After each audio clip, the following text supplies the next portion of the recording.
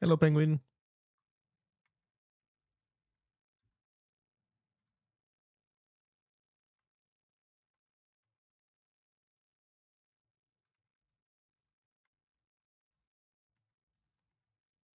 Okay, I'll be right back.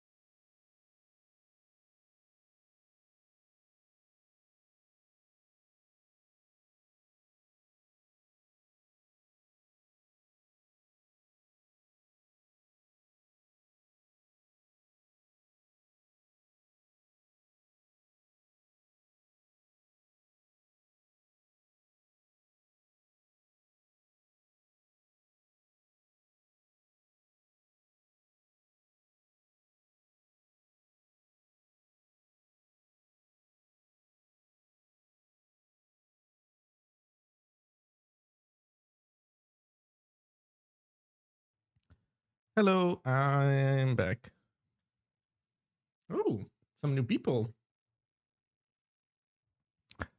So let's see. It would be funny if you ended up making something better than Discord and someone made a company using it. Um,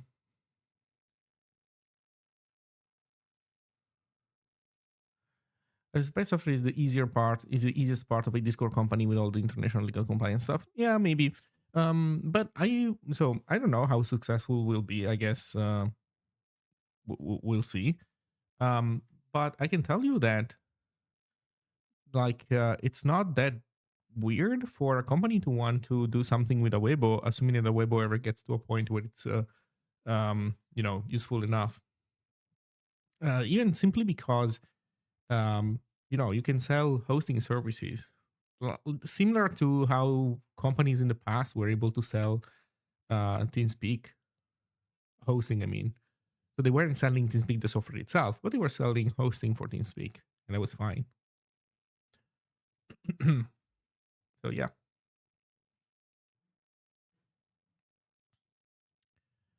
Okay. So hello everybody.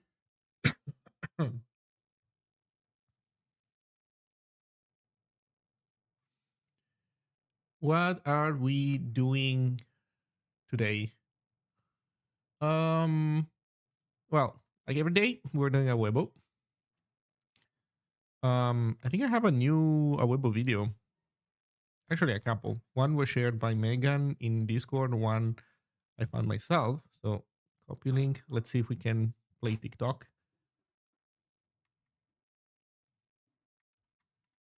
YouTube people, sorry, you're not gonna be able to hear. Oh, never mind. No, nobody's gonna be able to hear. TikTok doesn't want you to watch stuff unless you're logged in. Oh, but there must be some kind of like TikTok alternative where you just modify the domain. Does anybody know a good like domain to watch stuff logged out? In the meantime, I'm gonna load the other one.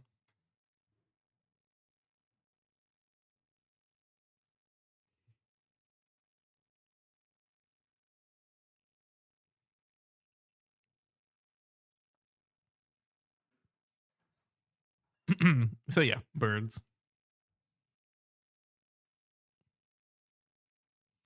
Oh, okay. So never mind. Goodbye, TikTok.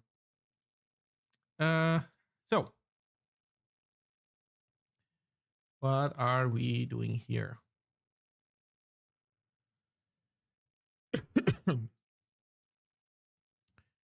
More contributor ready issues. Yes, there is one issue that I want to make contributor ready. If we go to Awebo, we're gonna see what we have here. So this is gonna be title. Oh, see TikTok. Let's see. Can we command Z? Can we command Z open all tabs? Yeah, we can. We're saying see TikTok. And that one wants to log in as well.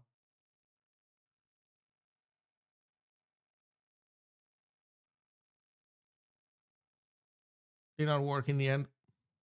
Rip. Okay, so here's the new contributor already issue that I wanted to add. Who is typing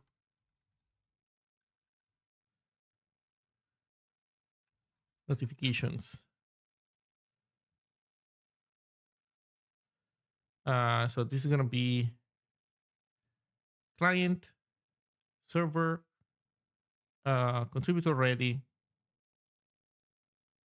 I actually don't know. You know what? If something is both client and server, then probably there's not even point in, in tagging them that way. I don't know.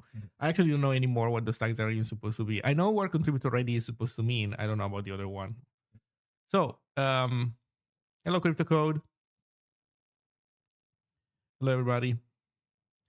So, who is typing?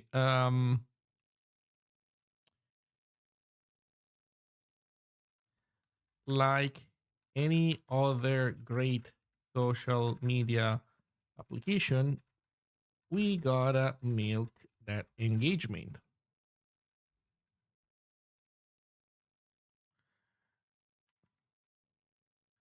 Well, I mean, to be fair, there's also useful.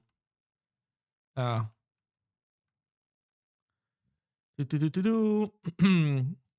Hey, is 016 the biggest Zig release till now? We have IO migration, juicy main, Arch64 backend, incremental completion, anything else? Yeah, good question. The IO stuff is gigantic. Yeah, for sure. I would say that that alone is pretty big. I don't know if it's the biggest ever, but it's definitely the biggest in a while. Incremental compilation. I mean, Arch64 backend. If the Arch64 backend gets turned on by default, then yeah, that's gonna be cool.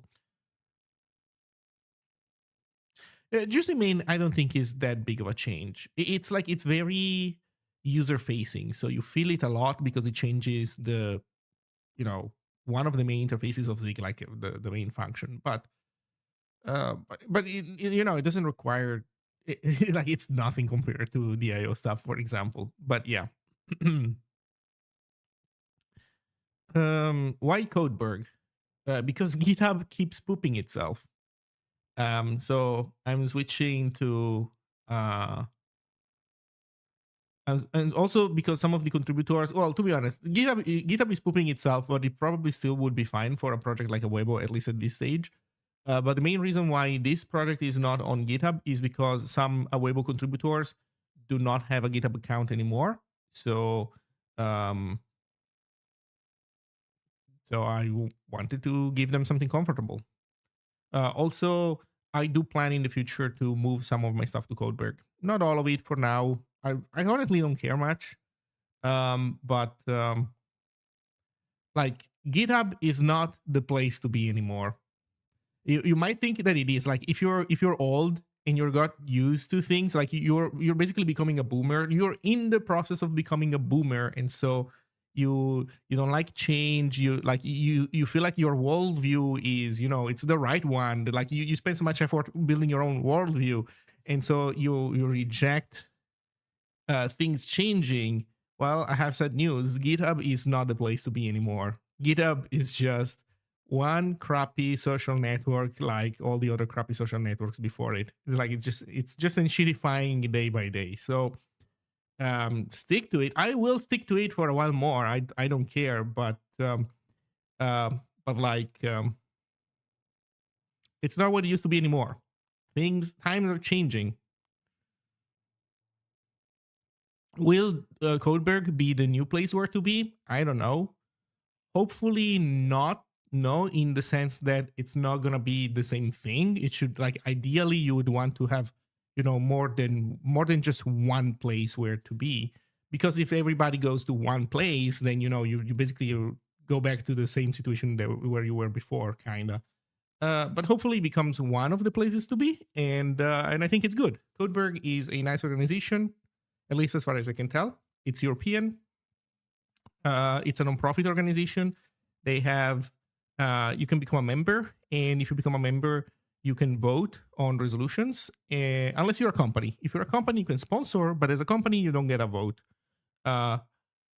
Which is, but for if there's by any chance any Americans in chat, don't worry. I know it's weird, but that you can do it. You can also do things where it's not the companies that vote and decide how things are done. It works. Or you can call it communism. I don't know, whichever way you want it. In any case, so Goldberger seems fine. So I'm gonna stay with it. I'm gonna try it out for a while. What are you using for transport? Plain TLS. Not even that. If by TLS you meant TCP, yes, we are using TCP for transport. There is nothing above it. I have an open issue, so I'm gonna have to open this in another tab so I don't lose my changes. I have an open issue for adding TLS so that we can get encryption, but we're waiting on Zig to implement the server side of TLS. We currently don't have server side TLS. And we could shell out, well, not shell out, but like we could use a C library. But the problem is that we're investing heavily in the async ecosystem of Zig, and the reader writer interfaces of Zig, and like pulling in a C dependency for this stuff kind of makes everything jankier. So I'm in a rush. Like right now, this thing is just for developing. Like nobody's gonna set up Awebo servers anytime soon. It's way too incomplete. Um, so yeah, there's a pure ZigTLS library, I think. I see. You mean one that is not in the standard library? Um, because the standard library has it, but it's only client side. It doesn't do server. Okay. So yeah, we're gonna have this, and then the plan after, well, it's not just to do TLS, but also to do compression. So we also want to compress messages a little bit because we're gonna be sending over the wire, chat messages, and those things are compressible.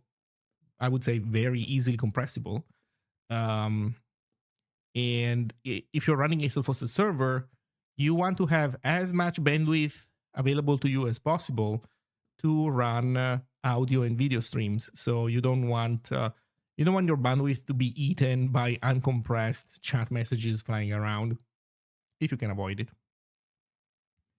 So I have an open issue for like investigating how to approach this stuff. This one also has, most likely what we're gonna do is just wrap the TCP reader writer in a compressed. So the idea, like the cake is gonna be, the lasagna is gonna be TCP reader writer, ZSD or whatever compression algorithm we end up using reader writer, and then TLS reader writer on top. And so there's gonna be like a 3-layer cake.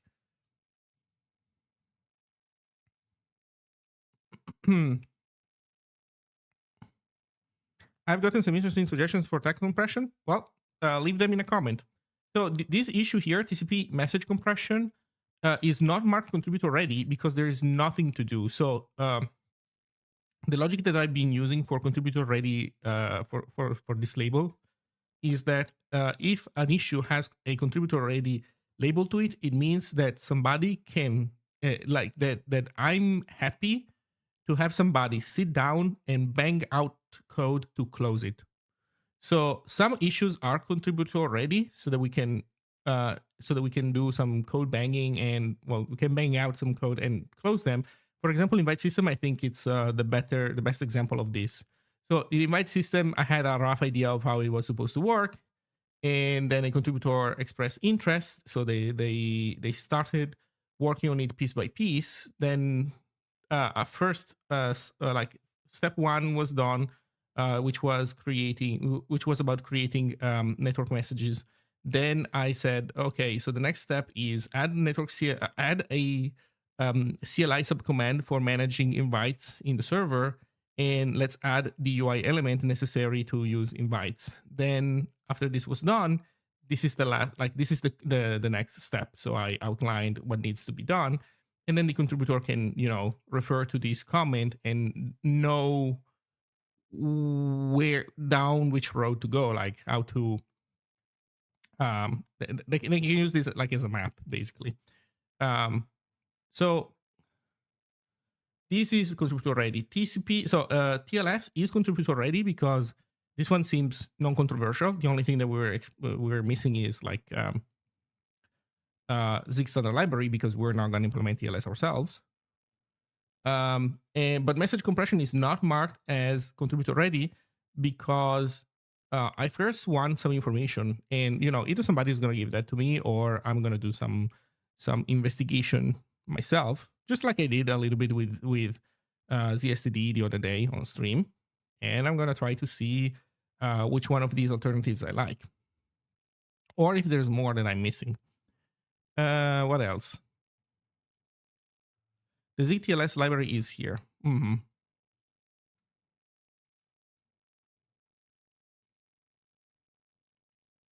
Oh, it's a TLS 1.3 server. Interesting.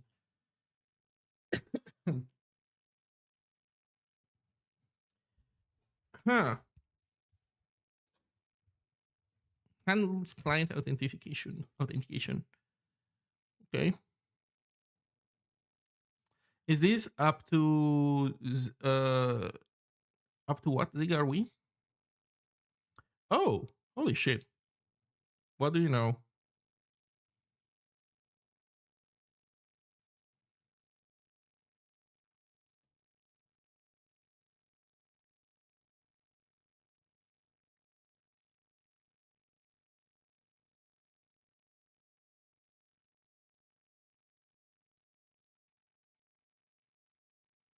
Oh, that seems cool.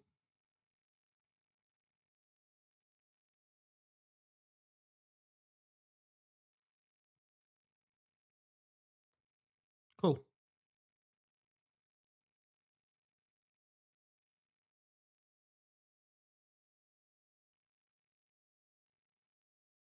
Yeah, you know what? I even wonder if we really needed like a proper server. I believe that there's like another way where I'm not an expert, so I might be saying imprecise stuff, but I my impression is that you can also have client to client, like peer to peer um TLS connections, where the idea is that neither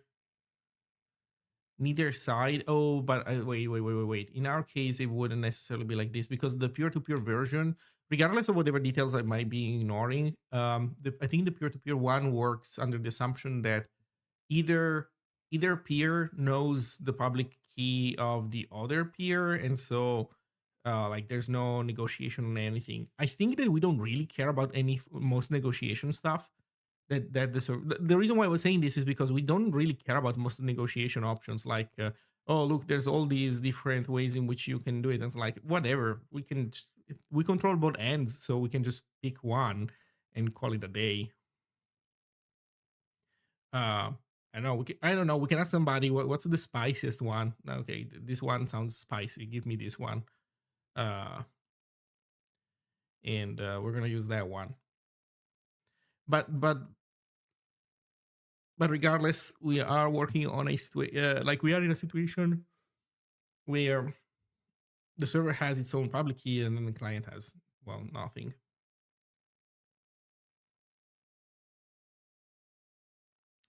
Any plans for Awebo plugins? I don't know. Maybe yes, but it's way too early to know.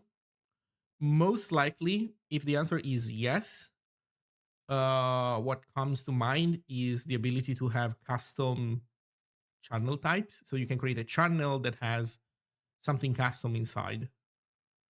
So I don't know for sure if we're going to do plugins, but chances are that if we are going to do plugins, probably one of the main features will be the ability to create custom channels.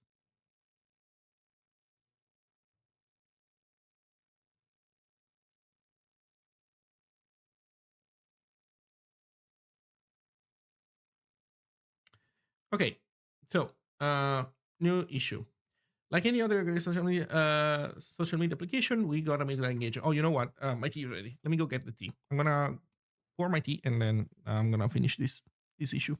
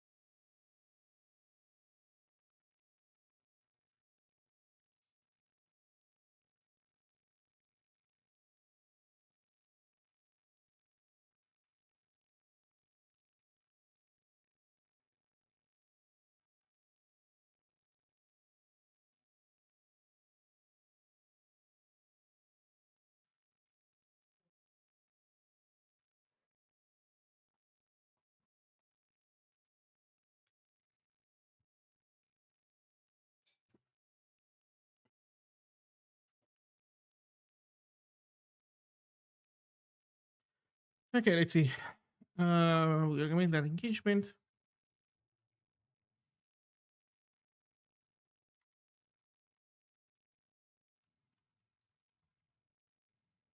Uh, this feature should implement the code necessary to show X person, the person is typing uh, in each channel. Well, per channel.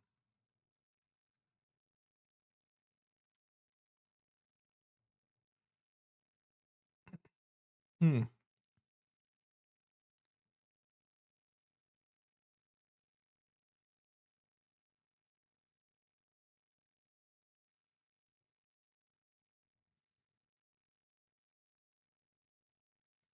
So how should this work?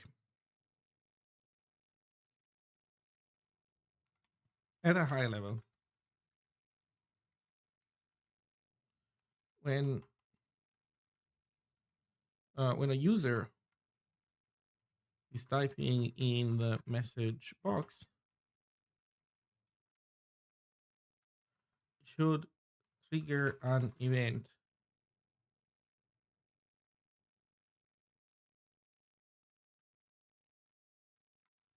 on first keystroke, and then after that, every 2 seconds,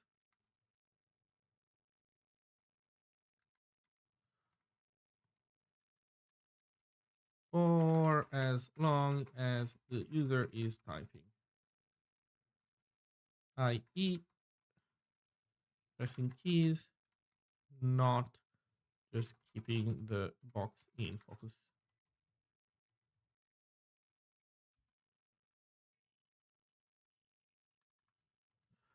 Bonus points if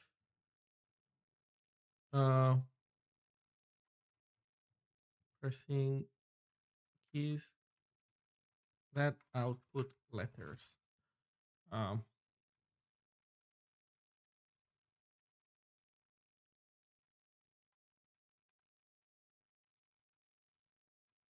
yeah, not just keeping the box in focus or keeping shift pressed. Ideally, backspace and del should also not count. Well, okay. Okay. Whenever the event triggers,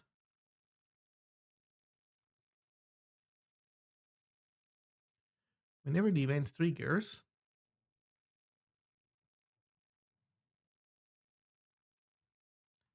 the client sends a request to the host to notify that that the user is typing in a given channel.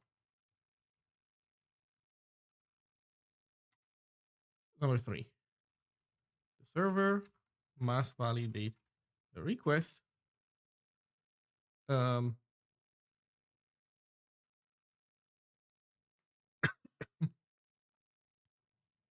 hmm, for now it's like it's fine like this.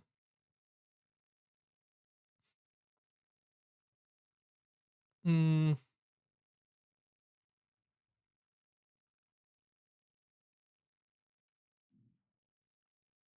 the server should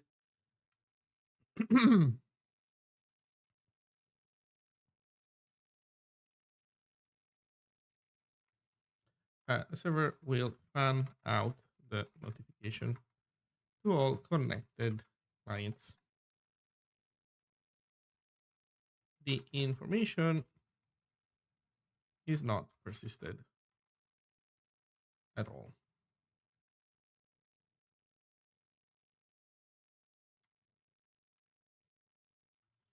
A client receives, um, so when a client receives a notification that a given user is typing, it should update.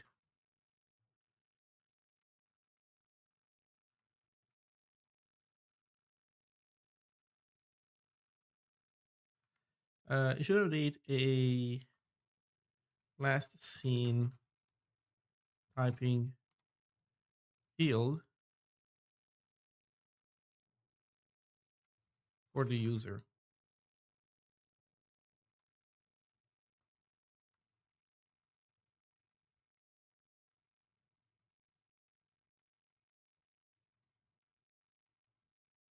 Last seen typing should contain a channel ID and a timestamp.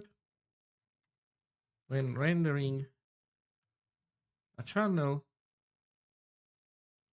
so I guess the question is, do we do these things? Where do we store this information? I think storing it in the user is preferable, because if we store this information in the channel, then we have to like allocate information. And on one user can only be typing at any point in time in one channel. So like even if these things if these updates clobber one another, it's fine. Last one wins for sure. So when rendering a channel, the rendering code should iterate all uh,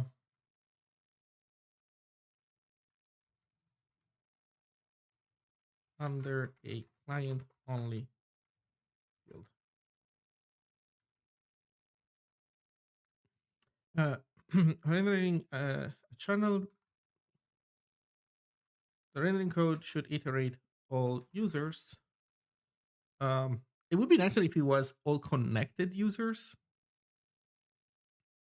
Also, let's time should timestamp.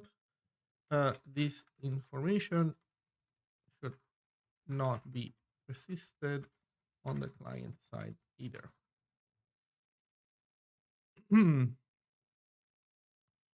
Um, yeah, so for Awebo, for sure, there needs to be an option to disable this server wide. Um, then, as for like individuals, I would say yes. What I would say is that it's a thing where maybe you turn it off and then you don't see it either for others. Although some people don't really care, like they don't hate the idea that others can see that they're typing. I guess I would keep them as two separate options. So like I would have an option to disable you sending those notifications and an option of disabling showing these things. Yeah. I'm gonna put this stuff all in like follow-ups. Like down here.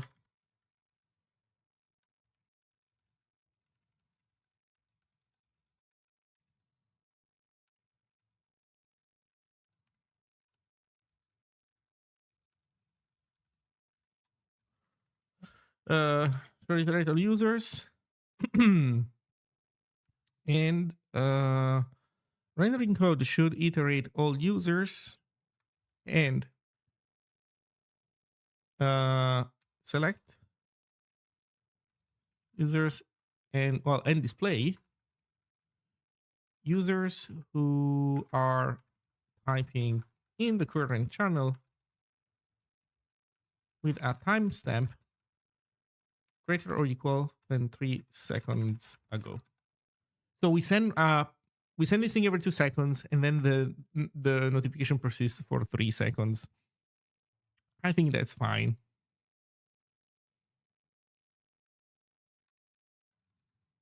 Follow-ups.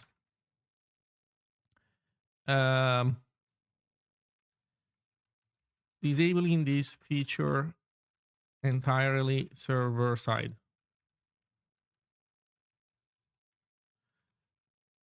Disabling sending notification. Actually, do we disable sending notifications? No, I think we should disable disabling this disabling seeing.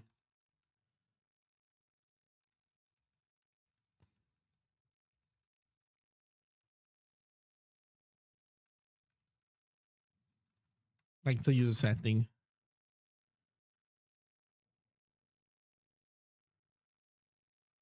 Why not two messages typing on, typing off?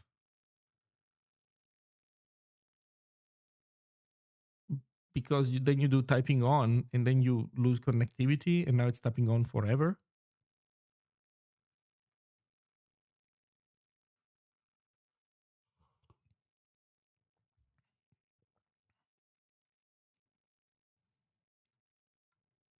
And then, okay, then you can put timeouts. What's a good timeout? So then whatever timeout you choose, then you need to have to make sure that you send more than one message. So I think at this point, every 2 seconds is fine.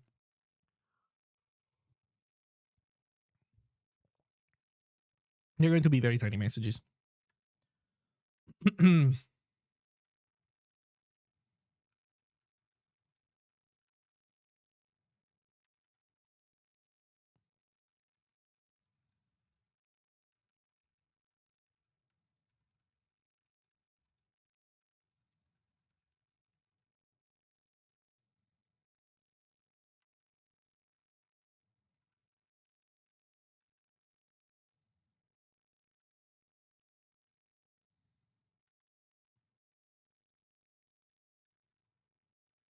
There we go.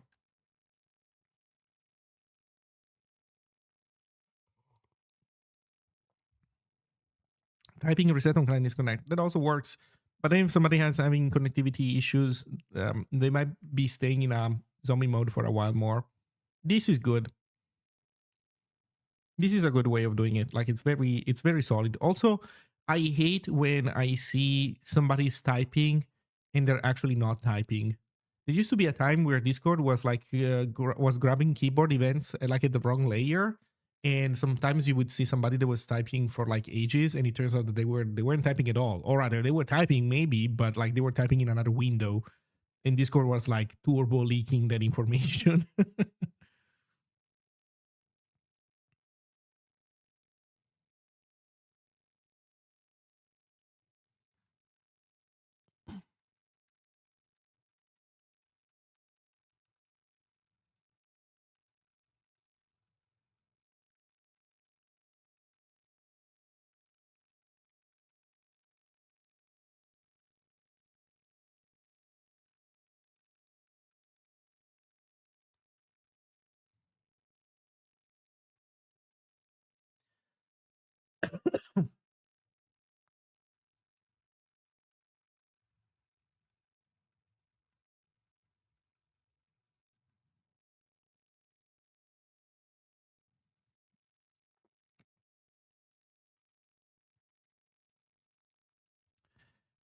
So you don't want to flag for disabling sending notifications? Uh, I don't know. I know that some people care. I also think that I think that it's much more. I think that it's a much more relevant thing not wanting to see those things rather than not wanting to send them. Sending them has a utility. Like both, okay, so both seeing and sending those notifications has a utility, because if you're having a discussion with somebody and they're making like an argument, seeing that they are like still typing a reply to you helps, um, helps the ping pong. It's a good coordination tool to have. So um, I think that like that. Even though I'm making the joke here about engagement, I do think that this is a genuinely good tool for coordinating a discussion. It lets you know that the other person is still talking to you, and like it's not yet your turn in a sense. If you want to give them that space. Um, that being said, I understand 100% people that don't want to see this because it can be distracting and it can be something that keeps you glued to the chat application more than you should. So if you're like in a work setting, um, I think it makes total sense to say in a work setting, I don't want to see this thing because this thing makes me stay in Slack or whatever more than I want to. So I prefer to turn it off. I think that is totally fair. But in that case, I don't think we should take away the ability to synchronize and coordinate over whose turn to speak it is from other people who want to keep this feature on. That's why I think that taking away the I'm typing notification is not that good, because I think the importance of coordination is superior to the, in my opinion, fairly minimal, like fairly insignificant real privacy benefit that you get from not showing those notifications. That's my take. So like in my mind, there's like the order of priorities is um, not want to be stuck, not want to be glued to the application for longer than you should. So the ability to turn off these notifications, so I want to give you the ability to turn off these notifications either at the server level, so for everybody, or on a personal level, even if that takes away your it degrades your ability to coordinate with other people, to know which turn it is to speak. Then at the second level, I think that having the ability to coordinate is important. So I want um, it's not as important as the first point, but it is important. So I want to me it's like second place, and then to me third place is I don't want other people to see that I'm typing. So for me that goes on third place, and I don't think it's that important. You know what? I don't know. That's how I feel about it. That being said, I can see, it doesn't change much. You know what? Let's add it to the list. But I do believe that being able to coordinate is more important than you not showing that you're typing. I don't see those things all at the same level.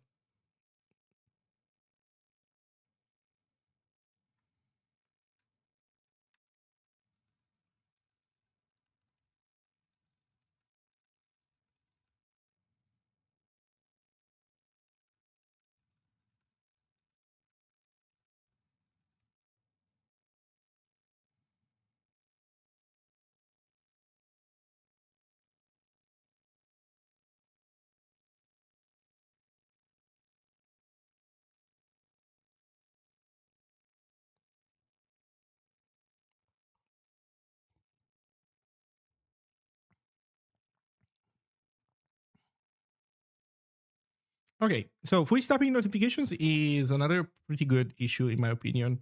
Like the initial work is not too complicated. It's kind of like a full tour, but it doesn't involve the database. It doesn't involve persistence, so you can skip a lot of the annoying parts. Exclamation mark Codeberg.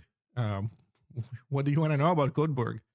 Codeberg.org. If you're curious about this project, where it is, it's called codeberg.org/awebo chat/awebo.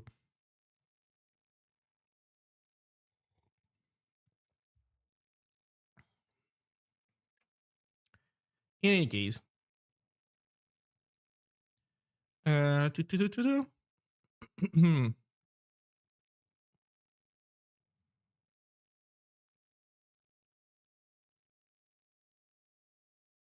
oh, you know what? I forgot a couple things. Edit.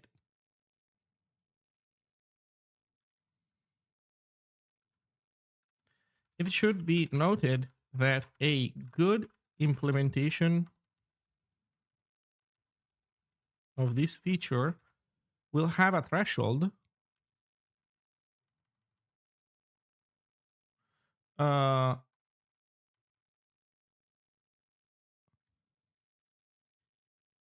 so if multiple people, okay, now I need help because I don't remember how that works.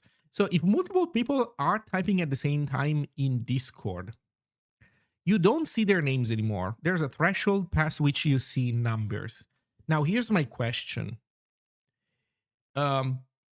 Is there a way to see who those people are, or do you just see the number? Like if you mouse over the number, do you see like a pop-up with names, or do you just see the number? I'm curious about this.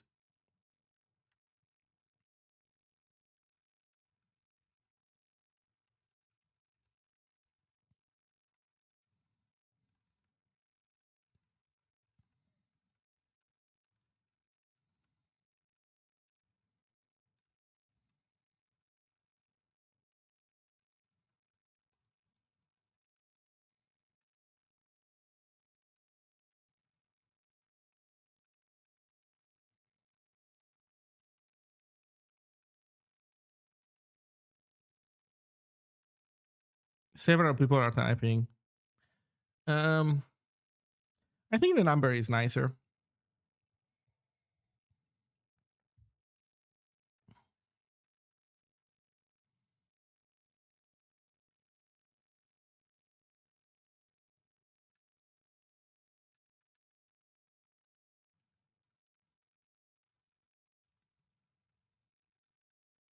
You cannot mouse over. Okay, thank you.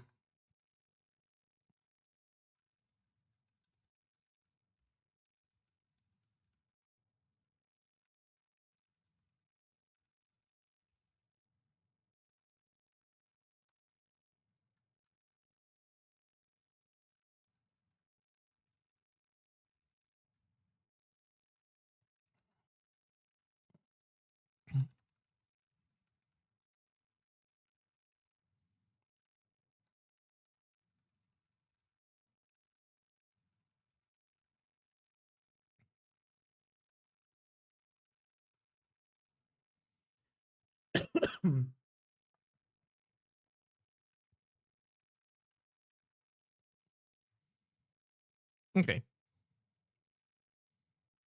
Oh shit! Wait, there's a new line in here. What? What? There's a new line after CA, but oh, did I leave? Is it because I left spaces? Is Codeberg considering a single new line a new line in Markdown? It also changes once 4 people are typing.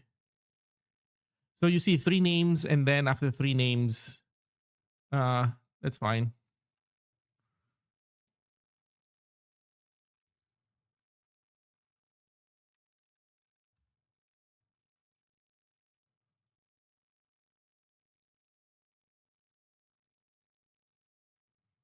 Okay, thank you. So you cannot mouse over, man. Okay, it would be cool if we could mouse over. Yet another thing that we can do better than Discord. Why not?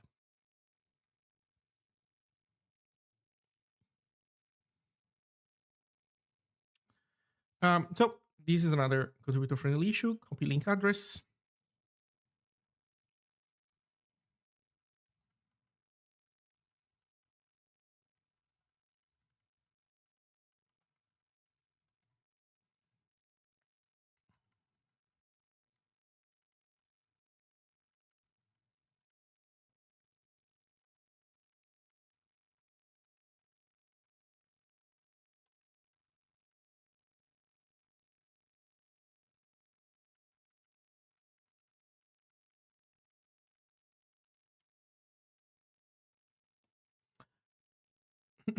Okay.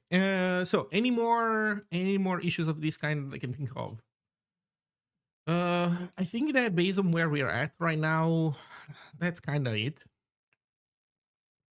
I was considering of implementing this myself, but it's such a well packaged thing that I think this is something for a contributor to enjoy.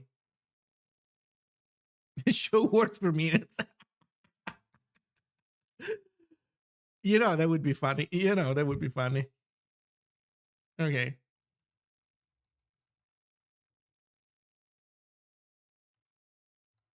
fuck it. Let's do it.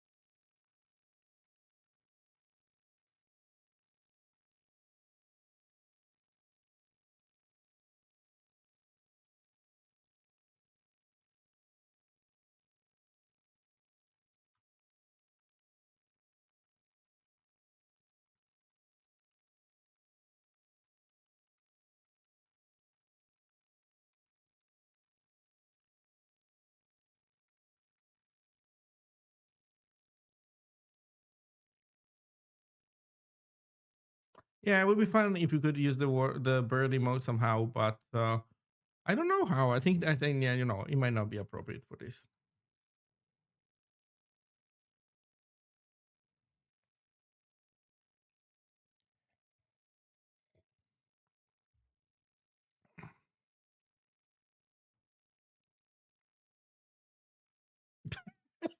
This would be so funny. Oh my god, we should totally do it.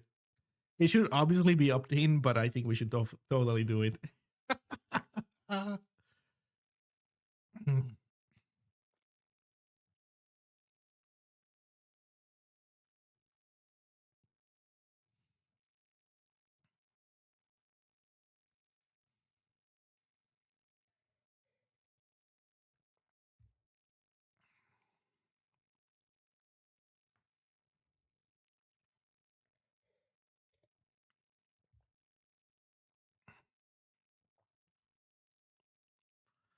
Okay.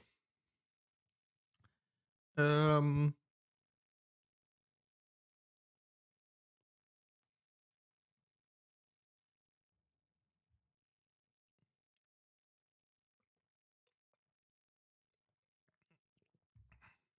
So people think about what they're writing. Well, but this is like the problem with putting like hard blocks of that kind is that what happens is the people like write the text elsewhere and then they just copy paste it in Awebo and that's it. Um, Also, you know what would be funny?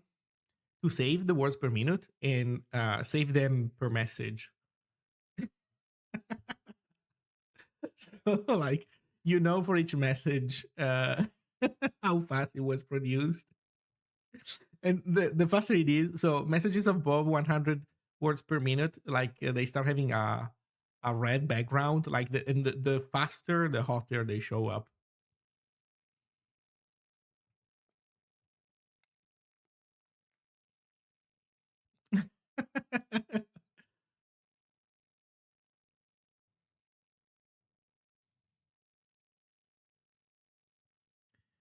Okay, so this one is done. Really, I can't think of any other feature. The TUI client probably would have a lot of features that could be implemented, but it needs Neurosite to start doing some work and then to get to a point where he starts creating contributor ready issues for people.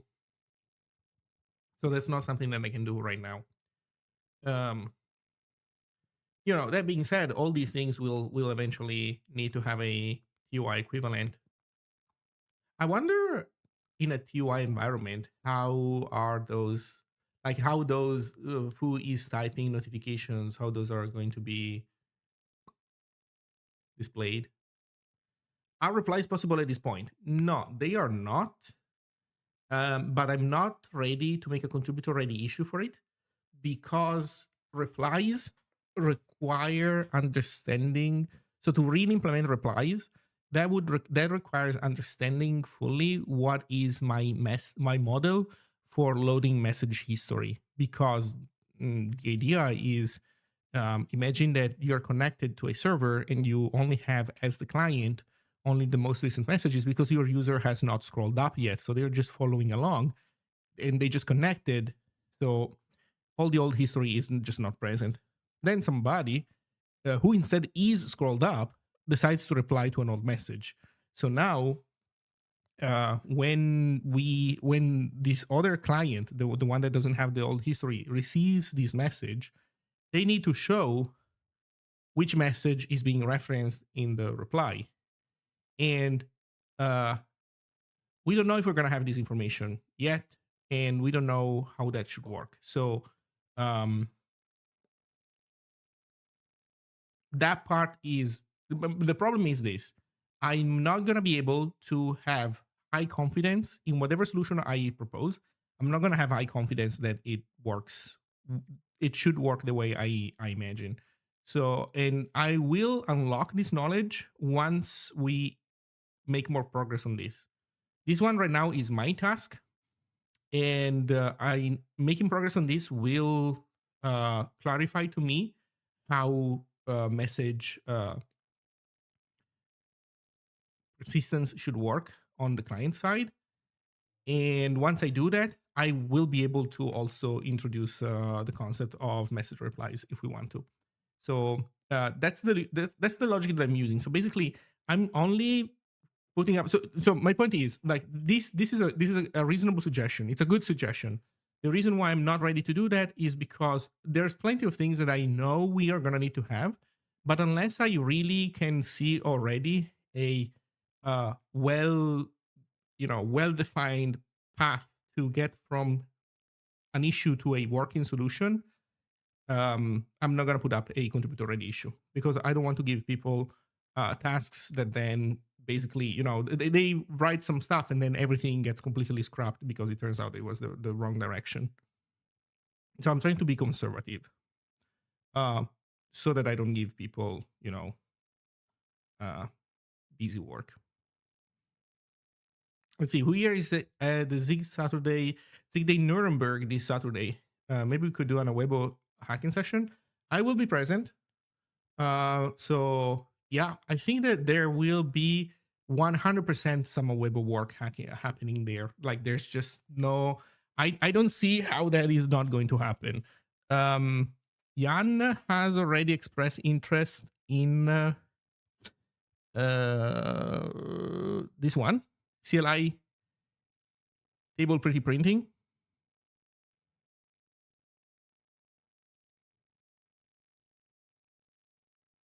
So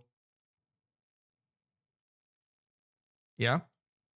By the way, for people who don't know, there's a Zig Day in Nuremberg on February 7th. I'll be coming there. So I have my flights already. We're gonna do some Awebo for sure.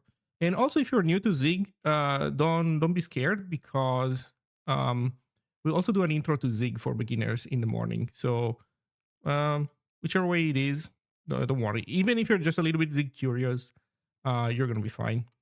But if you do come, make sure to RSVP. Also, did I write it out?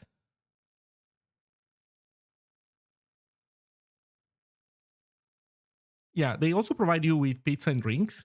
They have a fridge full of beer and spezi, and also colas that are not spezi.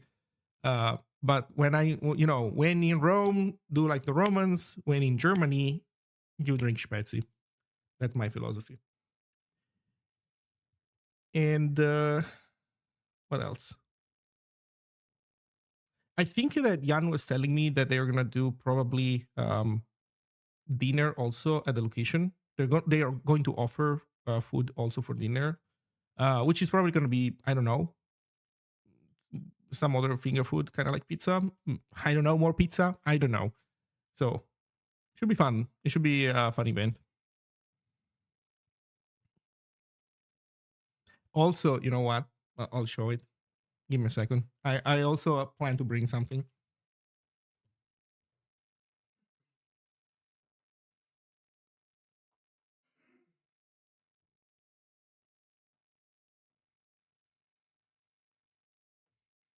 I bought it for the occasion.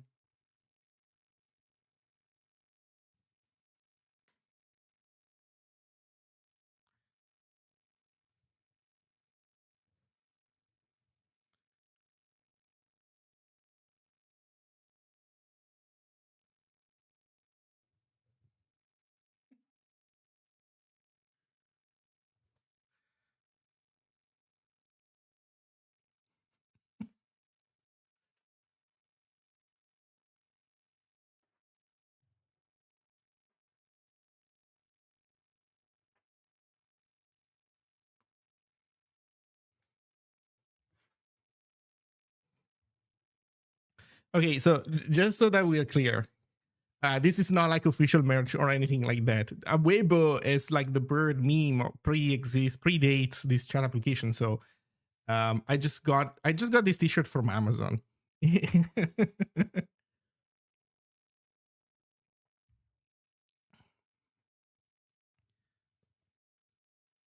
Why does it have a knife? I think it has a knife because the people who made that T-shirt remixed into the concept. I don't know if it's based on what was it called, Unnamed Goose Game, Untitled Goose Game. So there's Untitled Goose Game where you basically play this goose and your point is to just cause havoc, and you can grab stuff with your beak. And so there's like sometimes you see the goose, I think, running around with a knife. That being said, I don't know if this is a concept that originated from this game or if this is or if this predates this game and it's just they you know they embrace the concept. But the idea of birds with knives in their mouth, in their beak, is because of this general idea. I think there's a meme where it says like something something choose violence, or like no time for peace.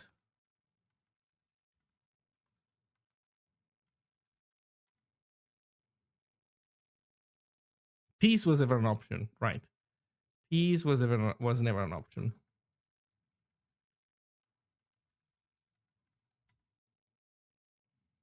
So you see, this one is from Untitled Goose Game, but it's not exclusive to that. So I think this is kind of the energy that got into that image. I don't know. Anyway.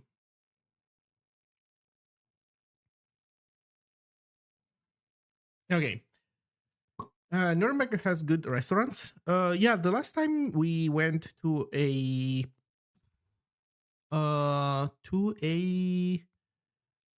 place that had pho. We had pho. But I think I don't know. I guess this time they wanted to switch it up a little bit, so it's gonna be fun. And by the way, this is what I heard last, which was a while ago. So plans might have changed. So unless you see it in official communications, don't take my word for granted, because I might just have out of dated information. I might have misunderstood stuff. So like take everything with a grain of salt. What other things do we have in here? You know what? I think it's time to start working on message rendering. Fuck it. So let's see where we're at in general.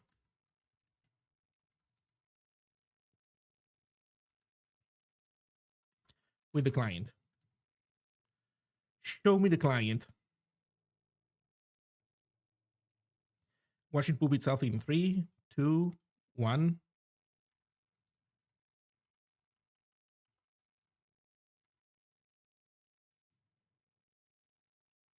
Okay. So we have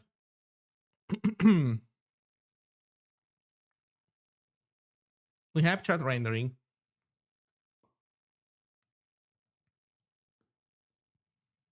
But so long story short, I had one rendering routine that was able to render messages nicely off of a single message list. But it seems inevitable that in this application, we're going to need to have those messages be on more than one list. Well, sorry, I should say slice, on more than one slice, because currently the main representation that we use for messages, the main in-memory representation for messages in the client, and maybe I shouldn't say representation, it's like storage, as in like the collection of messages is a ring buffer. So it's a ring buffer of messages, and whenever you want to iterate over a ring buffer, you either have an iterator or you need to iterate on 2 slices, assuming that you want to iterate. Well, you know what? No matter what, you have to iterate on 2 slices, because what happens normally is that your start and end point will be somewhere in the middle, and so you will have some valid memory that goes from somewhere in the middle to the end, and then from the beginning to some other place in the middle. And so you need 2 slices, generally speaking. In the particular case where the ring buffer is precisely aligned to the beginning of the array, then uh, you can do that with just one slice. But that's basically you have to end up considering that a particular case where it's still two slices and one of the two is empty. Long story short. So where am I going with this? Basically, I need to take this code and update it for working with I would argue an arbitrary number of slices, because we might end up with more than even two slices. And also, I would say that once we generalize this to two slices, then generalizing it to more slices is going to be fine, I think. So yeah. Segmented list comeback. No, I don't think it's a comeback of segmented list. It's more like that right now we have a ring buffer, or you know what, maybe there is something somewhat related, but not a one-to-one. So right now we have a ring buffer of messages. I think that what we might end up with is a ring buffer of message slices. So if you look at loading message history and you look at the related discussion on DVUI, I had a call with David where I asked him, I showed him what it seemed the best way of making things happen for me on my end. Um, sorry, maybe I should add some context. So, David is the author of DVUI. So, he is the one who implements the scrolling area widget in DVUI. And we need to have the scrolling area widget to work nicely with Awebo. The one thing that he did not account for when designing the scroll area the first time is the fact that the underlying data might change. So he basically wrote an implementation that assumes that you give to it like a very long list of items, and then that's kind of it. Or rather, you can do modifications to the list, but he assumed that the list doesn't change too often. Or more specifically, there's one type of change that he doesn't like, and that is removing stuff from the top of the list, which in our context would be removing the oldest message. He doesn't like when you change that end of the list. Adding new entries at the bottom, that's kind of fine, but removing stuff from the top, not so much. So so basically, when I went to him and I said, look, in my mind, not knowing anything about how, like, what the needs are of the scroll area, from my end, what I would like to do is to have a ring buffer of messages, and whenever the user scrolls up in my ring buffer, I start evicting new messages to load more old messages, right? So to show that visually, we're at the bottom. Like, imagine that this is the, I have it here. We're at the bottom of the chat. This is the newest message. As we go up, we go towards older messages. And as we go up, once a message here stops being visible, we fully remove it.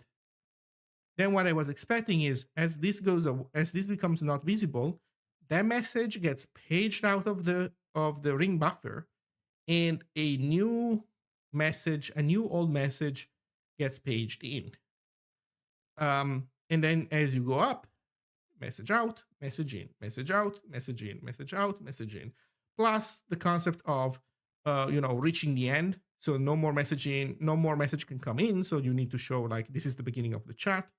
Or alternatively, if some of these messages have to come from a network connection and somehow we're lagging, obviously, ideally, when you need to fetch messages from the network, you want to make sure that you make that request well in advance so that those messages will be ready by the time that you scroll to that point.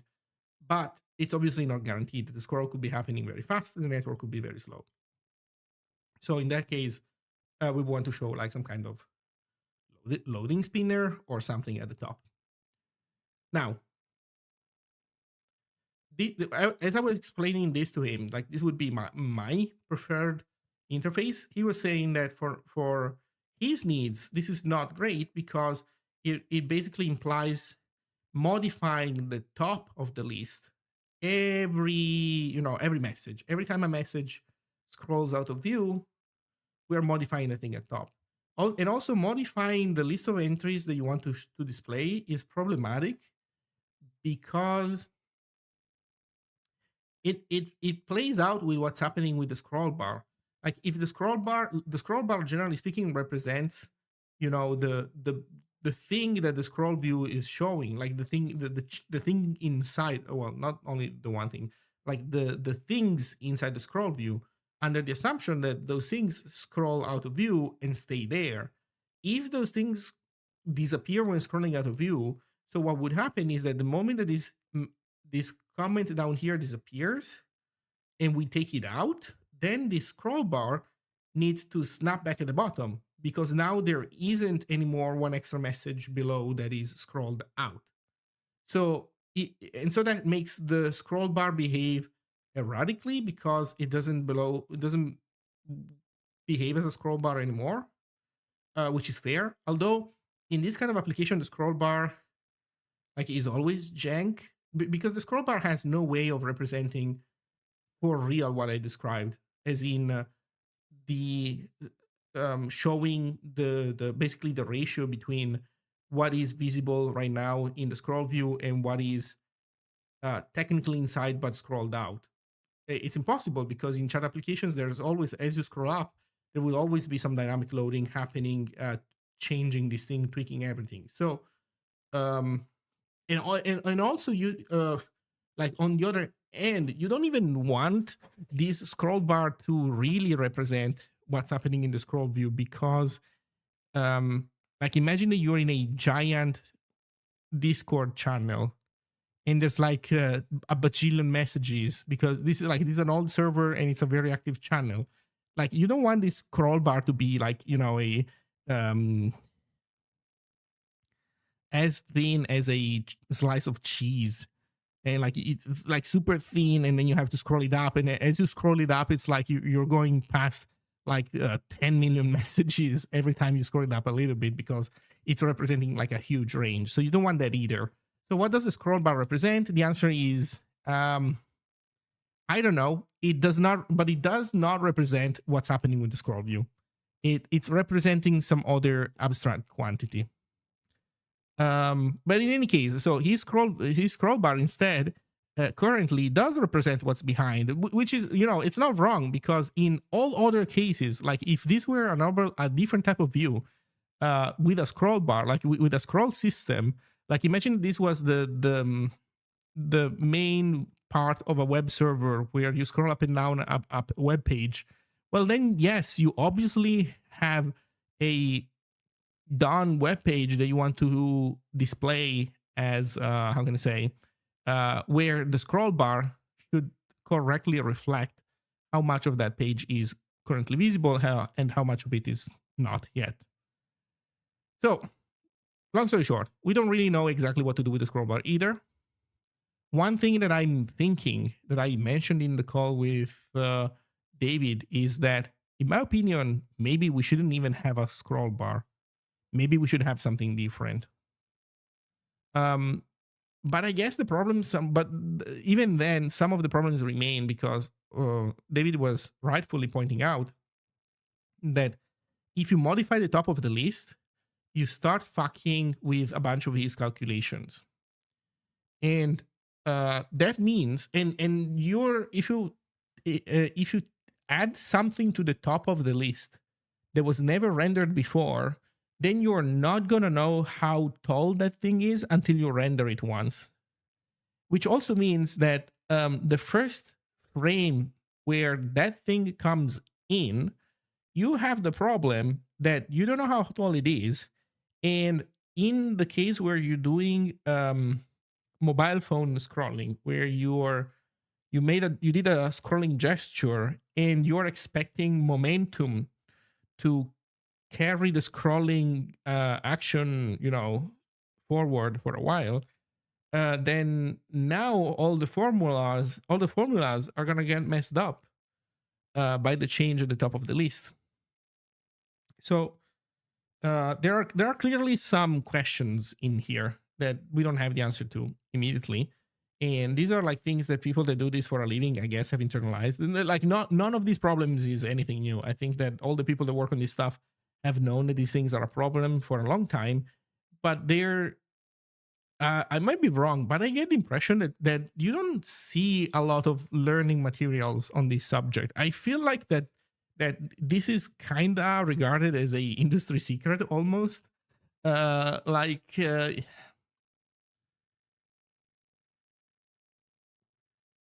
um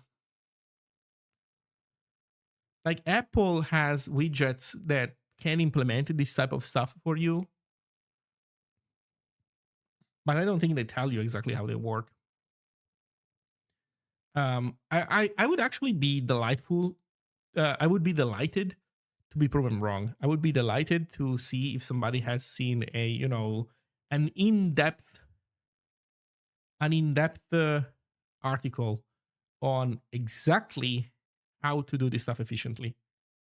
I also suspect that another reason why people don't really talk about this stuff is because when they do implement this, it's either a pre-made component by one of the big techs. So you're on iOS or macOS, you use whatever Apple gives you. You're on um, uh, you're not making a native iOS application, then chances are that you're making an Electron application.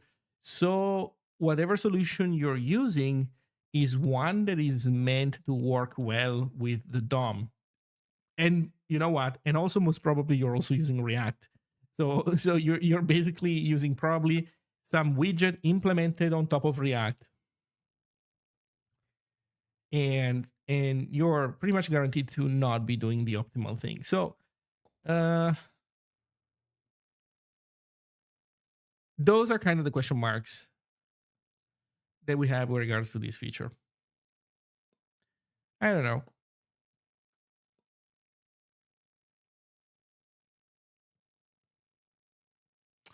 What else? So why did we get here? Do. Have you seen the Clay layout lib? I've seen it in general. Yes. Seems cool. Yes. Does it have a infinite scroll widget? If it does, then maybe it wouldn't be a bad idea to look at the code.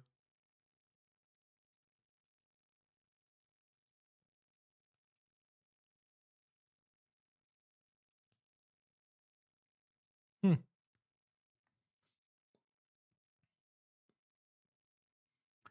Um.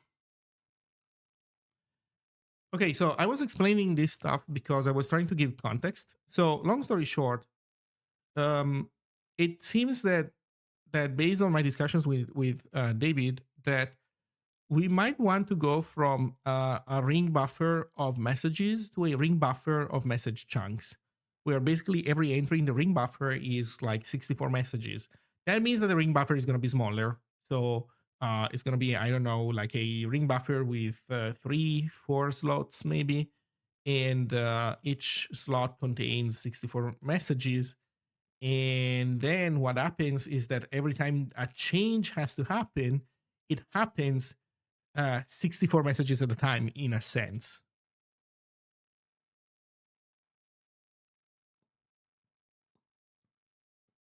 which I think can be done somewhat transparently. Maybe it adds some extra like algorithmic complexity, as in like, well, some extra code. But I think that in the end, having the ring buffer contain individual elements or first buffering them to a separate, like 64 elements big array, uh, it should work either way. I think mostly the same. But basically, what David was hoping is that we would be able to reduce dramatically the number of times that the top of the list gets modified. But we'll see. That being said, he was hoping for like us to be able to keep around like thousands of messages, and I am not on board with this idea. I think that rendering messages right now, rendering messages is stupid cheap. but it's not going to be stupid cheap forever.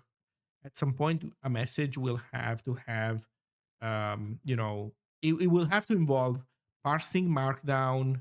It will have to involve layouting, rendering the Markdown to a full blown text layout, um, displaying attachments. Nah, nah, nah, nah, nah, nah, nah. Yeah. So yeah,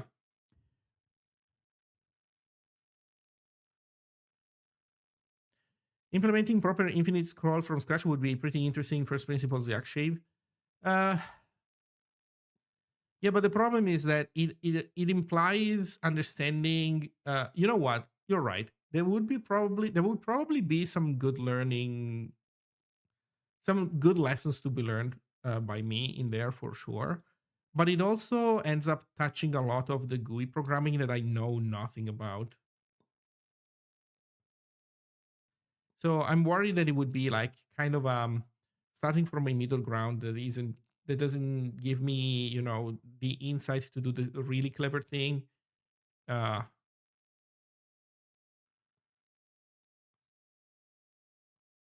and I might end up just doing basically a worse version of whatever David would end up doing. I want my messages to be able to render shaders in code blocks.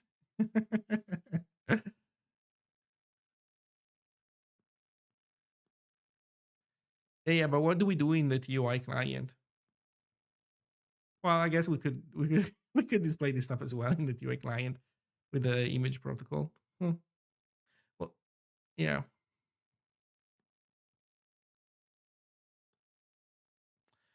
Okay. So done with the explainer.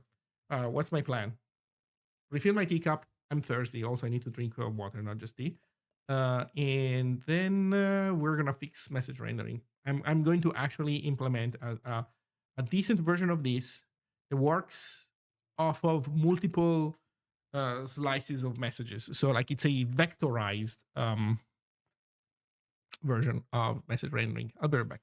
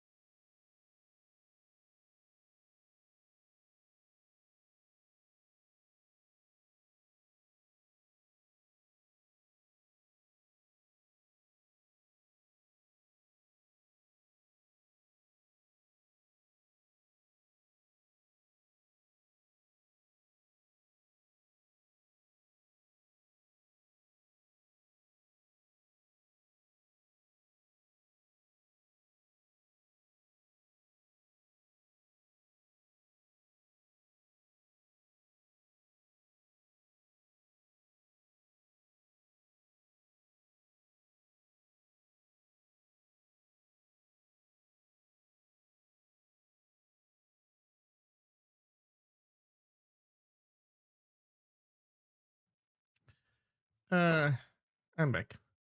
Will the client store the messages you previously scrolled past so that it's faster to scroll back? Yes, but yeah, you obviously want to keep around messages, at least for a while. But the idea is that there should be a cap on how much memory, both in memory and on disk, you end up occupying with information specific to one channel and similarly belong data belonging to one host. So this whole system needs to. It will not obviously throw away right away data as you're scrolling around, but it needs to account for the possibility that maybe I'll give you an example. Maybe we decide that it's a good idea to save on disk to save permanently in if you are in a history scroll situation. So the idea is last time you were looking at this channel, you were back in the history and looking at these messages here, which were maybe from a month ago. And then you close the application, and then when you reopen it, maybe we say that we should still restore this view. We should re-render these messages that we have here. We should restore the exact scroll position of the scroll view, and then you can you can continue from where you left off. Let's say that we want to do this. Then in this case, you will want you like we will what could happen is that so much stuff has happened in the meantime. Then we had to delete older messages than this, and we also had to delete some newer messages. We decided to keep these around because that's where the view is currently at, and we decided to restore these exact history scrolling position on startup. But then the messages below are gone because too much time has passed, too much data has arrived, and so these messages are not available right now. So then what we should do is then I guess the point is that because of this, we need to account for the possibility that as we are scrolling down, at some point we hit the end of the range of messages that we currently have locally. So maybe we have these messages, maybe we have the very newest messages, we have the last 64 messages that were sent to the server, but then in the middle there's a big hole. So we need to be able to recognize this case, and as we scroll down, we need to send requests to the server to fetch this data, and hopefully receive it on time before we have to get stuck. So yeah, there's this stuff to think about.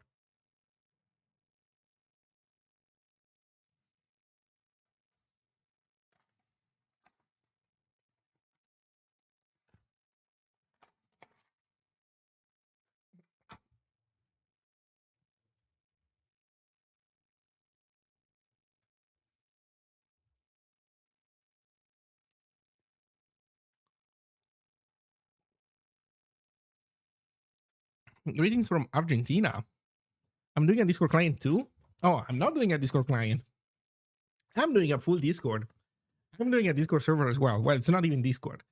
But I'm not just doing a client. I'm planning to get away from Discord entirely. That being said, I don't know, have fun. I believe that Discord doesn't like when you make custom clients, so I don't know, be aware of that. But yeah. Also, chats usually have a feature to jump to the present. Yeah, of course, for sure. That is easy. That is actually the easy thing, right? Because the jump to present button immediately jumps you to the present, which are messages that we assume we are going to have, and it will basically allow us to jump over any potential like hole in our data. The more like the definitely harder version of this is scrolling down.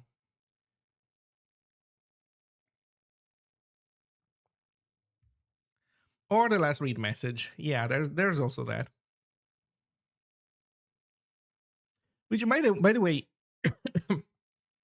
That's a good point. Maybe this represents better. Maybe this is a more realistic way of explaining the same concept that I was trying to explain. But with a more real use case. So the idea is, it's not that we want to preserve the scroll point that you were at in the past, but we want to make it so that when you log back in and you have not seen this chat for a while, we want to scroll you to the first unread message, not to the newest message. Something to keep in mind. Although that's defaulting to the more expensive thing. I think that Discord, what Discord does is clever, and it's not. I think it's a thing that maybe it's worth like maintaining. Where basically, if I remember correctly, what happens is that by default, when you open a chat message, it scrolls you to the end, um, and then it says, "Look, you have a lot of messages. You have a lot of unread messages in the past." And then you press a button, like the thing that tells you that it's a button that you can press, and then makes you scroll up to the first unread message, which basically means that doing it that way makes the client request any potential history, between the latest messages and from there to where your last seen message was. You only request that data if the user actually wants to really see that information, and they're not like just forced. Yeah, I think that showing always the present and then giving showing a button for the last seen message, for the last seen message, is a superior UI.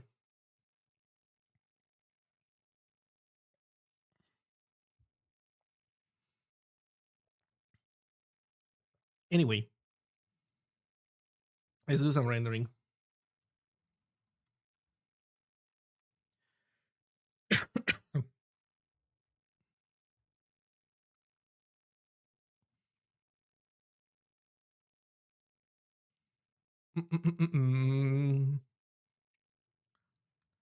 So we want to go in shot panel.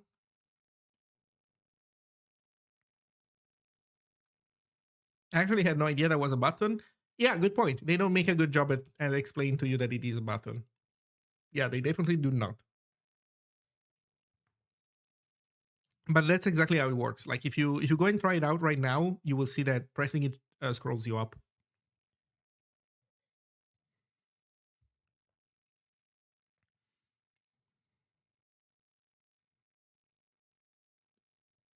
Oh yeah, for sure. Like without a doubt, we can do a better job at that. The funny thing is that it might sound kind of like uh it might sound what's the word, um too boastful, too arrogant to say that we can obviously do better than them, but it's actually so easy because we have a huge advantage. We can observe what they do. So, like, worst case scenario, we can approximate what they're doing, and so we're gonna do as well as they do. And then if we want to do better, when occasionally we have more insight and we know how to do better, then we can do better in those cases. And again, maybe this definition of better might be partially subjective, it might not be fully objective. So one could argue that maybe we decide to go a different path, and our take on something is not superior to what Discord does, in the eyes of somebody else. Obviously, that's fine. But generally speaking,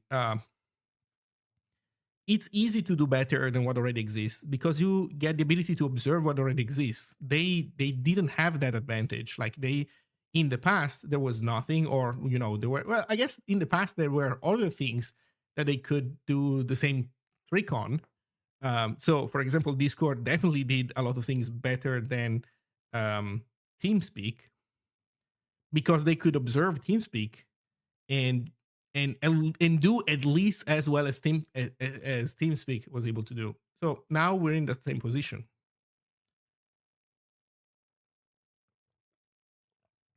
Now they have different goals, but for example, in this case, having the bar not show to you that it is a button, and users not learning that they can press it to scroll up to the last seen message is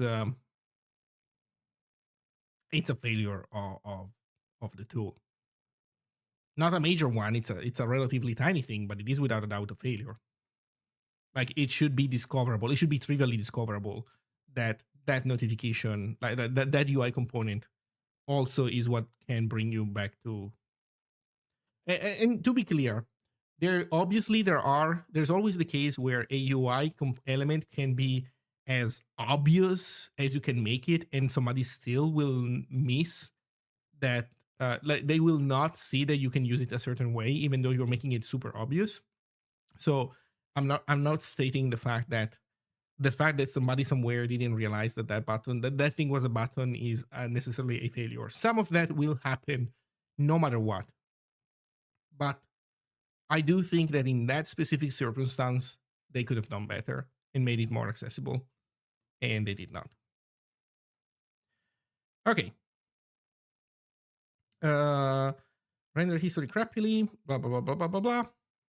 What if we did not render history crappily? What if we render history good instead? How about we render history good? So how does this work? So history gives us an iterator.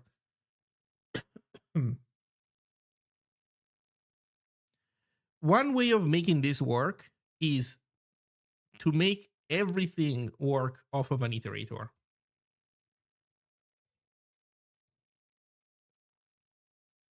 And then behind the scenes, we can swap out whatever representation we have for the iterator.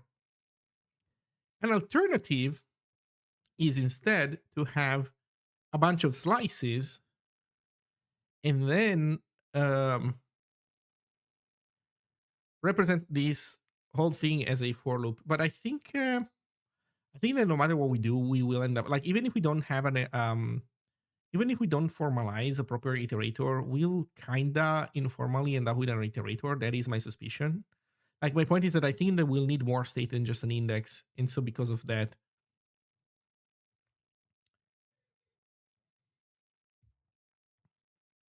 we might as well. Let's make an iterator.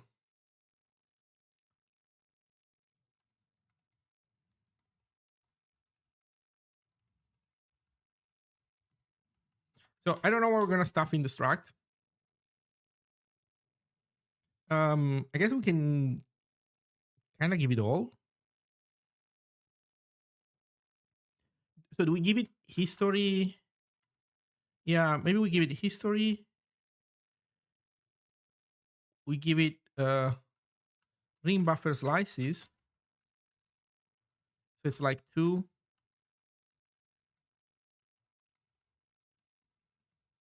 an array of two of these things. While history is a std.deque of message.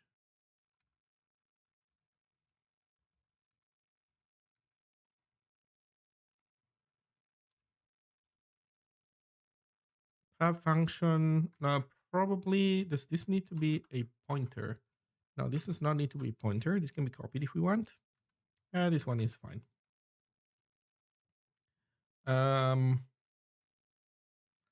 So next, so what other state do we need? We need IDX. We need the index, and then we need to know where we are at. So also we probably want total len.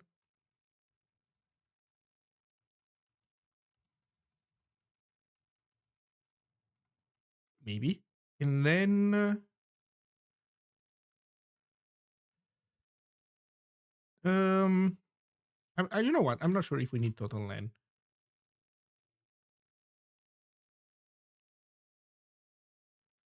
But we need to know I guess what is the active thing? Active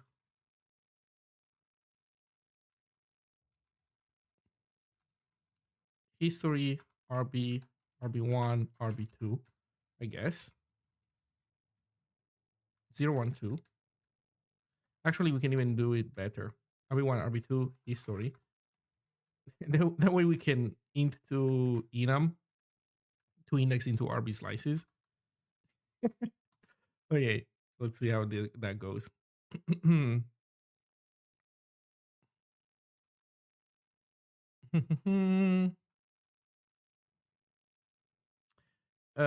Let's see. Next.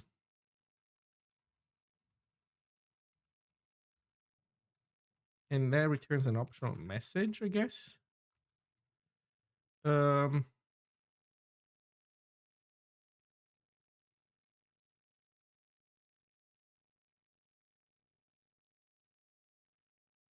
yeah. Okay, what do? We switch on mi dot active. You know what? We might as well call this state.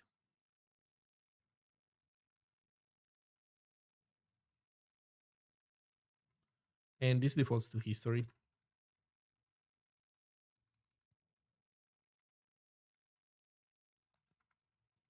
So if we are in history, then what do we do? Oh, you know what? Maybe this is more than a... Okay, so this needs to be a union. Enum. Yeah. Okay. I think I'm starting to see the picture.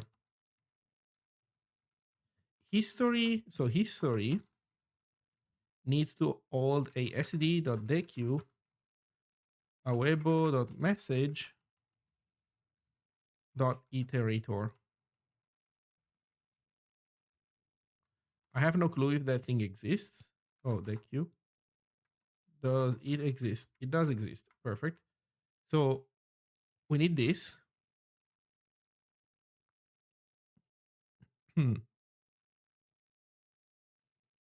Actually, if we have this, we can get rid of this.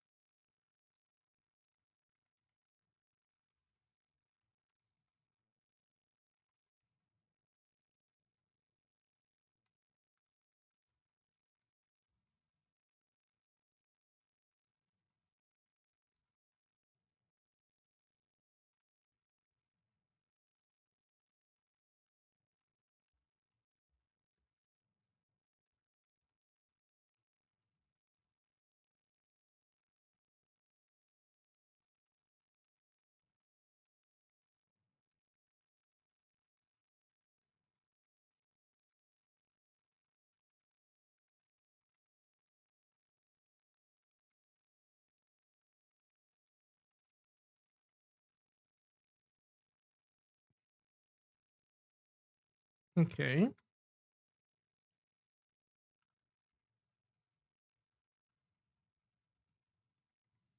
Like this. Okay, so we are in this case.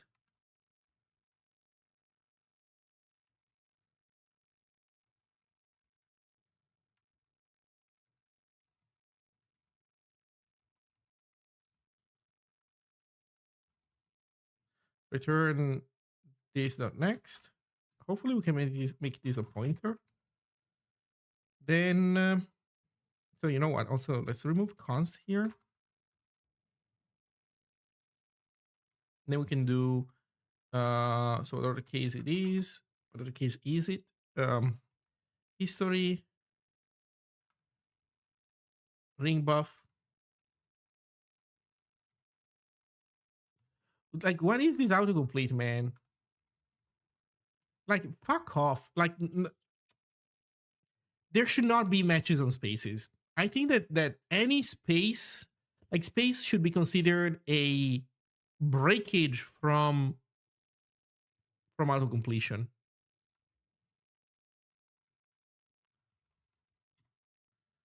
Um,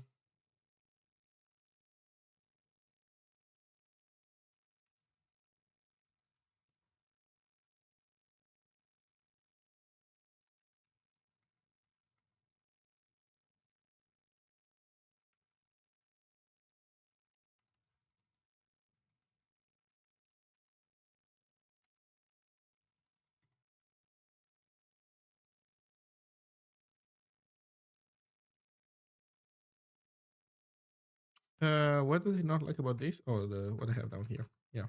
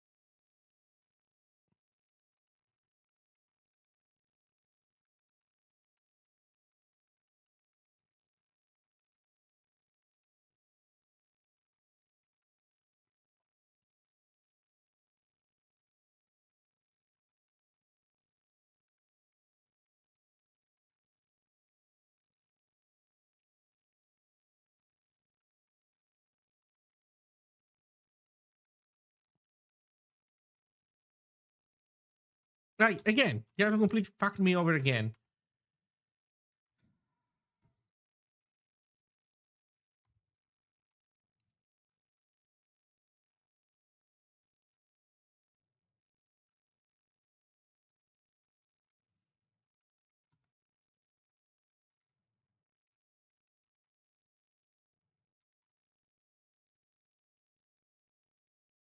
Oh, if we make it super small, then we cannot override it. Sorry, we cannot overflow it. This guy we can risk overflowing.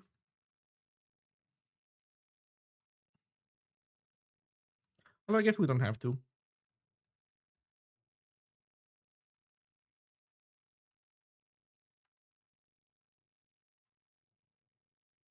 Oh, but wait a second.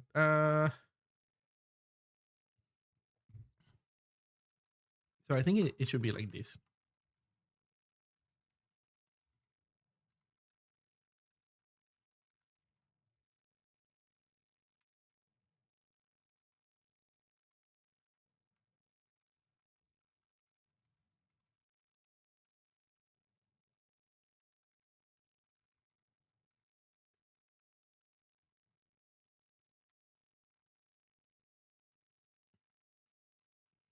So if we at the very end return null. Otherwise, increase slice index by 1.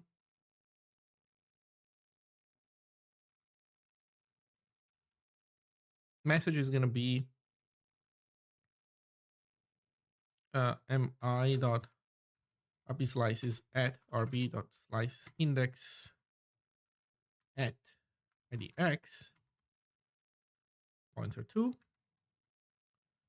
and then rb dot idx plus equals 1. I think I'm doing something dumb. I think this does not work.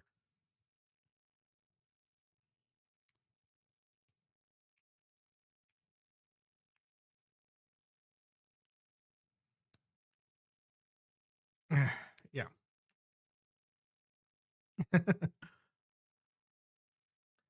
So I think it's not the plus 1, it's just this. Okay, if rbidx is greater than or equal to the length of this slice, then we're already over. If we're at the end, if we completed the second slice, then we're done. Otherwise, go to the next slice, and then go to index 0, and then idx equals 0.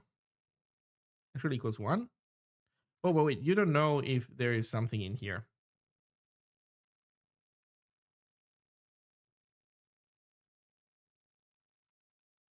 So I think you want to do this. Can we continue on an if statement? We can't, right?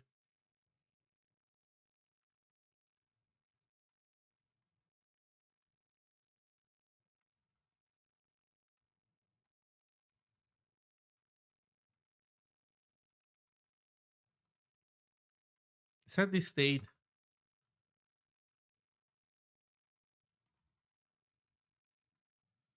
continue.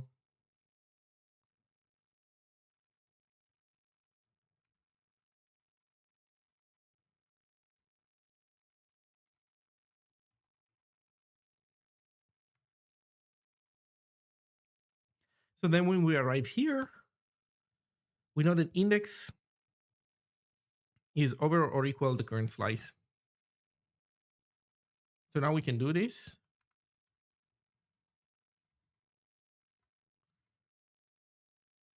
And then we can do rb.idx plus equals 1.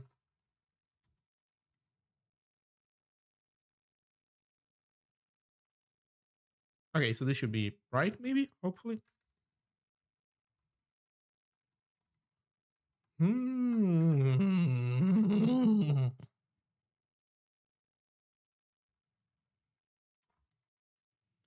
Okay. No need for continue. You are right. We need a break condition, or it's which is this. You're right. Thank you. Okay, so this seems correct. Man, I'm pooped today. I don't know why. Reasoning is hard. Thinking hard. Ooh, thinking hard. We could do it this way, or you know what? Another way of doing it, which I wonder which would be better, this one or alternative. We could have in here a continue state.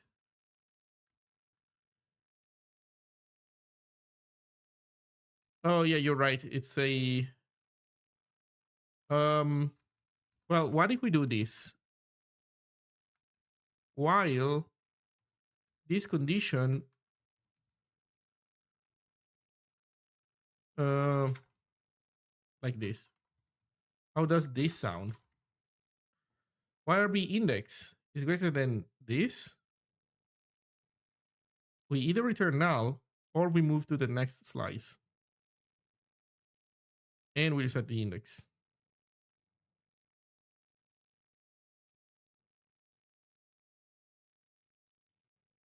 This seems fine.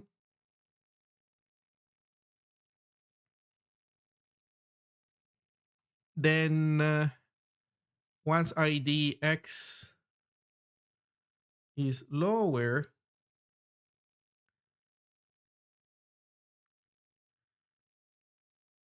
hello neurosite. So when IDX is lower, can't you just assert that the slice is not empty? No, the slice could be empty. I can't. In a ring buffer, you might end up with one of the two slices being empty. I think it's better to deal with these in this place rather than try to filter out empty slices elsewhere. I think this is fine. Okay. So with this, we have the ring buffer case. We have this case, but that is not entirely correct. Because this needs, actually, no, we can do it maybe, can we do it as a one-liner? No. Oh, you know what? I think that what I was suspecting that we needed to do, we might end up having to do no matter what. So, so return or else, yeah, you know what? Okay, check this out.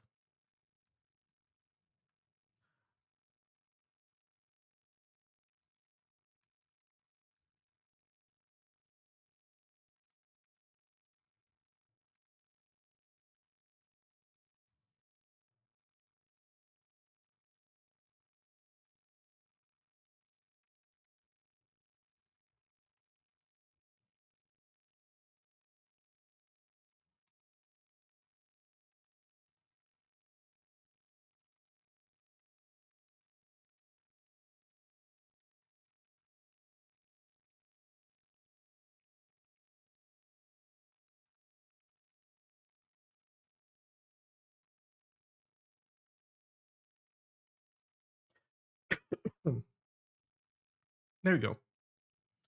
So if there is no next in the history, then we try again.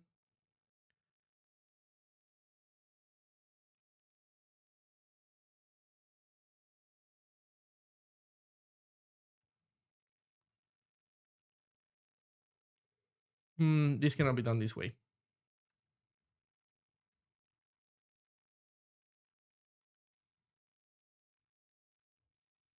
There we go. Well, hopefully this works. Okay, so we have next. I think we're gonna need peak also.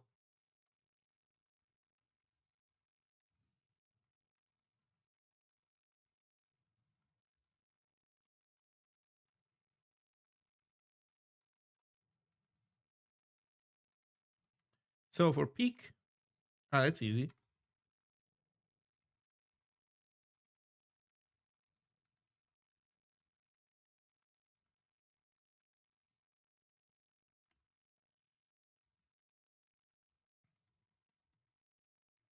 There we go. Um,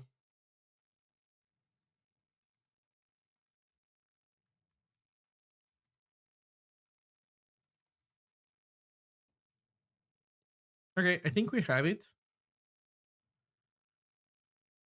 So we have our message iterator. It can peak. So let's see if we can adapt this to our thing here. So we don't render history crappily anymore. Here we were doing this loop where doing everything off of message len. Last author, we don't do that anymore. We don't do this. In theory, we could do kind of the same, but we don't. So let's see if we can do better.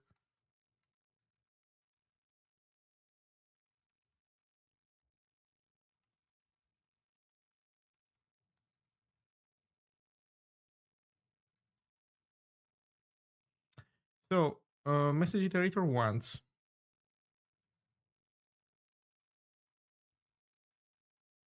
client history and messages, the slices.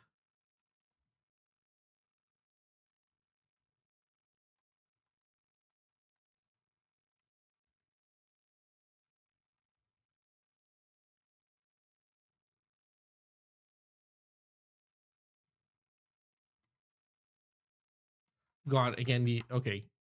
So here's one thing that's gonna help me. Config.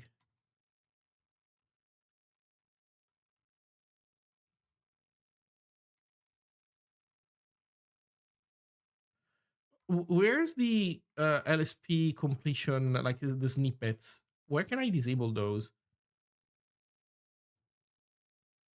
I hate those things.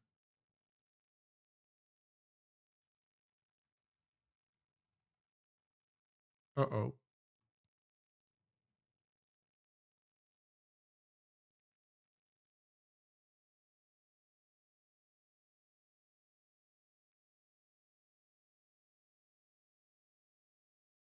Oh, it's a ZLS config.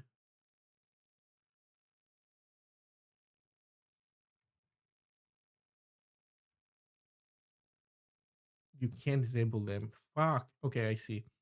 Oh,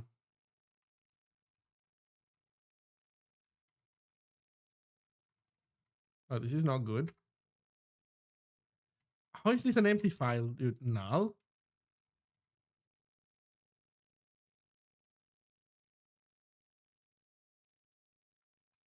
Config path has become config file.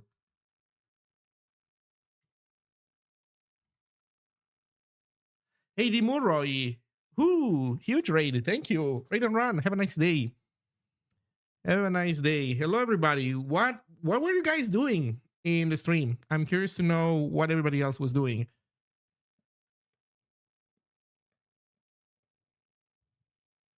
Thank you, Neuroside. So I'll tell you. I'll tell you in a moment what I think is the thing that is driving me the most crazy. Doing web dev. Okay, so we were watching some web dev. Lots of skill issues. Okay, so this part will be familiar. So this is gonna be maintained also in this stream. We're not doing web dev, but we're doing, or rather, we're doing something web dev adjacent, I guess you could say, because we're doing something that usually is done as part of web dev. But in my case here, there is no web, almost no web. Or rather, today there is no web at all. In the future, there will be maybe a little bit of web, but it's mostly off of web in the sense that we're not doing we're not doing HTTP, we're not doing HTML. Instead, we're writing a native application uh, that acts as an interface to a chat application. So I'm writing the server, I'm writing everything. Also, sorry, I'm in the middle of refactoring this thing, so it's not going to work. Be patient. In a few minutes, I'll be able to do a demo. But it's a Discord alternative that you can self-host. So I'm not going to do the full spiel because I've done it probably already enough times. Probably most people here, like I've already done this to a Dean Mulroy raid. So I'll assume that at least some of you already know. But if anybody has questions about the scope of this project, what does it, what is it meant to do or not do, then I'm happy to answer them. The TLDR is kind of like Discord, self-hostable, voice channels, screen sharing, but you self-host it. So I'll just say one thing. In Discord today, if you want to have, are we going to have a Awebo Nitro? No, there is not going to be any Awebo Nitro. So today, if you want to give your, if you have a Discord server and you want to allow your users to screen share at 1080p, assuming that they don't have Nitro, that they don't have Discord Nitro, whatever, you have to pay $35 per month because you need 7 boosts. Each boost comes in at $5 per month. So it's $35 per month that you have to spend to give them 1080p streaming. My goal, so we are going for, okay, so I don't know if we're going to be able to achieve this, but we're aiming for a 10x improvement. So Head Snare has these puny virtual machines that come in as €3.49 per month, 2 vCPUs in a horribly oversubscribed machine, probably 4 gigs of RAM. They don't even tell you what the bandwidth is on these things. Does it tell you?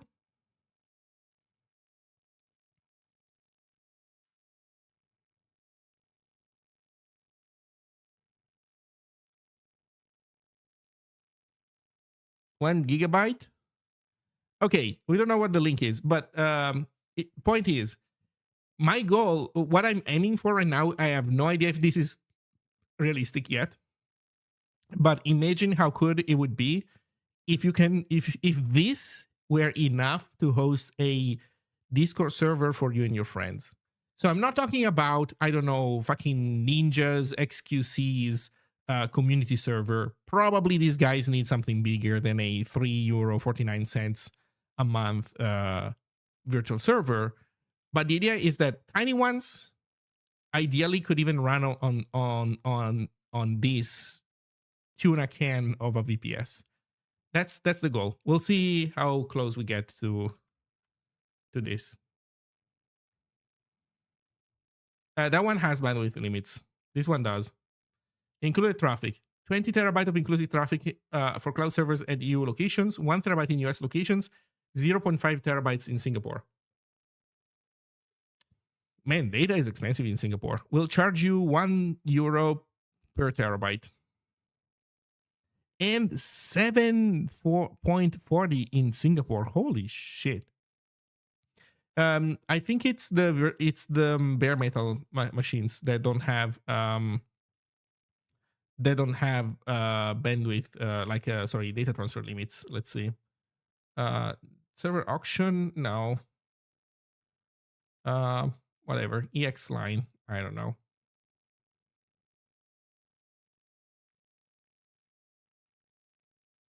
Hello?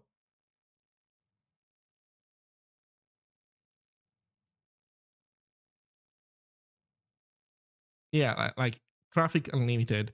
There's a star because it's not like unlimited, but it's like close to. Let's see, traffic usage is unlimited and free of charge. Please note that our unlimited traffic policy does not apply to servers that have the 10 gigabyte uplink add-on. So if you're willing to stick to a 1 gigabyte uh, link, then they are not going to charge you. But then if you do the 10 gigabyte link, they start charging you, I guess, because, well, obviously with a 10 gig link, you can move more data faster. Let's see, in a special case, we'll charge for usage over 20 terabytes with, I guess, more or less the same rules as the other one. There is no bandwidth limitation. So there you have it.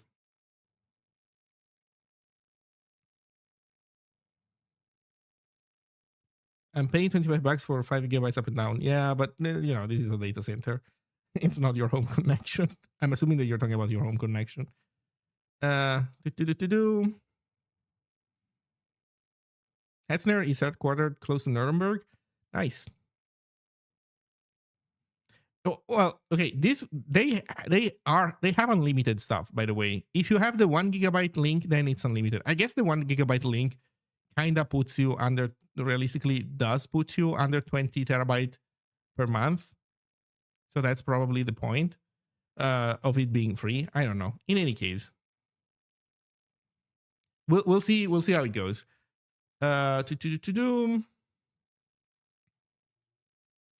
Neurosite, currently the thing that drives me the most nuts, I think, is that the auto completion stays there. Like, look, I don't think it should stay there.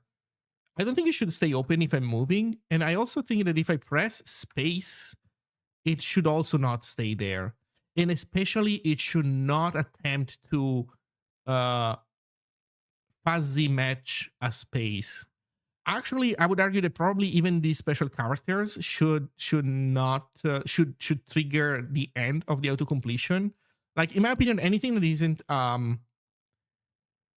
well, for Zig, you would want to have auto completion for @sign. So maybe some things are there. That is fixed in master. Oh, that's awesome. Yeah, because otherwise this thing stays here for way too long and then it fucks me over at the end. Every single time.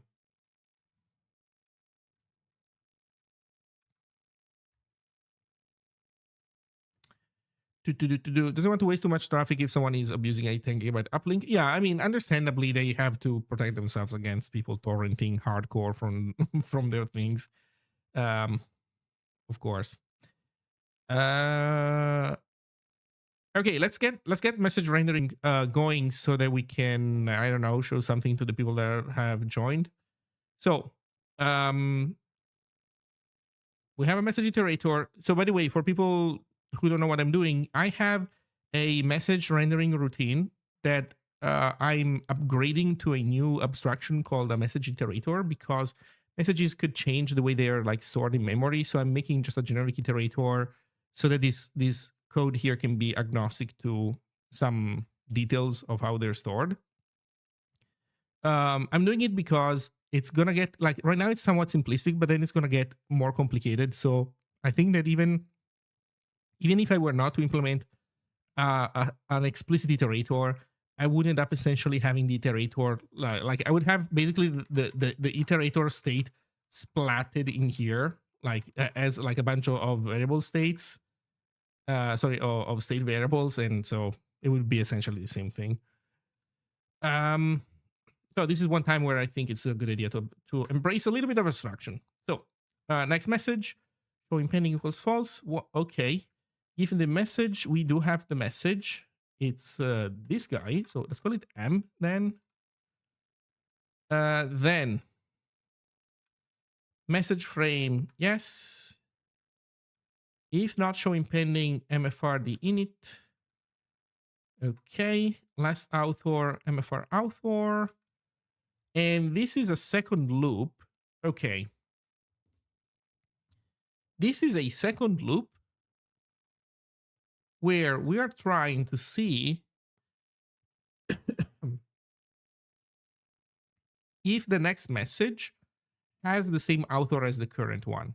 So that way we render that second message under the same frame. So the idea is that you write out who is the sender of this message once, and then you print multiple messages afterwards, as long as they're being sent by the same guy. Oh, meanwhile, the Hetzner data center. What's happening in there in the meantime?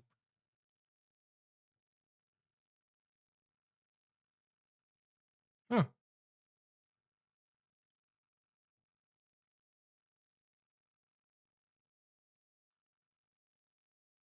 Uh,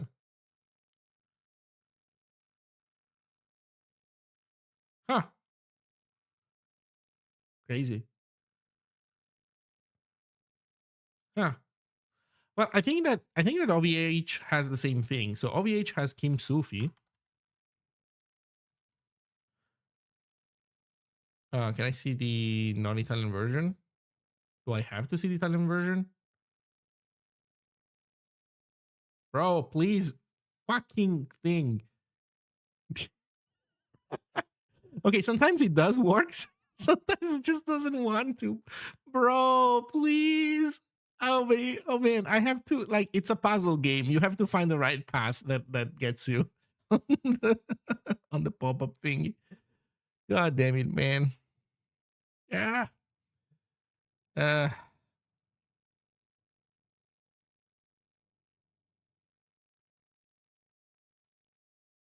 Wait, can I not have a different language? Wait, can I not? Okay, I guess United Kingdom. So, but it has to be pounds. Oh well. Um. So, they're like very cheap, and they're also very old and crappy. I'm imagining that they also have a similar setup in here. I guess the difference is that the Kim Sufi data center is also burning in the meantime.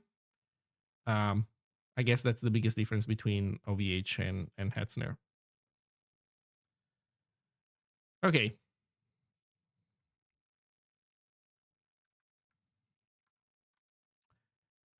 so this is making us go look at subsequent messages. And what we're doing is if author, so the idea is we're kind of peeking. This whole thing is a peek routine because we only commit.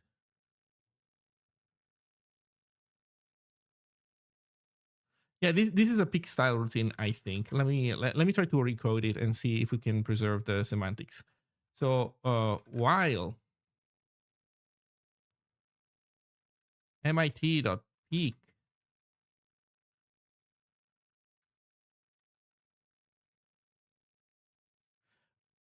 Also, this is weird. So this is another thing that I hope is fixed in master. I'm in insert mode and this cursor is wide and blinking. So while MIT peak dot author. Oh, what, dot question mark?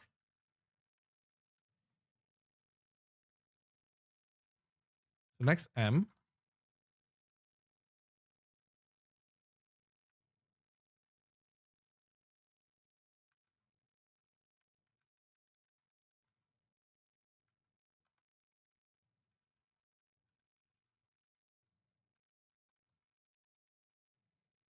So if they're different, we break.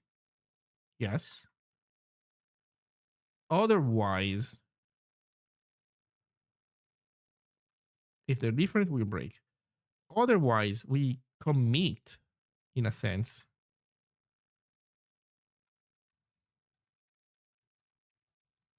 So let's close this maybe next. Because we're doing maybe next, but we're also then committing with a call to next. So this needs to be const next m equals mit.next. So here we are committing. And then we don't print the time stuff. We do print this. Or you know what? I'm gonna copy everything over, I guess. But then this guy goes commented out. Now there's an else in here. The else, the else is in case that we reach the end. So if the peak returns null because we have reached the end, so what does that mean?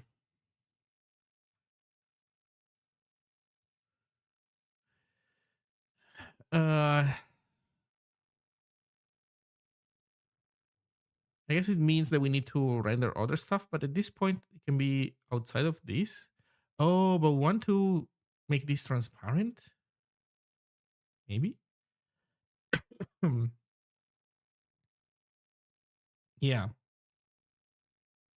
So this is if we're at the end. So if mit.peak is null,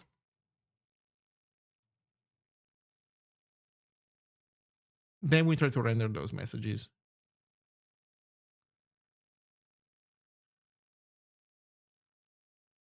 Okay.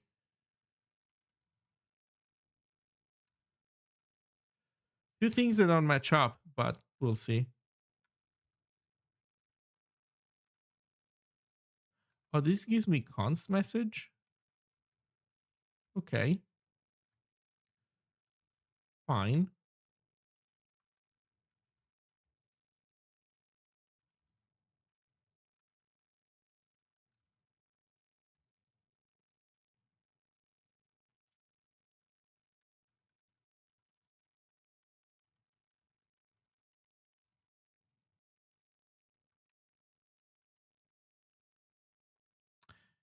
We need to move IDX forward.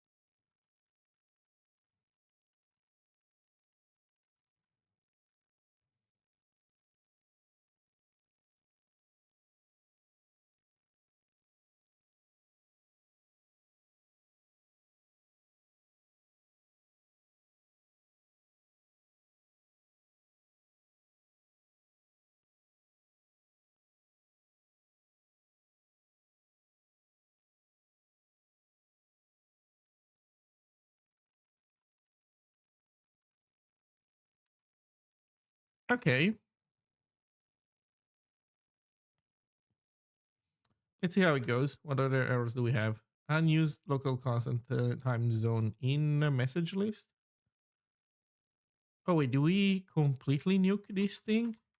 Let's not completely nuke this thing. Let's just do it here, I guess.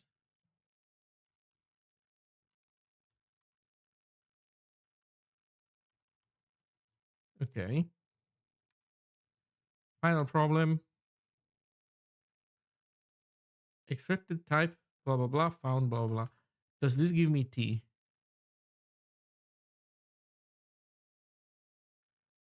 Oh my god. Is there no iterator that gives me pointers?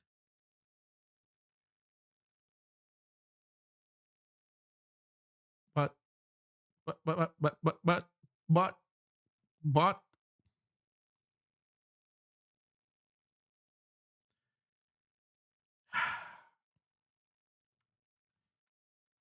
but, hmm.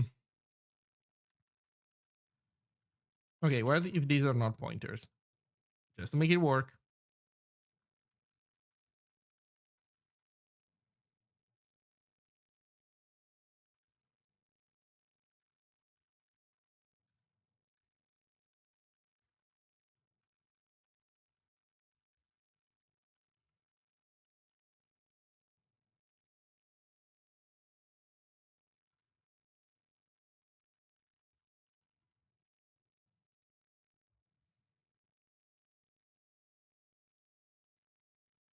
Okay, let's see what we have cooked. Um,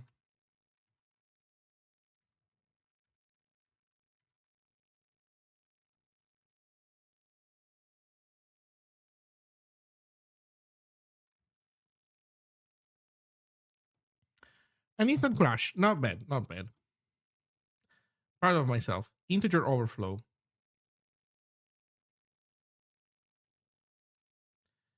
Integer overflow.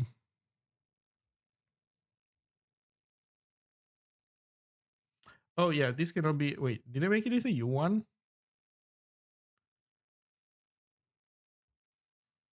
I mean, it's either 0 or 1, which is correct for this case. So what is the problem?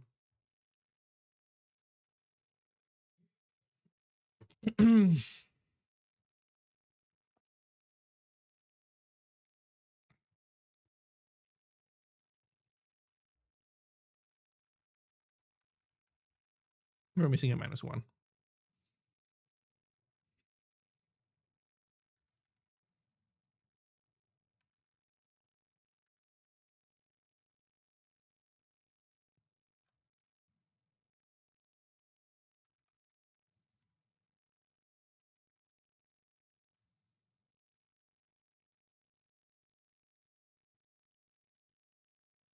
There we go. This doesn't look particularly good, but it is indeed correct because admin is the sender of those messages. Let's go to user.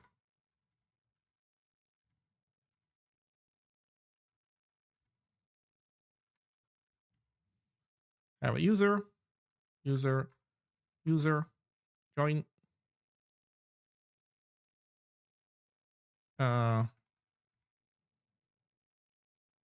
There we go. Hello.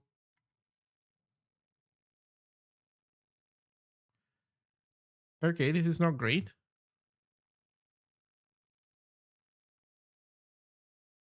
Did, did we crash the server? I think we crashed the server. And also, we're not rendering our own message particularly well. How did we crash the server? Adding a message, blah, blah, blah, reach or reachable code, assert I equals count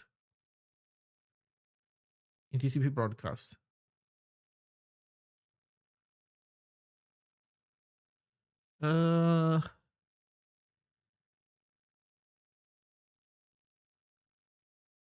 This is good. Okay, so I added a check in the server to make sure that we do the bookkeeping correctly for like clients connecting. And we're not doing a good job. This is why this is tripping. So if I restart the server,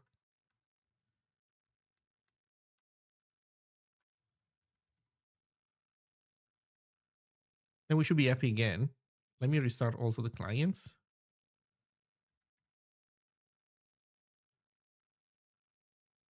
The message from other user is not visible at all. Oh, hi. Okay, so the case where we're rendering just one message, there's something wrong in how we handle these edge case right now. Because if I send a second message, I bet you that this one will show. Yeah, this one does. So we're eating the first message. Okay, so that's something that we need to fix. But at least you can see you can see how now we're grouping these things. Okay. Um, so we're eating the first message of every group. So that means that it's a problem with this because we're just not rendering the first message. Like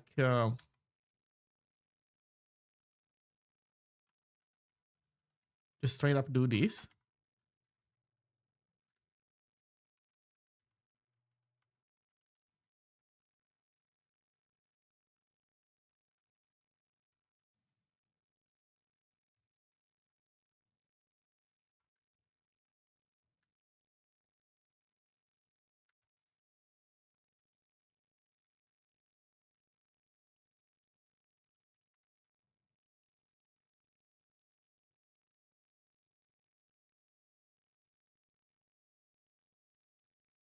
There we go.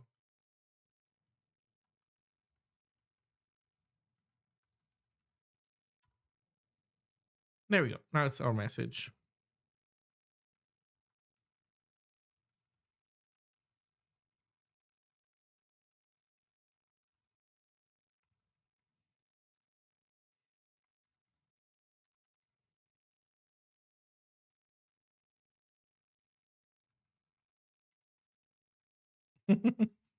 Okay.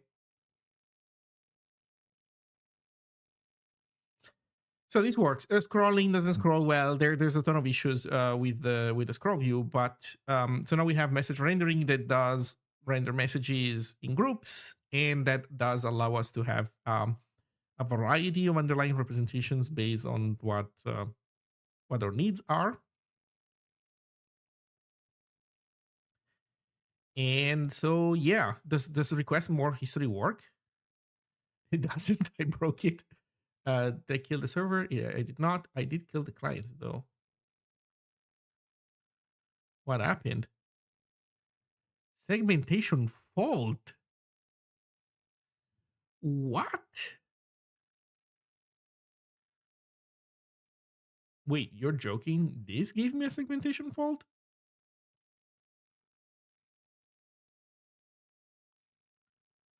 Of all fucking things, this gave me a segmentation fault?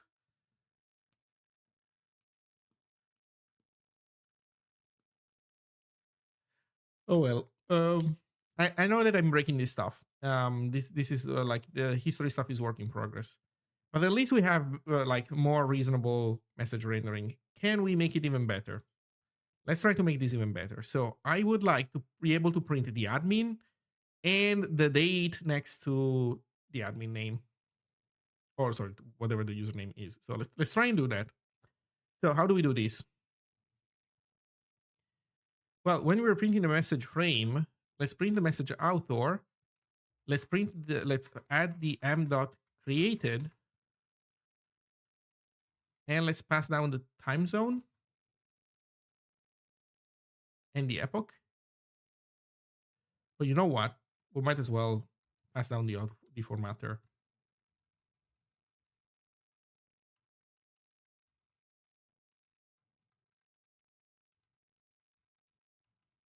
There you go.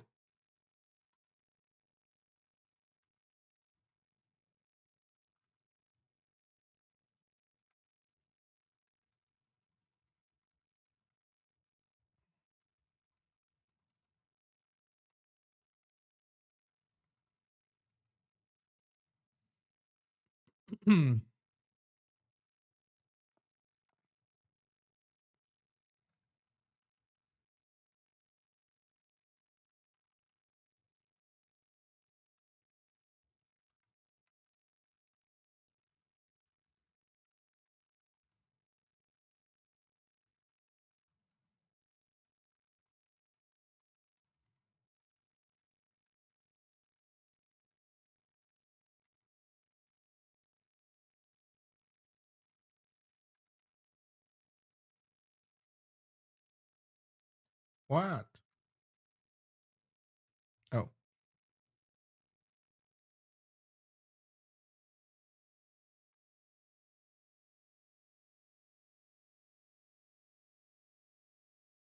So in this case, is our user ID and what date formatter do we want to send down?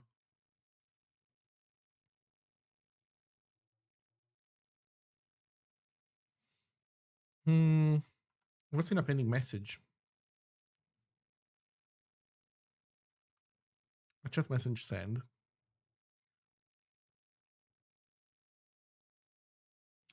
Huh. Huh.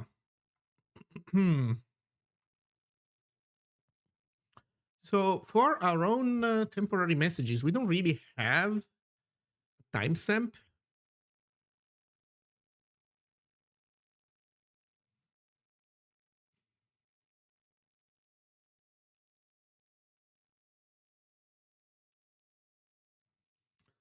We do not really have a timestamp. We have the origin, which is essentially a timestamp, but it's 64 bits. So we would need to subtract the server epoch date to it, and it could underflow. Uh,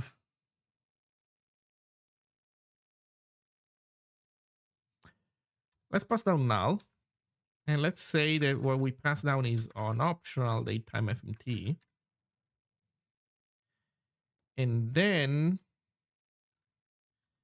if it's null question mark, and then hopefully that does the right thing and it doesn't print a super ugly null, it will probably print a super ugly null. But you know what?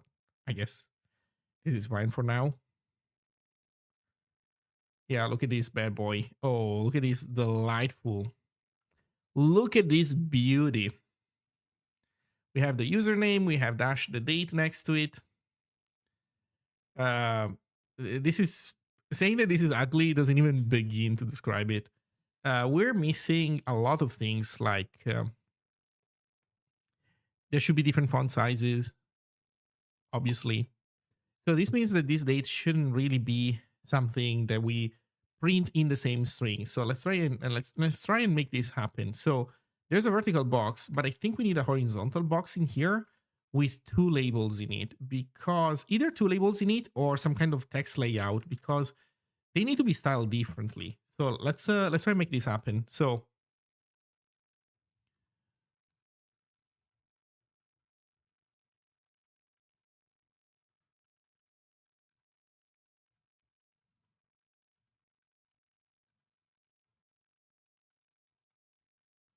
we make an horizontal box.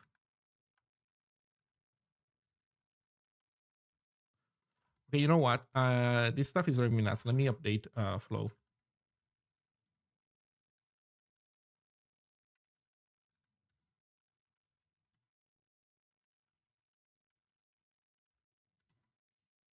For messages with the same author, but more than a few minutes apart, they should probably be rendered in a separate frame. Yeah, I agree. Also, I think I would want to show the time on the left. I like how Discord does it. So unless we have a better idea in mind, what I would do is the first message displays the date next to the username, and then subsequent messages from the same author, they just show you the time. So not the date, not the year, not the day, not the month, just the time. Um, in the column where the user avatar is, which currently we don't have. We don't have avatars. I actually have space for it. It's just that that whole thing regressed, so they now have collapsed to size 0. Um, but yeah, as for messages being sent a few minutes late and like somehow displaying these, I guess what we could do is, I don't know how Discord does that, but what we could do is make the time on the left only visible on mouse over if it's it's the same time, and then maybe make it visible, like make it automatically visible instead of always visible if instead it's the difference is more than 1 minute, or like it's not the same minute from the previous timestamp. Maybe.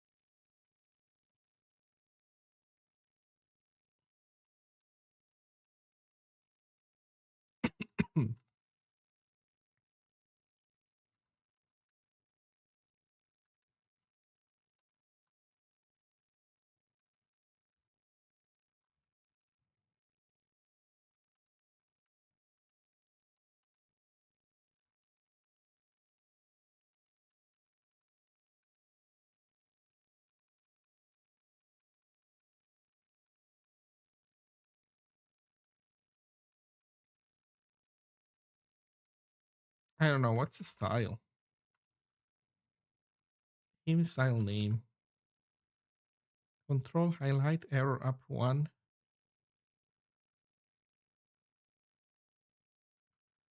Nine patch over press field, text over press field border font.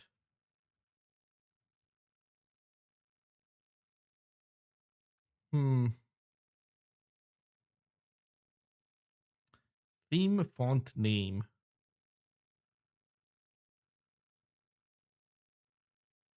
Theme font name. I guess I can do dot theme and then title.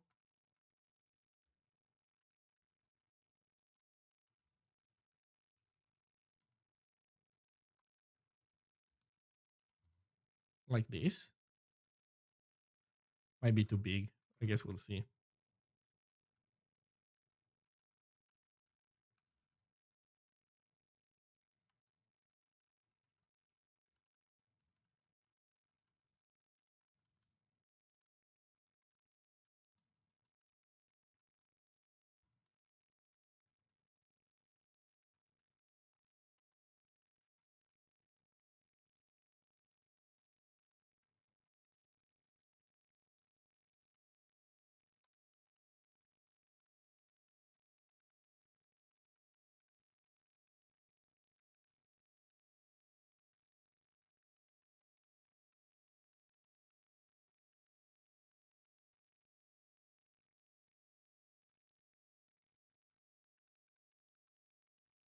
Maybe it should be not title but heading.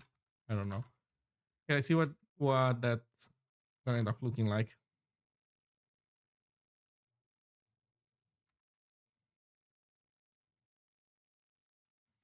Oh god, what have I done wrong?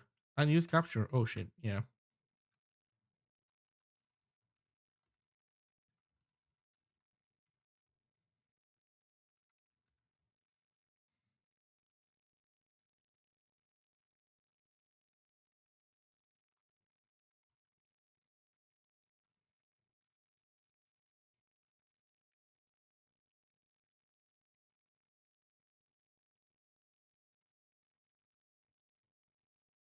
A bit better. Um, there's no spacing. There's no space. Let's add space. Uh, we could do it.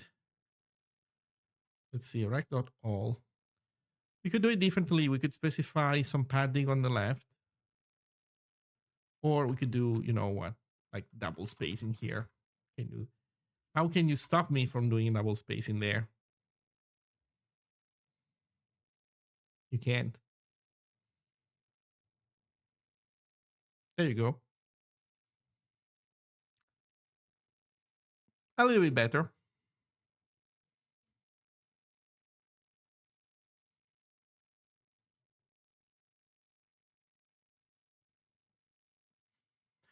So I would say that we have reasonable baseline message rendering.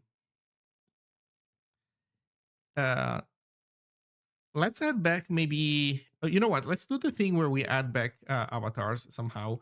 So there, I have an open issue for rendering images because I don't know how that works now in the UI, but I think we can give size to those things. So the way it worked is that we have a horizontal container on the outermost side, and here we had an image. Had gravity y 0, gravity x 0.5. No, I think this should be 0 as well, with some padding at the top. The problem is we don't have anything good to put in here. Source, need options. Show raster image. The UI will handle texture creation instruction for you unless the source is a texture. See image source invalidation strategy. Please pass the dot label option to add accessibility text. Yeah. Okay, so let's see what the new signature looks like. Source shrink UV in init options.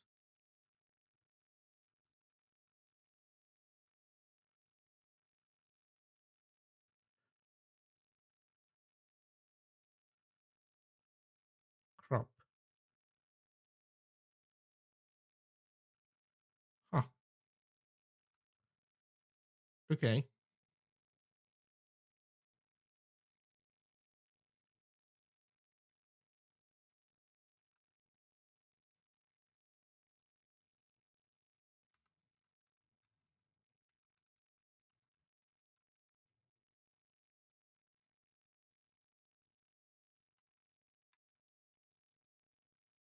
Why is this suggesting shrink source UV? What? Oh, yeah, no, you're right. I'm dumb. So I guess shrink and UV we can leave as it is. Source we have to specify. Let's see how we procure an image source.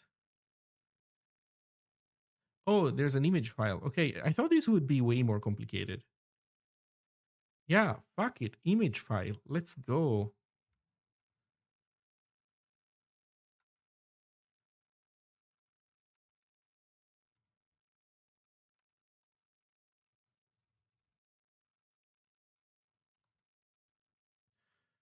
So we're in client GUI main.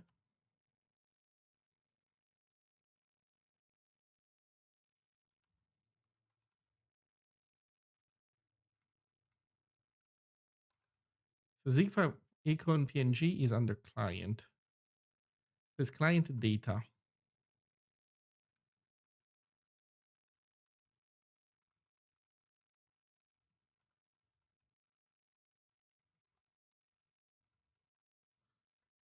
So we embed file.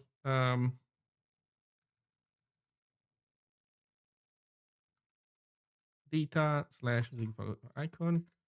Perfect.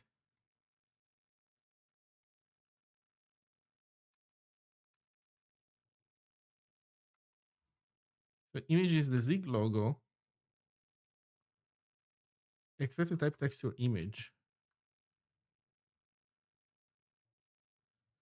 Image file, bytes, name, interpolation, invalidation.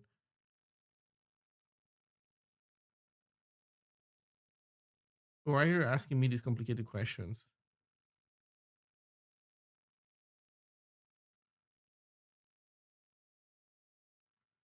Why are you asking me these complicated questions I don't know the answer for?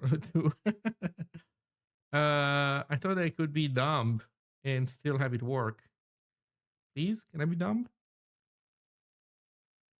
Okay, so we just need to fill out the other fields, I guess. So these are bytes.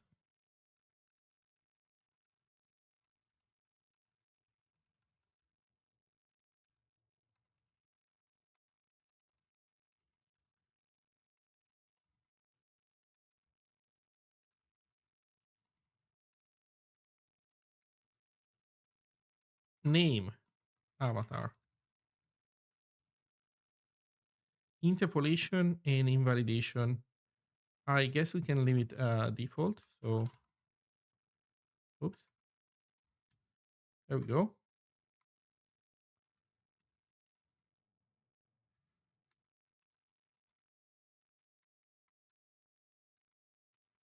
Uh, Not too much. Okay. So what's the next problem? Border. Okay, no border. Value of type widget data ignored. I don't know. What do we do with the return value of of this guy?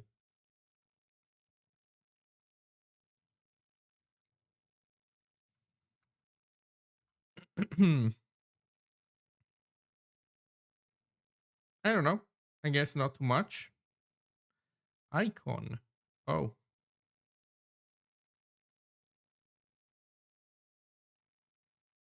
okay. Well, let's see how this goes.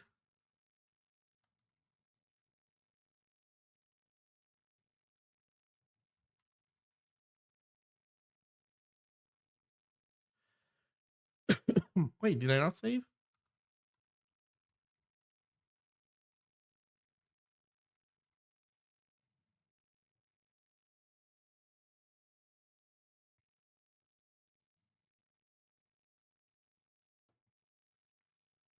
Yeah.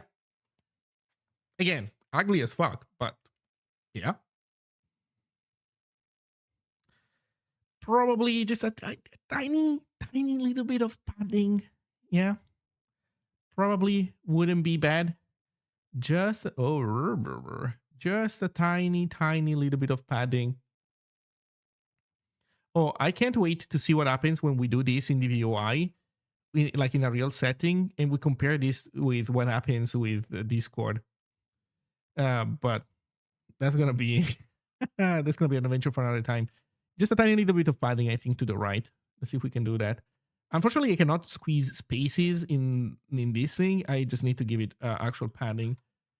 So padding.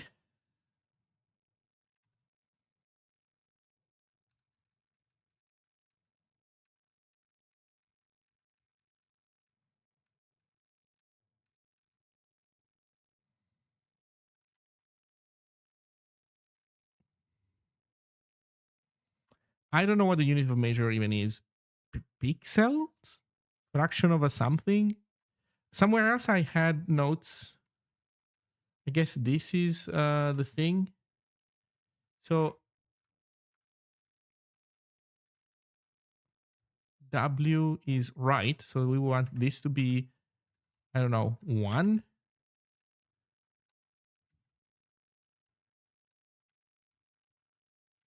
Now watch 1 being an absolutely insane number.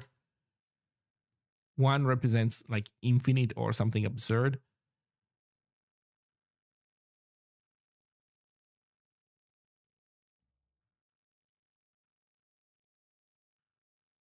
Can I know what the unit of measure is?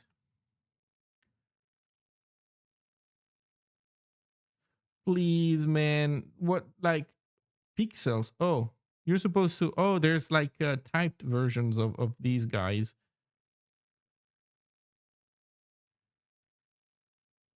Natural pixels. Okay, I don't know. Let's say that this is gonna be 5 pixels, 10 pixels.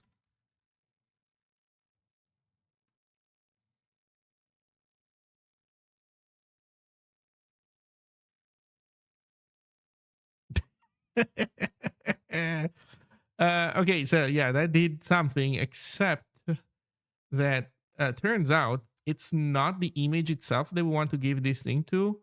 It's actually this guy. Oh, and we can do it with margin. So gravity can be 0. I guess these are the defaults as well. So we can remove these guys, I think. And this can be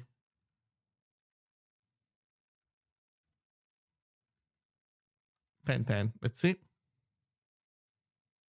Yeah, I could do watch. You're right.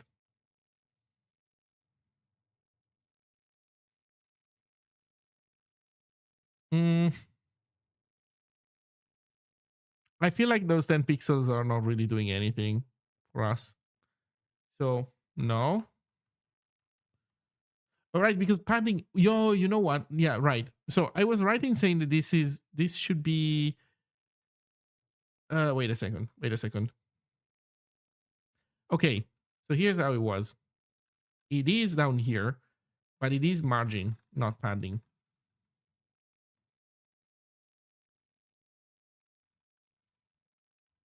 Okay, I think I solved the mystery.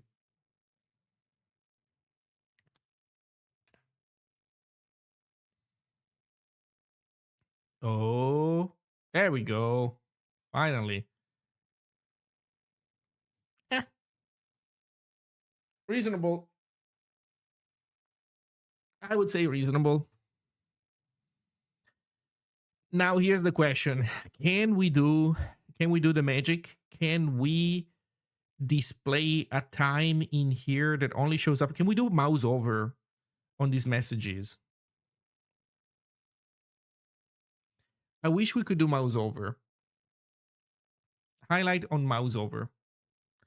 Let's try and make it happen. No, actually, I don't think we can. Because, or rather, I would say that we almost certainly can with the VUI, but I don't think I know how to do it because I think this is a form of advanced usage of the VUI that I'm not familiar with. So the way I would want to make it work is that I would like to consider this to be the element or that we used for the hover stuff. Would be nice to have an option to always have the time visible as well. Maybe. So let's try and let's see if the DVUI demo has an example that covers giving mouse over to things that are not inherently buttons, because buttons have mouse over semantics on their own. So I guess that part is covered. Are these guys also have mouse over, but are these guys buttons? Basic widgets, styling.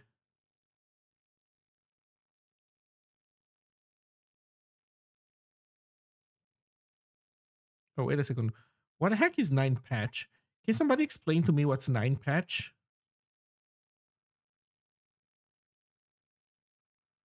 What the heck is a 9 patch?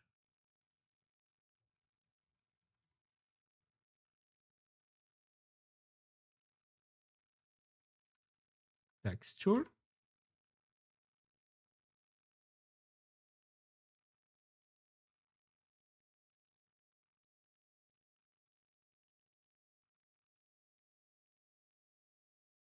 Oh, okay. So these are things divided in 9 sections that you can grow arbitrarily, that you can reshape arbitrarily. Um, it's like panels, basically. They're like tiles, panels, tiles. They're tiles that you can reshape because they are segmented in 9 sections. So I guess now there's some kind of native support for that. I guess I don't know. Theming, layout, text layout, plots, scroll canvas, tracked UI.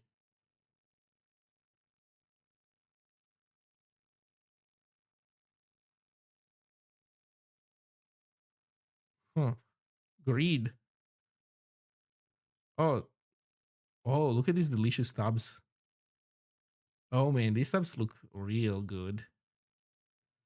Real modern. um Dialogues, toasts, debugging, reorder 3, menus, focus.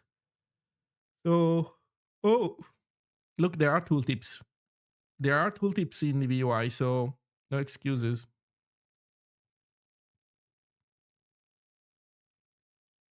Hover lightning a box around widgets. There we go.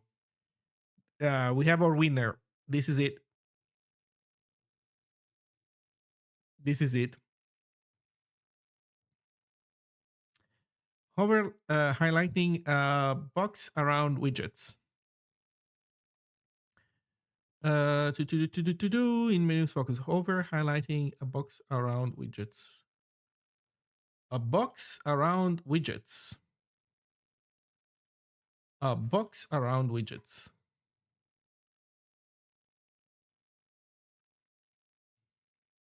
Where were we?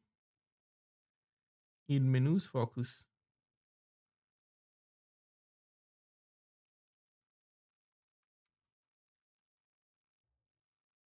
Oh my god. What happened? Hover highlighting a box around widgets. How does it work? Box widget.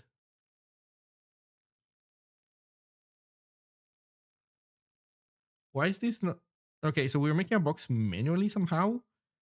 Then we're looking at events,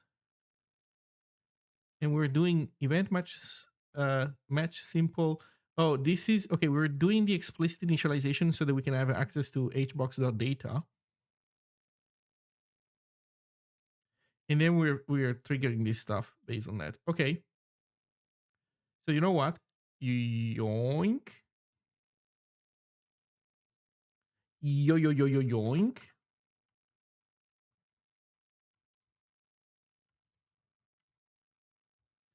Yoink.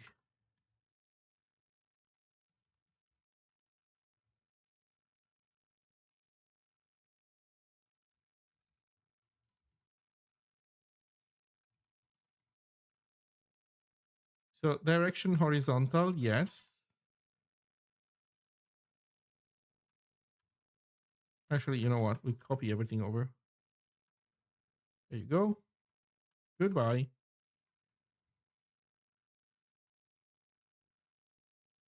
Do we have a defer the init for it? No. So that's something to keep in mind.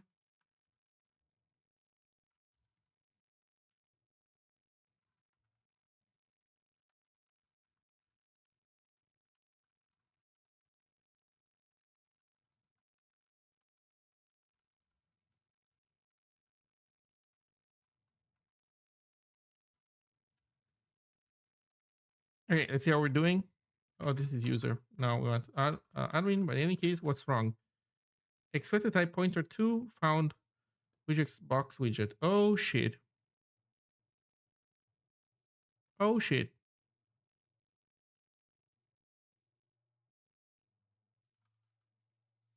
Oh shit.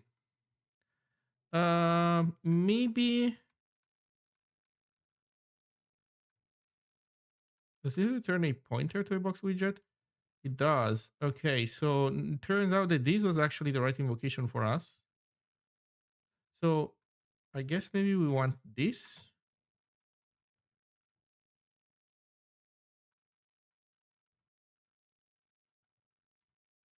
Okay, so it was even simpler than I anticipated.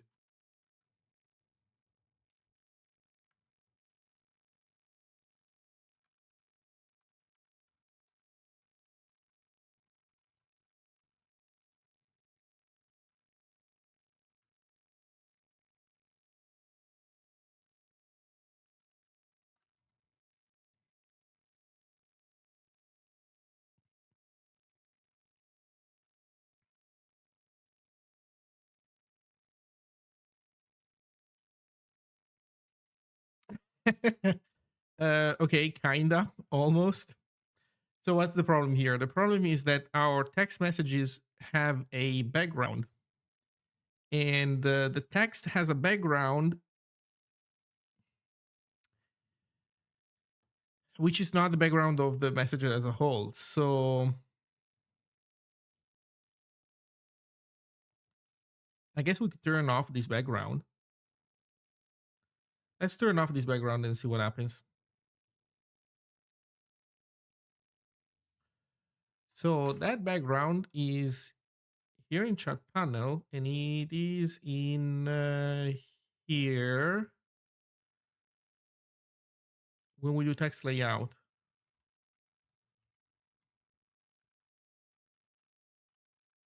Empty, invalid, too big, too small, valid, alpha, any audio relay. These are not good suggestions, dude. Come on. Give me better suggestions. Whether to fill the background. Oh, okay. So false. There you go. There you go.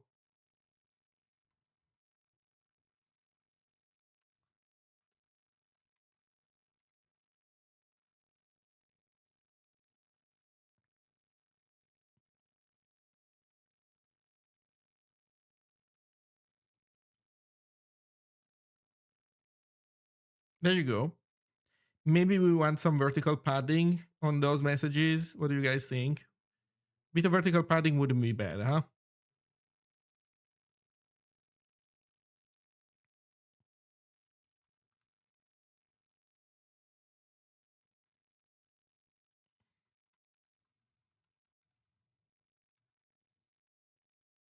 Hmm.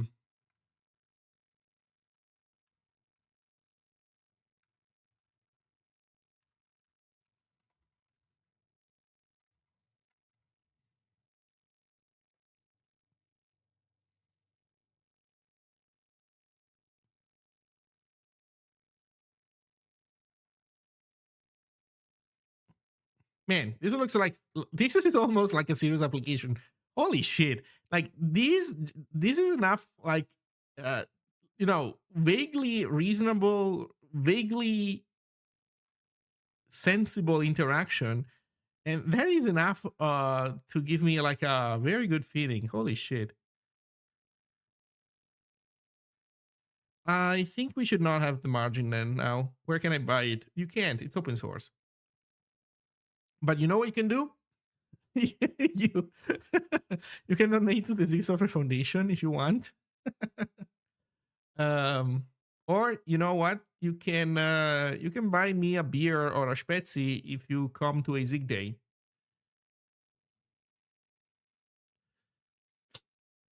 Let's remove the margin.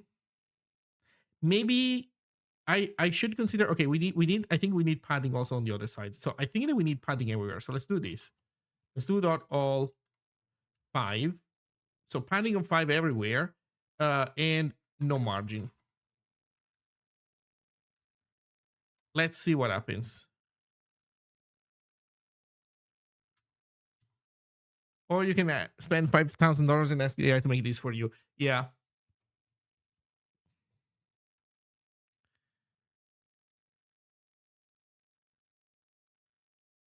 there you go.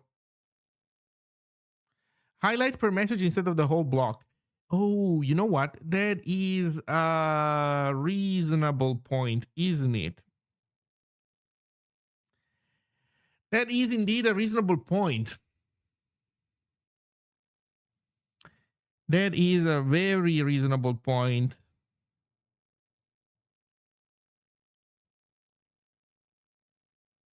Indeed. So here's the problem. I cannot. You're right. I'm looking at Discord right now on my other monitor. So the way I'm structuring these things, it's not currently possible. I need to change how I'm structuring these elements, and then after I do that, then it will be possible. So right now, basically, there's a horizontal div. I'm gonna call them divs. Fuck it. There's a horizontal div that contains let's call it the like the avatar column and then everything else in a vertical stack. Uh, but that's not how it works. So in Discord, the way it works in Discord is this is still a stack. This is still a vertical stack of divs, but the first one has the avatar, and the other ones they have like a fixed space in here, so they have like a fixed offset, like a fixed size, and then all the bottom stacks also have the same fixed size um, first element. So instead of being horizontal or vertical, it needs to be vertical of horizontal.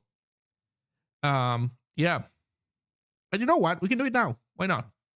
So here's what I'm gonna do. I'm gonna get some tea, and then I'm gonna do this change. Fuzzing with the GUI stuff is actually pretty fun. I don't hate it. I don't hate this work. It is true. So the suggestion to use the watch flag is good. So I'm gonna do it now. This is the kind of stuff where hot reload would come in handy, but what can you do? Is the VUI immediate mode? It is, yes. I'll be right back. Let me fill up the teacup.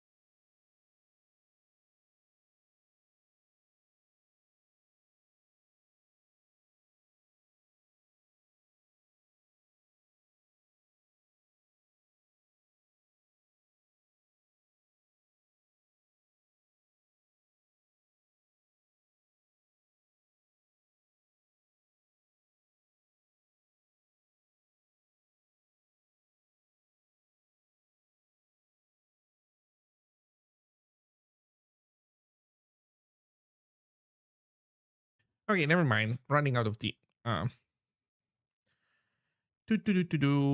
Let's do this. So, how do we do this? Close. No, I can't close because that's gonna immediately reopen it. So we need to change the whole thing. Uh, I guess the whole message frame system is not like this anymore. So this is not a horizontal thing anymore. This is vertical. We do close indeed this thing at the end.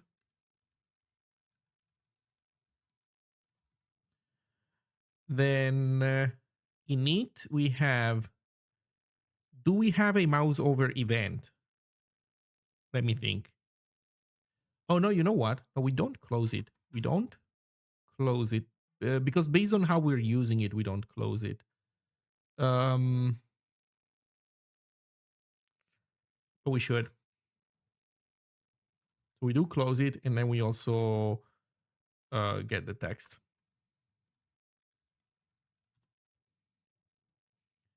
So we do the light up on mouse over thing. Yes.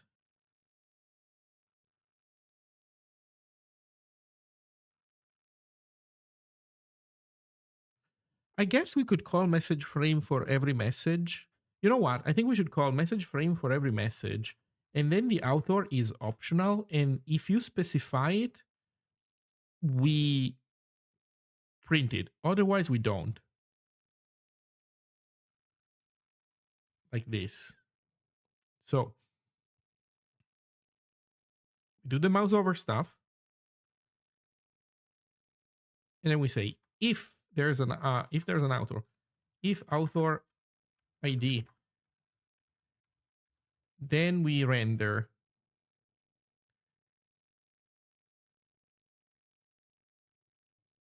Actually, why is this vertical? Let me think about it for a second. No, this is fuck.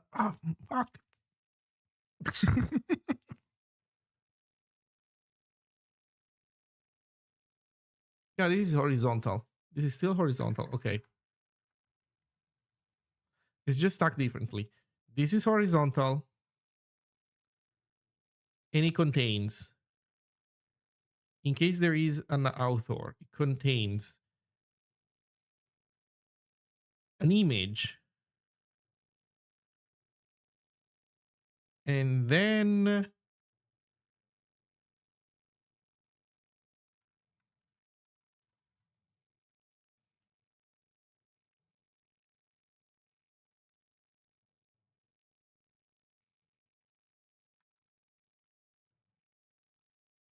the author.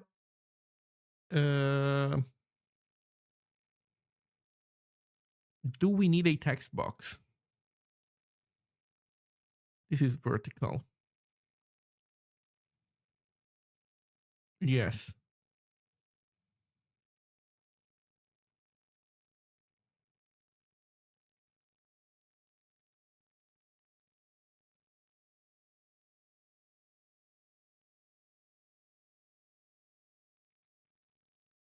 A horizontal top box. Yes. A label, the date. Okay.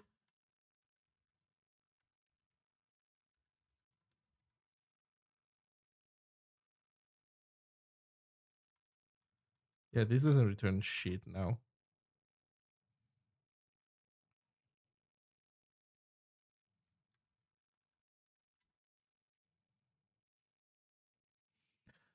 Let's see. I've been trying to implement the code for connecting to a server using an invite, but I have come across an issue of having a unified way to refer to the IP/hostname plus port of the server.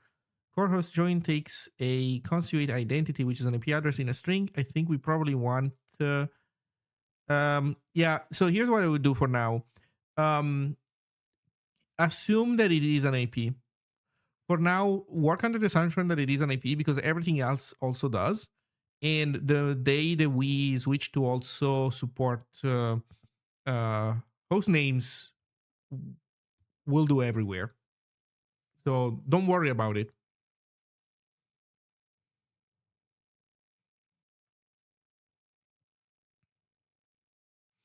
I can't split this thing completely because the header one needs to include the first message text. So we need to include that one as well.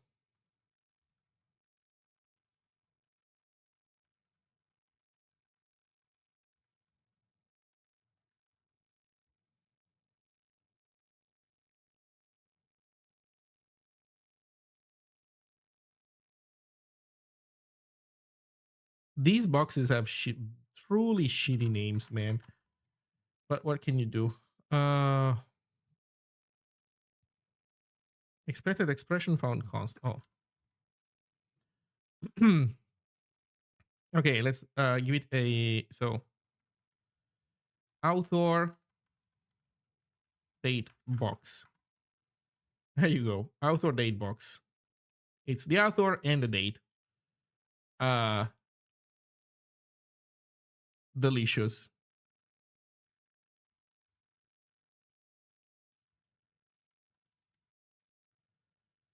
Then no author ID means that this message is a continuation from a previous one, from a previous message.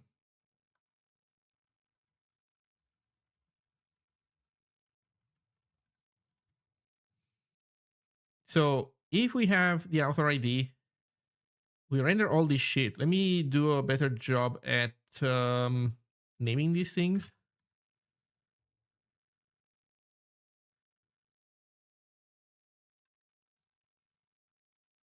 I don't know. Main box. So this is fine. We are only missing so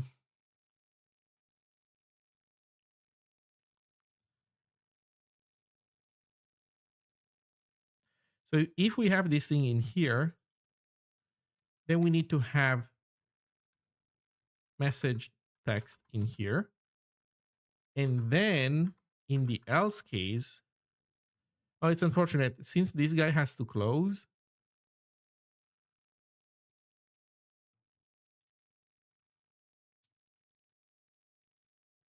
you return an optional.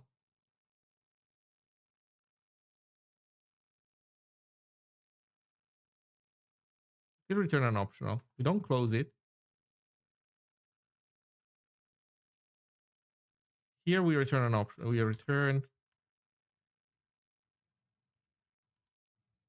main box or return. I mean,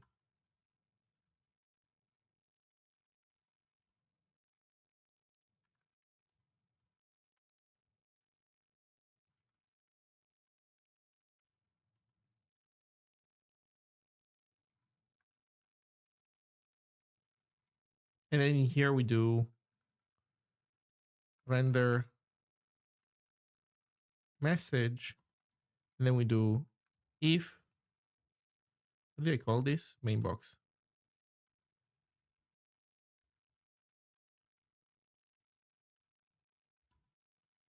Like this.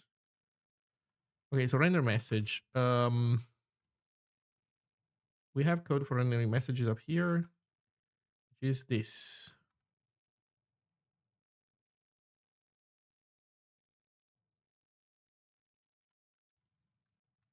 And we put this in other fur. Haha.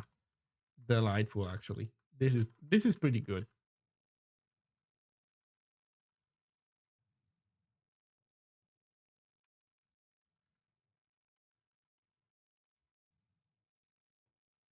Boom. There you go. Uh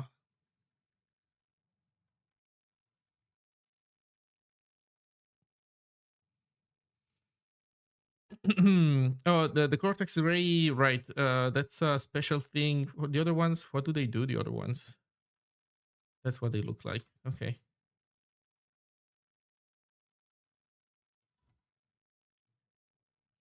Okay. So these renders, um, what a message frame. This is like draw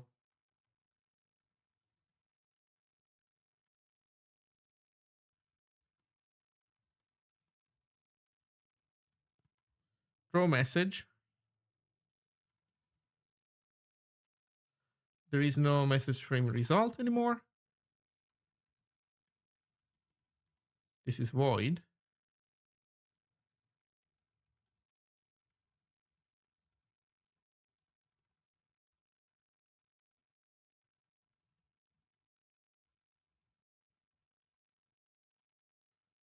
Okay.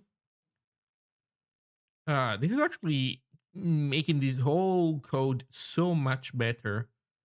Blah blah blah blah blah blah blah. We do it here. So we draw a message. There's nothing that we're doing here. There is no init to be done. We don't do this. Author. Author is m.author. We pick. If they share the same author, then we grab the next message. And lo and behold, wait, did I delete too much? I did delete too much. I was saying, wait, what the fuck? M.author.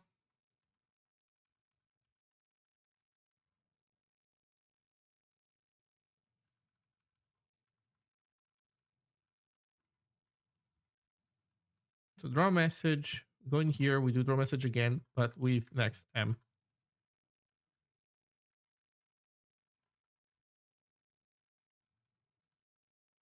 Straight up. And instead of next M,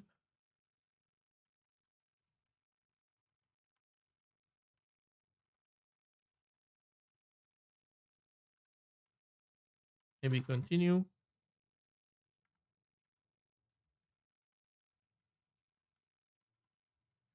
Message continuation. Boom.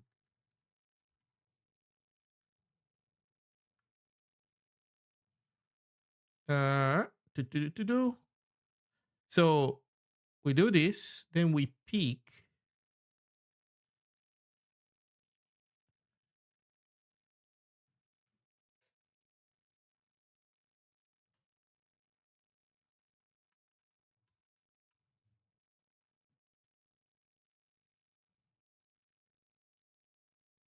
If last author is different than this, then showing pending through. I don't know what that does at this point. I'm starting to think that showing pending is not that useful because we're not using it anywhere anymore.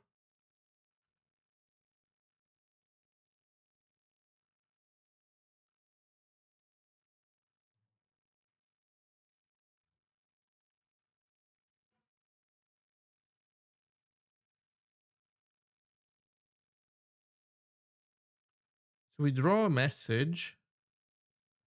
Also, we need to pass down text.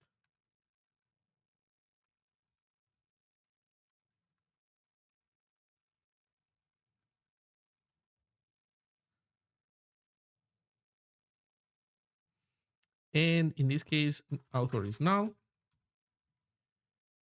Oof. In this case,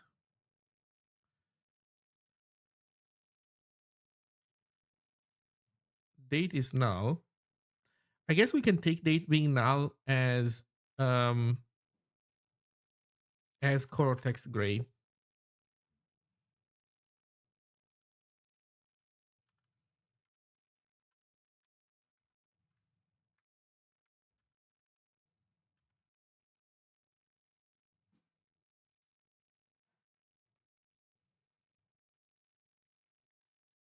Hmm.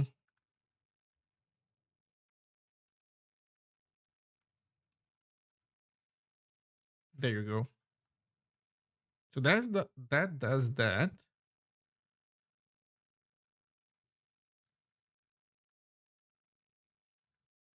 So what's the text? The text is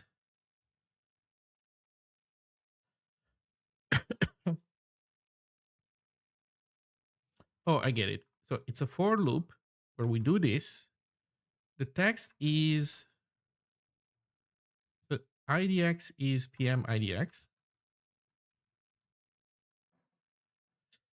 That is not enough though.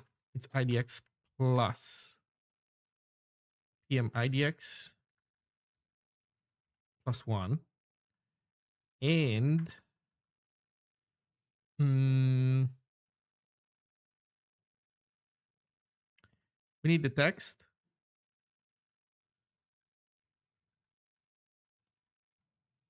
And so this one can go. And we're not done yet because we need some logic around user ID. So we need to say, uh, we need basically this if, and we need to say if this author, last author, I guess we can do it only once. If last author is different than h client user ID, then h.client.user ID, else null. Then this actually should be var. And we do ID, comma, but then after this we do ID equals null. Because if after we print the first one, maybe I'll add a comment. After we print the first one, all others are guaranteed to be continuations. Okay, I think this is the full algo. Now let's watch this implode horribly. Wait, is this not rerunning the thing? I thought it would rerun the thing. I got lied to. Hello there, Teufel. How's it going? Uh,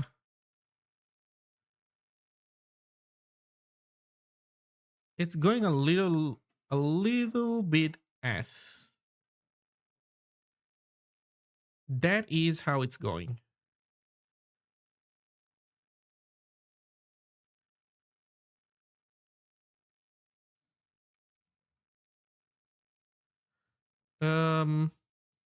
Why are we making all of them gray?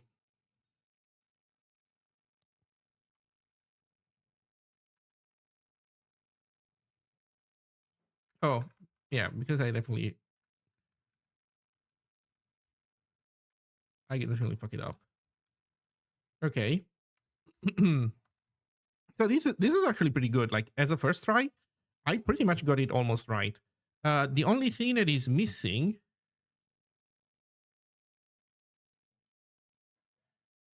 is you see how this has some space to the left, the first one, but then the other ones they're missing the empty space. So we need to give them the empty space.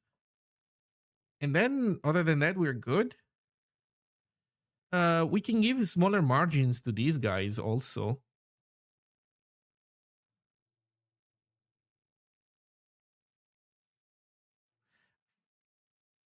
But yeah.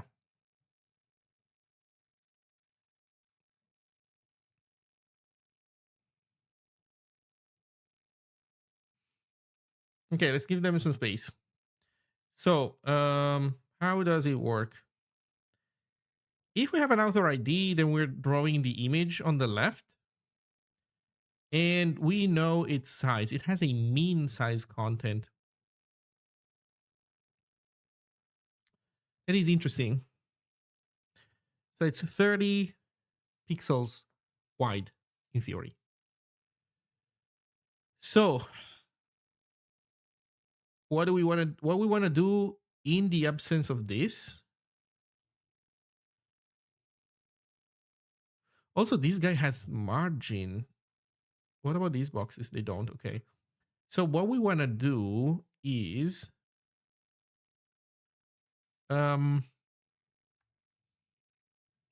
we need an empty element, right? It's a horizontal thing. We need an empty element. So how we can do it this way? Else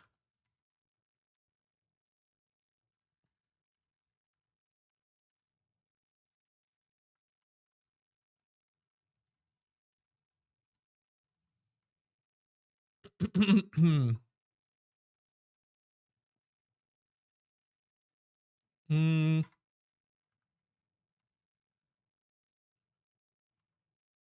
there's a spacer.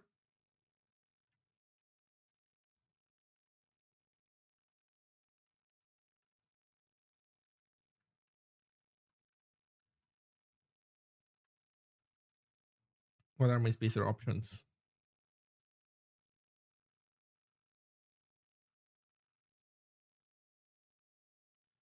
I guess I can give it just padding, like it's just full of padding.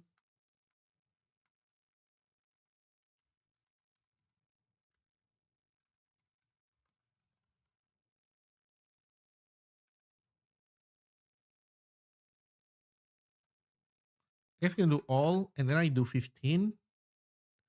I think that if I do all 15, that should mean 30 total.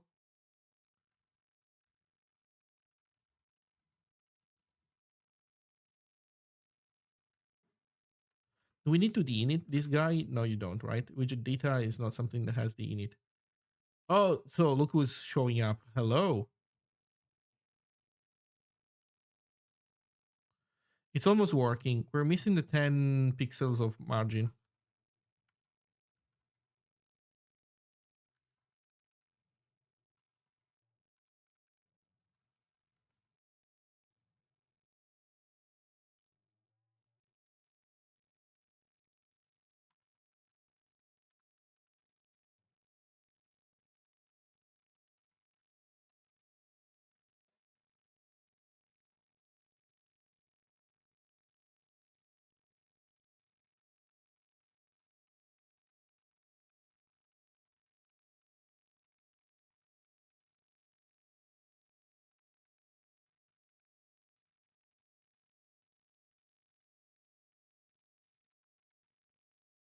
Oh, what am I doing?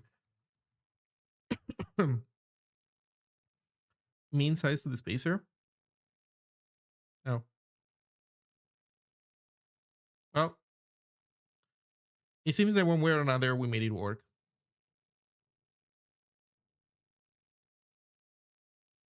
Okay, so here's the things that I got wrong.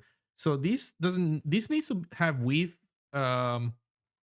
Okay, this needs to have width. What is it? To 30. Okay, so let's do this. Width 30, but height can be much smaller. We can give it 10. I don't know, because this shouldn't force everything to be as tall as an avatar. Uh, let's see what that looks like now.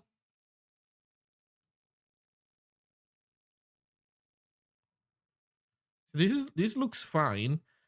I wish there was less padding, less vertical padding. I think there's too much vertical padding, especially for these guys. So let's go tweak the vertical padding. Padding all 5. So out of curiosity, what if I just is this what's making it grow so much? Like the tiny ones? Yeah, it has to be because nothing else does really.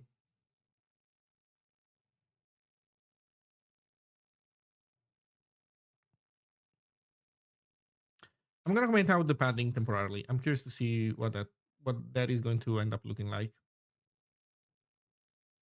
Come on, man. Give me. There we go. Yeah, that's kind of more like it. Oh, this guy still has. Wait, this guy has a ton of padding. Holy shit.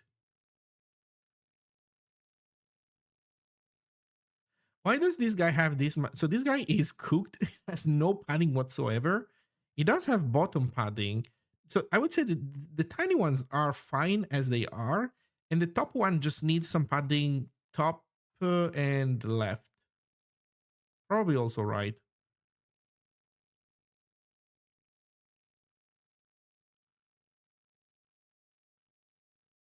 It's because there's top and bottom padding on continuations. Did I miss that out? There is top and bottom padding on continuations. Uh, where did you see this specific to continuations? Because this is the branch for non-continuations. So what is causing? Maybe this guy has padding because it's not. Uh,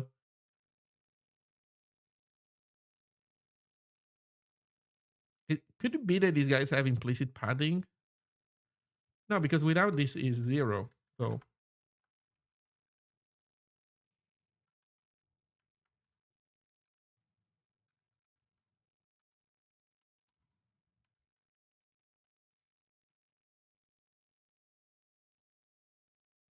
because you're doubling the padding.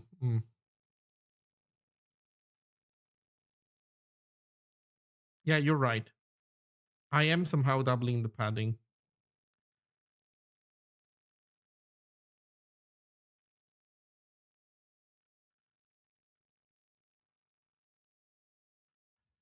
How am I doubling the padding?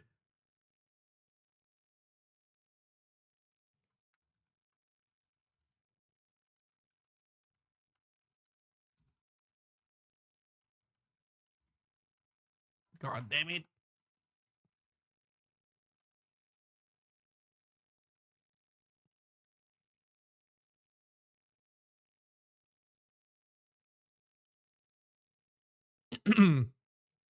Yeah. I think we did it.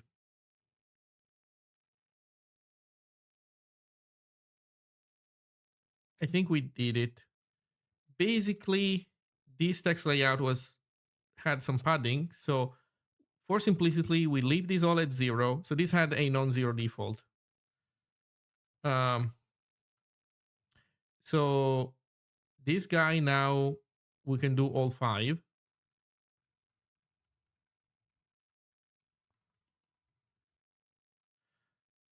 Let's see where that leads us.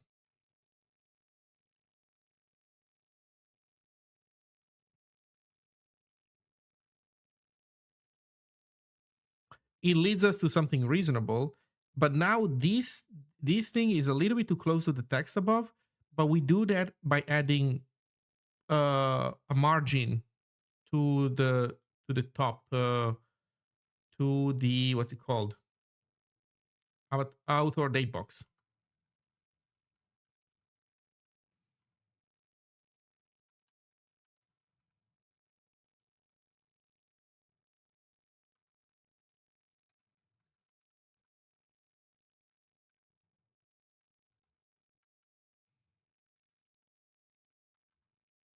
I don't know, 2, maybe 3.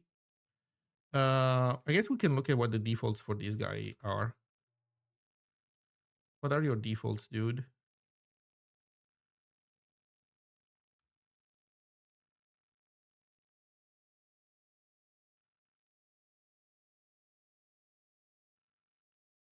Okay, there's a lot of stuff going on. Might not be able to figure it out right away. Never mind. It's fine. So we give that some stuff to that guy, and where are we right now?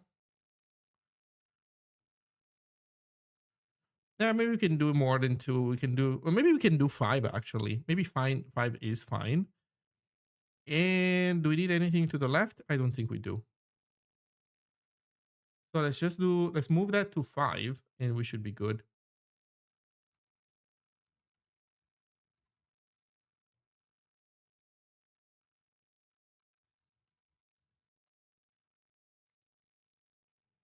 Check alignment.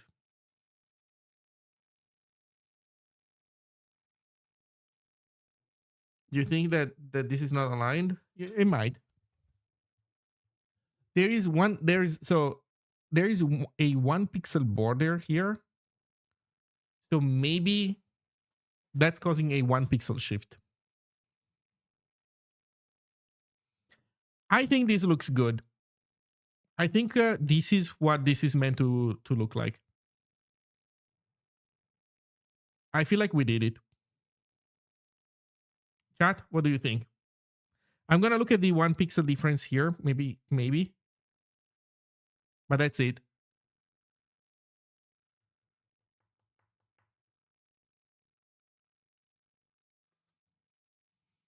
So in that case,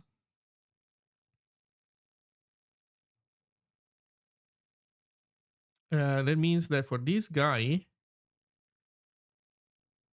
do we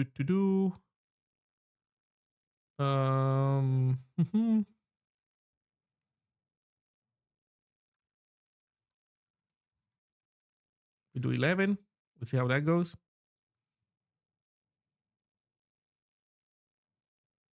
right? You can't even tell the difference between this and Discord at this point. Yeah, I think we're good now. So, okay, tell me, how can you know that you're not looking at Discord? To be honest, like, look at this. How can you even tell?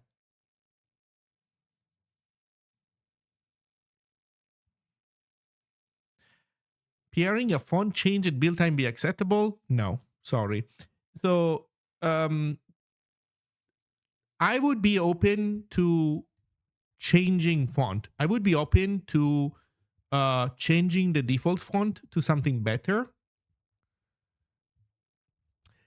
The fact that you want something, wait, sheriff? What you mean serif? So monospace plus also serif? Holy shit, der Teufel. So that's a bit of an, I would say that's a bit too much of an opinionated take. So let me uh let me explain what I think we should prioritize. We should have one font choice, like one good font choice that we like for it, and we would want it to be the default font that our application uses. Actually, it could be more than one because we are not necessarily limited to only one font. Then after that, we should worry about having a extremely limited set of alternative fonts that we support, or maybe even better, just one setting that says monospace, where it switches to a monospace, like to a font that is meant to be, to a set of fonts that is meant to be equivalent to what we have by default, just monospace or something along those lines. I am against endless configuration, like endless customizability, because it's either going to make it very hard for us to make sure that everything works fine, looks fine with all the possible combinations, and also just settings are bad. Um, Settings are just bad. You could tell if you open your system monitor, no Electron. True. Unfortunately, true. Or fortunately, true. I don't know. So the point is, yeah, I love settings. I don't. Settings are like one reason why free software projects of this kind, whenever free software people try to do social stuff, they always fail, is because they fucking love settings too much. No settings, like no settings. Or rather, we do settings, but you have to accept as a developer that settings are a huge responsibility, because settings is a matrix of options that you need to maintain, and you need to be willing to maintain every single fucking combination of your settings matrix. Otherwise, you're doing a sloppy job. So so I'm absolutely against the ability to like select a random like system font. Like, no fucking way. No way. I'm turbo against that. That being said, I understand that some people might have some preferences for font that are not just like, oh, I fancy this font, I fancy this other font, but, maybe like, for example, supporting a high legibility font, supporting, maybe some modes where text is big, accessibility stuff. I'm all for it. Maybe not right away, in due time, but I'm all for accessibility. But people are going to, but users use my font. They don't use their font.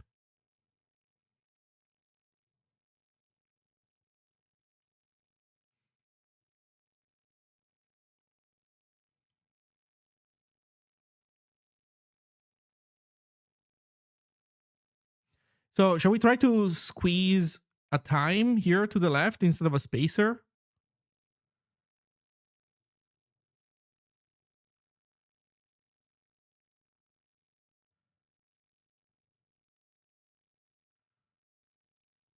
Oh, you know what? Maybe we can leave that to contributor.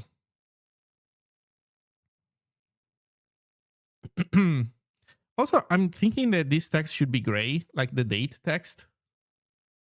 Let's see if we can make it gray.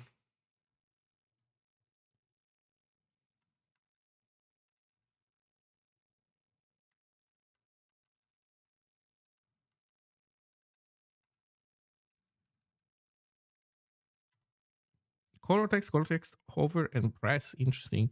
Color text equals great.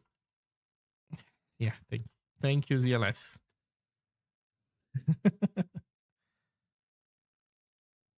Yeah, I would argue this. If you really want your font, you can fork the client. Because the problem is this. It's my responsibility to make sure that everything works well with all these options. And too much customizability, it will, like the day that we decide to change something, there's gonna be like endless breakage from people that have the weirdest, most broken fucking fonts, and it's gonna be ass. It's gonna be like turbo ass. Holy shit! Okay, this is starting to look kind of sexy, if you ask me. Just saying, but this is starting to look kind of sexy.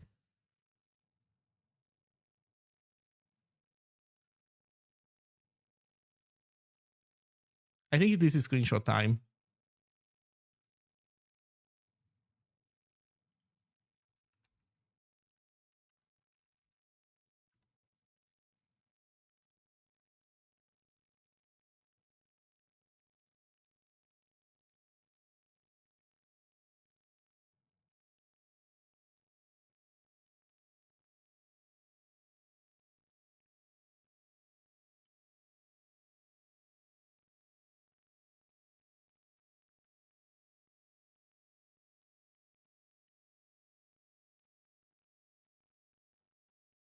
Yeah,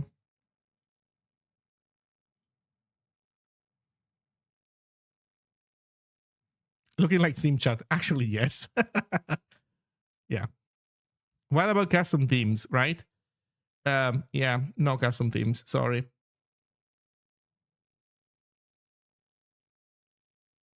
No, I'm not doing a mini video. I was just doing a screenshot, but there was a timer so that I could have time to have the highlight trigger.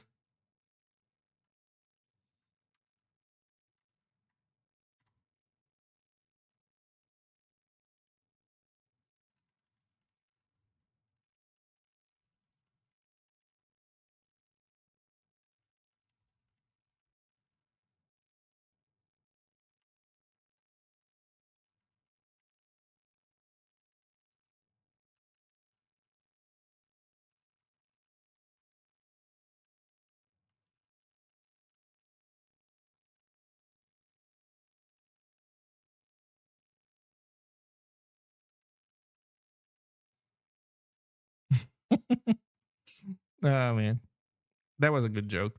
I'm stealing it. So I mean, turns out that actually going from something that is turbo S to somewhat viable is not even all that much work. It just requires just a little bit of effort and good taste, and then you achieve it. I'm pushing.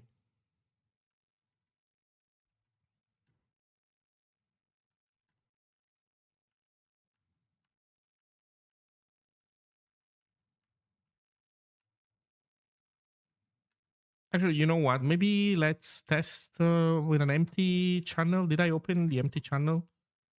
I'm opening this as a user. Okay, so this is fine. Empty channel doesn't crash. So good.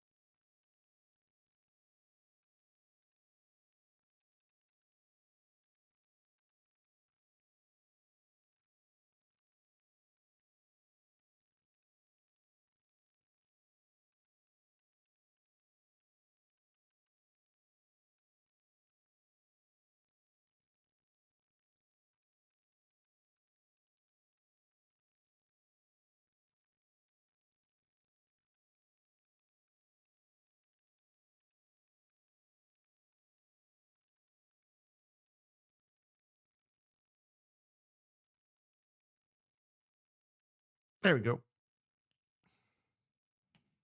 Does the UI have font aliasing? I don't know if I'm seeing things or if the font looks pixely. Good question. So I think that the answer is probably above my pay grade in the sense that I'm not sure if I definitely don't know enough about font rendering to know precisely. So DVUI is using some font rendering library. It might very well be that I'm not configuring DVUI correctly in order for it to pass the right information to the font rendering thing in order to make the right choices. Also, you are looking at a scaled down version, I think, of my screen because uh, I think that if we look at displays, so I'm looking at this guy, which is a 180 hertz 1440p monitor. I guess I'm sending the same over at a lower frame rate to OBS, and I think am I streaming at 1080 at 1440p? Are you guys watching at 1440p? So like I would even recommend you make sure to be watching my stream at its source resolution.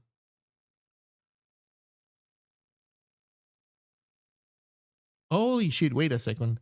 No, I'm streaming at 1080p. I see here that okay, I have a preview in window here and it goes only up to 1080p.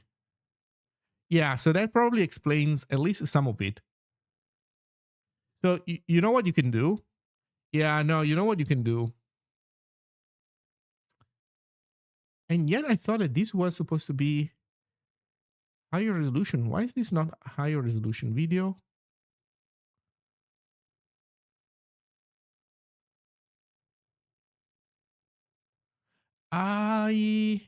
I'm actually surprised because I am so my canvas is 1440p.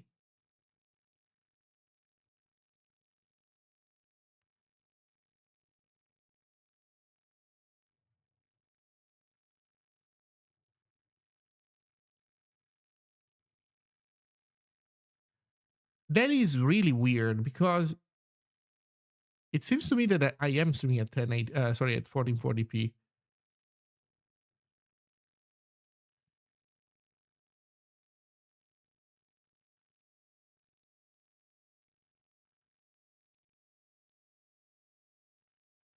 Hmm. Am I getting fucked by enhanced broadcasting? You know what? I think I might be getting fucked by enhanced broadcasting. So here's what I recommend. Um, if you can, go to Discord, go to the Awebo channel, and look at the screenshot that I shared. You look at that screenshot, and you're going to be able to see exactly how the font is being rendered for real. Now, here's the funny thing. As I'm saying this, the image is not loading in Discord. No, I don't believe this. So here I have it because I uploaded it from here, but I have another Discord. Oh, okay, it's finally loaded. So you can look at that screenshot and then you can, I don't know, decide if that looks clean enough to you. But yeah, I think Twitch is messing with me.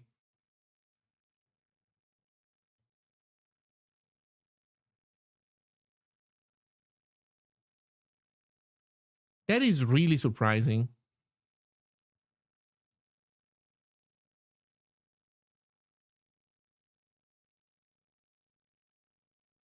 What are people saying on YouTube? Sorry, guys, on YouTube, chat sometimes breaks up and I lose chat messages from YouTube.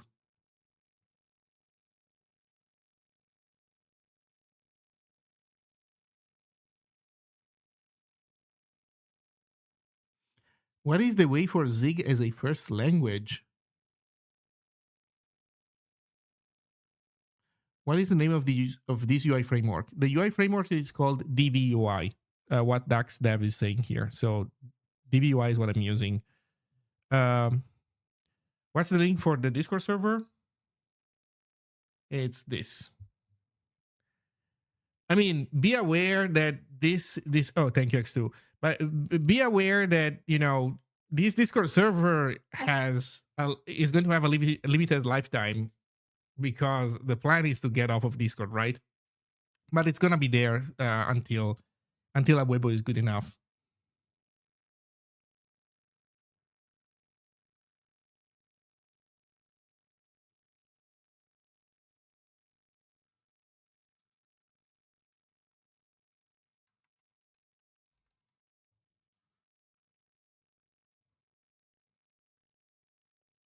Okay, I have it also on Twitch. So what is the way for Zig as a first language? I don't know, man, because it was not my first language. I think that it's a bit rough as a first language because there isn't a ton of learning materials that use Zig to teach you how to program.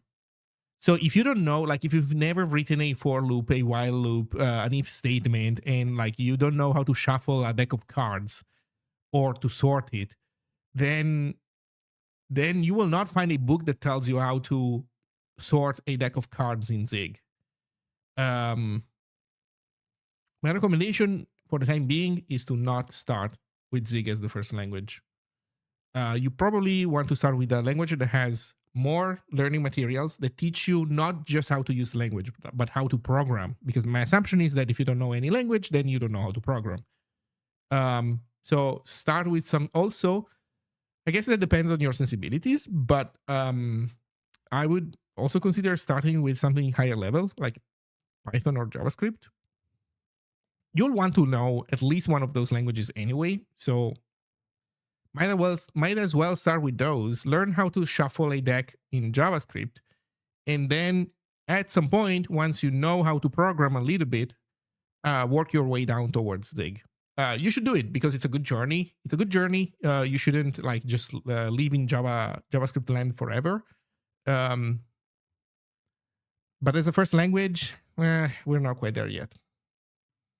And also, as I was saying, there's I think a big question of should you start with a lower level language or should you start with a higher level language? I don't think there is like a universally true answer, but be aware that there's a lot of difference between starting with a higher level language and a lower level one. And like for me personally, I am happy to have started from the top. I personally have liked the top down journey. That's not for everybody. Some people prefer bottom up. But be aware that they're like it's a big difference.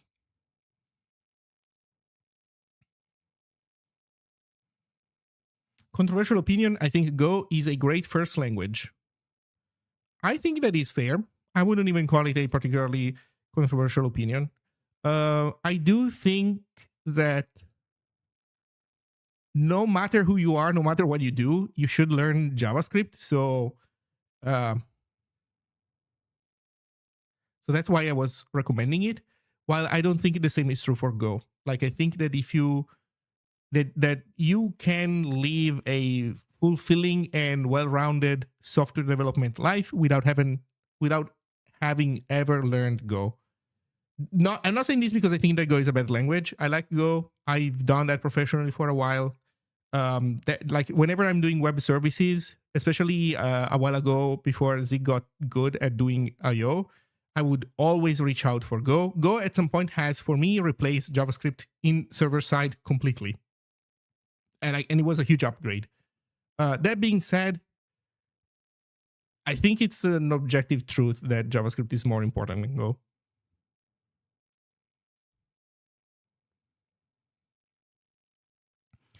How do you handle Zig being updated and breaking your project? Do you keep it a specific version?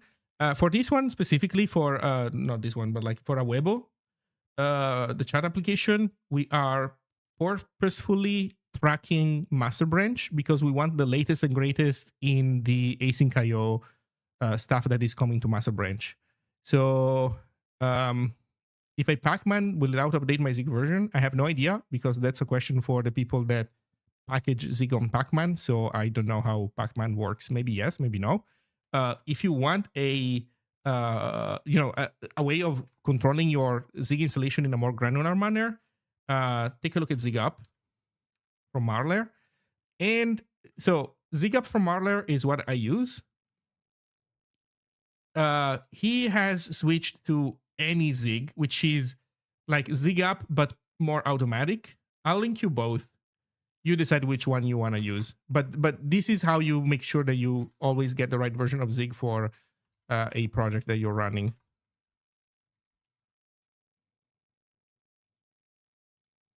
Well, I guess I can also do it like this.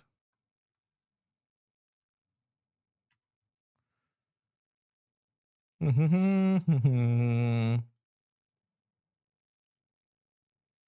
you can learn all the things that you should never do. Yeah.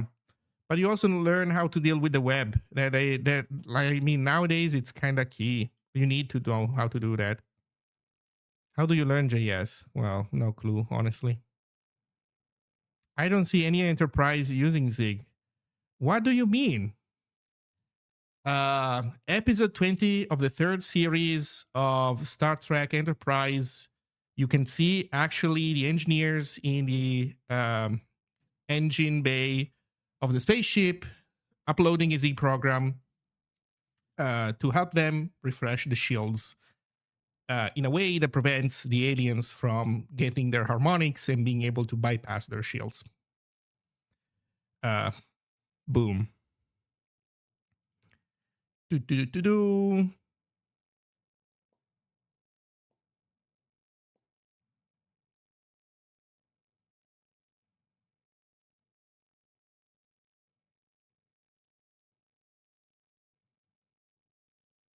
Yeah, I would recommend. So I think this is non-controversial.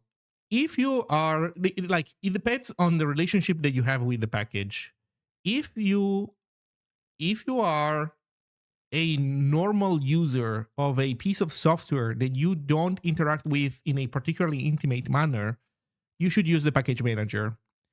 I don't know. I have a Python interpreter. I have a Ruby interpreter. I have a bunch of other tools that I downloaded through Brew, or on Linux, I would download through whatever package manager I have on Linux. And that is plenty good, because normally, as a normal user who is not super interested, who is not in a super intimate relationship with a piece of software, you're not going to care if you get, patch version 1 versus patch version 2. But if you are getting to a point where you're using an unstable programming language, or like a V0 piece of software where there are big differences between, a patch version and the next, or a minor version and the next, or even quote unquote worse, if you need nightlies, then your distro package manager is the wrong tool for the job. That is a piece of software whose installation you need to manage yourself directly. On top of all of this, keep in mind that your distro maintainers might even decide to patch the software that you get. So they might even end up giving you a version of Zig that for some reason has some problems with what we're trying to achieve. Hopefully not. But the point is, you need to understand that there's like two modes in which you interact with software, or like two in which the software life cycle in your system is managed. One, the main one, I guess, the default one, is the package manager does all this stuff for you. Or the second one is that you manage it manually. If you want to use unstable Zig, if you want to use versions of Zig that are not tagged releases, you cannot rely on your system package manager. Maybe some can kind of accommodate for this use case-ish, but it's very tricky. I would argue that unless your distro is NixOS and you have a flag for compiling Zig from scratch, you want to manage this stuff yourself manually. I think that ZigUp is a pretty good way of doing it. Not the only one, of course. Some people are talking about mise en place. I don't. Oh man, sorry. I hope there are no French people in chat. Mise en place. Yeah, that also works, I think. but Mise is not your distro package manager either, if you think about it. I met the creator of any Zig IRL at a Zig Day. You met Johnny Marler?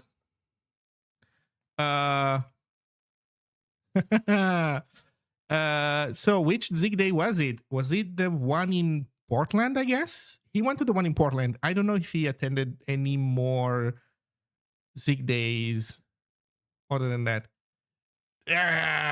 God damn it, Blurry Cat.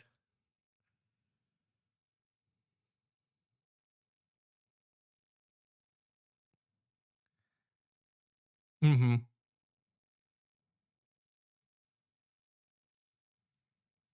Yeah, I'm guessing. I'm not familiar with Arch, but given what I've heard, I would imagine that Arch, similarly to NixOS, also offers this stuff. But in general, I would even recommend to use ZigUp so that you can get pre-built versions. Because at the end of the day, I mean, it's not wrong. Like, I don't know. I would even argue that if your point is that you want to recompile Zig from scratch, like if you want to compile Zig yourself from a master branch commit, you might as well just keep Zig checked out in a directory and you run the build yourself. So anyway, I would say the general point still stands regardless. What do we have to do here? I don't know, man. This looks so good. I just want to experience this for a while more before I break it again.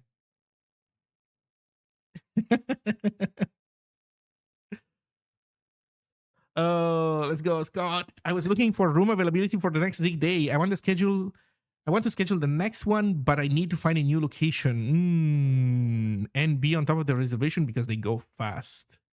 Woohoo. So you're not happy with the, or rather, you think that you need a bigger room now, or were you just unhappy for other reasons? How is the network protocol implemented? If you're interested, go here. This is the repository, and then you can look in source, Awebo, and then protocol. And these are the messages that we ship back and forth. Long story short, I'm just serializing structs over TCP. That's it. I have in protocol.zig, so go back, protocol.zig. In here, I have all the metaprogramming that takes a type and says, okay, let's look at the field. Like, takes structs and says, okay, let's look at the fields. Is this field an integer? Boom, write the number, little endian. Is it a bool? Write it as a single byte. Is it an enum? Write it as an int, because enums can be turned to ints. Is it an optional? If the element is null, write a 0 byte. If the element is present, write a 1 byte and then serialize the actual value. And so forth. And so I have all this metaprogramming, and then I apply the metaprogramming to these messages. So you have, for example, these are messages that the client sends to the server. And so this is an authentication request. And I just define what goes in there as a struct. And then the metaprogramming thingy automatically generates serializers and deserializers for it. And you could say, why not JSON? That's usually sometimes the question that I get from people. And the answer is, I don't know, why JSON? This is more straightforward. Like, you have to type out the metaprogramming, but then it's like so good and so dumb.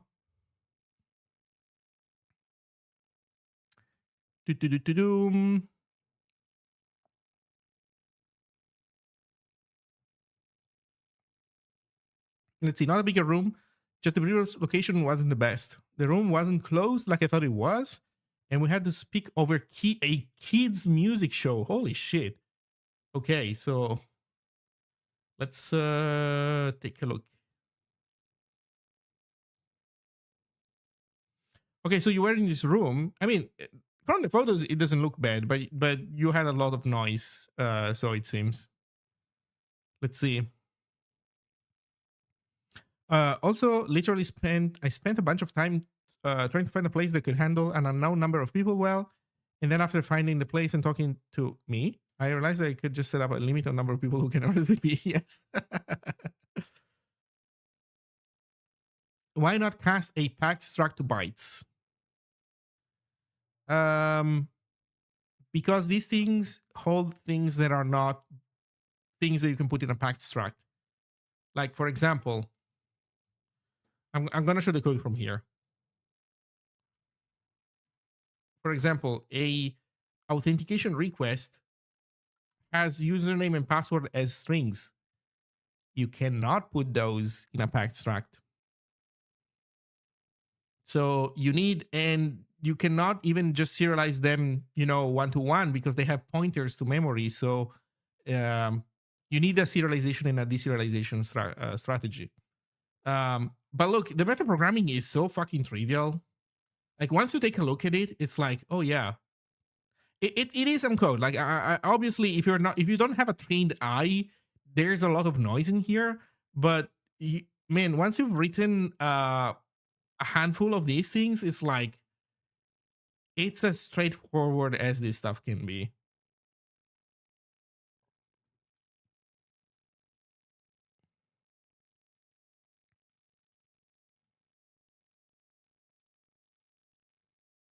I went to the Portland one because I have a friend there, but it's kind of out of my way. Yeah. You guys should start having more Zig days in Seattle. Let's go.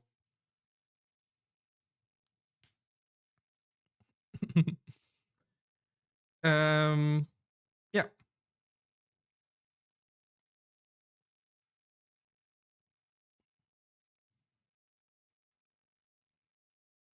That being said, this looks like a nice event.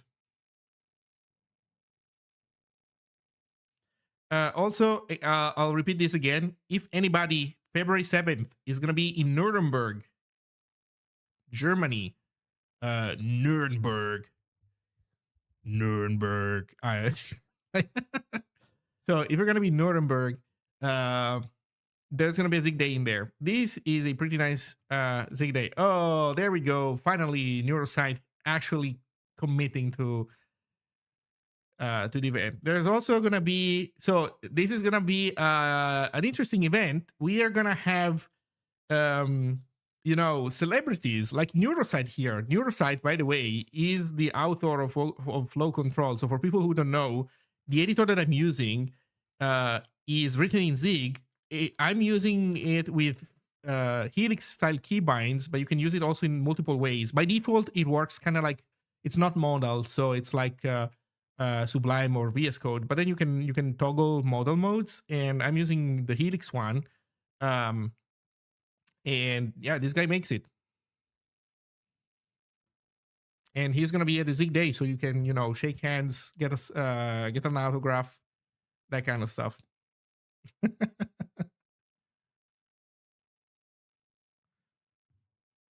Yeah, good point. There's also NDNS. Although I don't know if NDNS matters for packed structs. Let me think about it for a second. It would still matter. Not within the packed struct, but for the packed struct as a whole, because you have to decide in which order to put it on the wire. Yeah, I mean, yeah. Guess what I'm doing in mine. Every time I'm writing something, it's little. You see all the littles being highlighted. I'm forcing little endian on everything. I don't care. So yeah. There we go. I downloaded Flow in November. It has improved significantly since November. So make sure that you update it and give it a try. Also, if you come to Nuremberg, make sure to RSVP. Okay, enough flashing my face.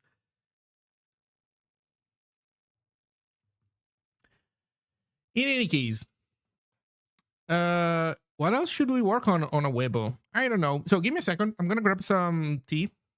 And networking loves big endian. Well, hopefully networking is never going to learn the protocol that Awebo uses, and we can be happy. and the network can never learn what it is that we do in the shadows. Okay, I'm gonna try to add the hour next. Here we'll see how it goes.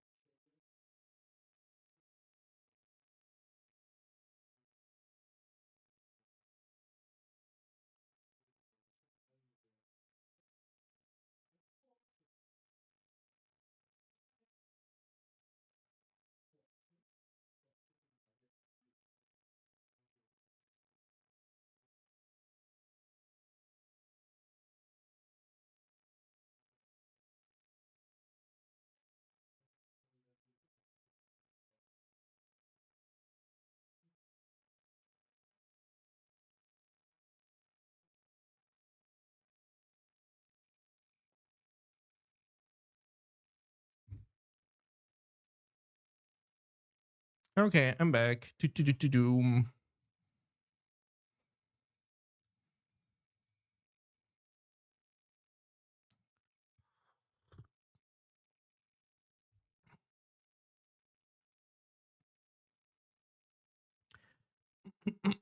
Hmm. Okay, we were saying, can we add time information hidden in here? So you know what would be a very funny trick for this? So in theory, we could render this conditionally based on whether we are highlighting or not, or we render this unconditionally, but then we give it the same color as the background. That would be funny. Uh, I don't know. Also, you know what's another thing that we need to fix? Well, look at this.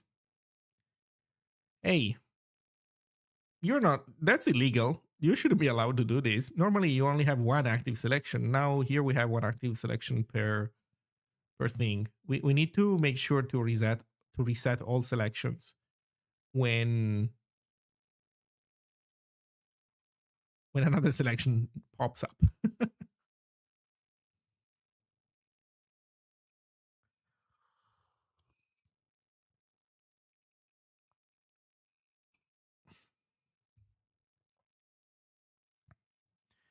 Are there any maker spaces in the Seattle area? There is one near where I work, which is not Seattle, and they allow people to use the space sometimes to host events. Does the UI have a concept of focus? Yes, it does. Or I think more generally, some widgets do.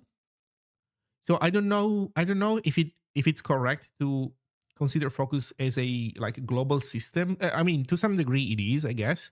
But I believe that usually only certain items concern themselves with the concept of focus.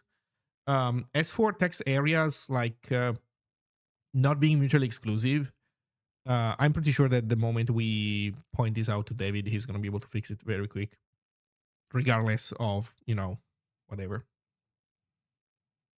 No, so no, focus is a concept that exists in immediate mode GUIs for sure. I mean, if you click on this thing and now you're typing in it, this remains true across multiple rendered frames. So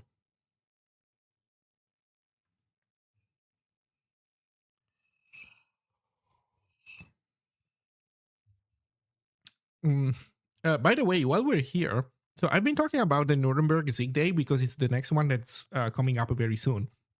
But if anybody happens to be in northern Italy, by the end of February, we're gonna also have a special Zig Day here in Milan. Well, not exactly Milan. So the way it's gonna work is that this one is a bit outside Milan. There's instructions on how to get to this place called Seregno, and it's like absolutely trivial to get there by train from Milan.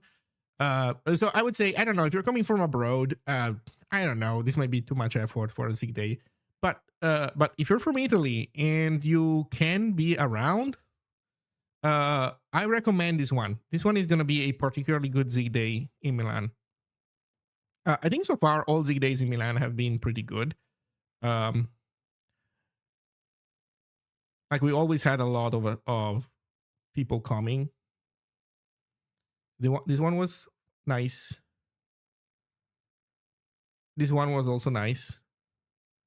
It might seem that we were fewer people. I mean, we were fewer people than the first one, but we just didn't make good photos that show a ton of people because we were in an office and we were pretty spread out because everybody was using like proper desks.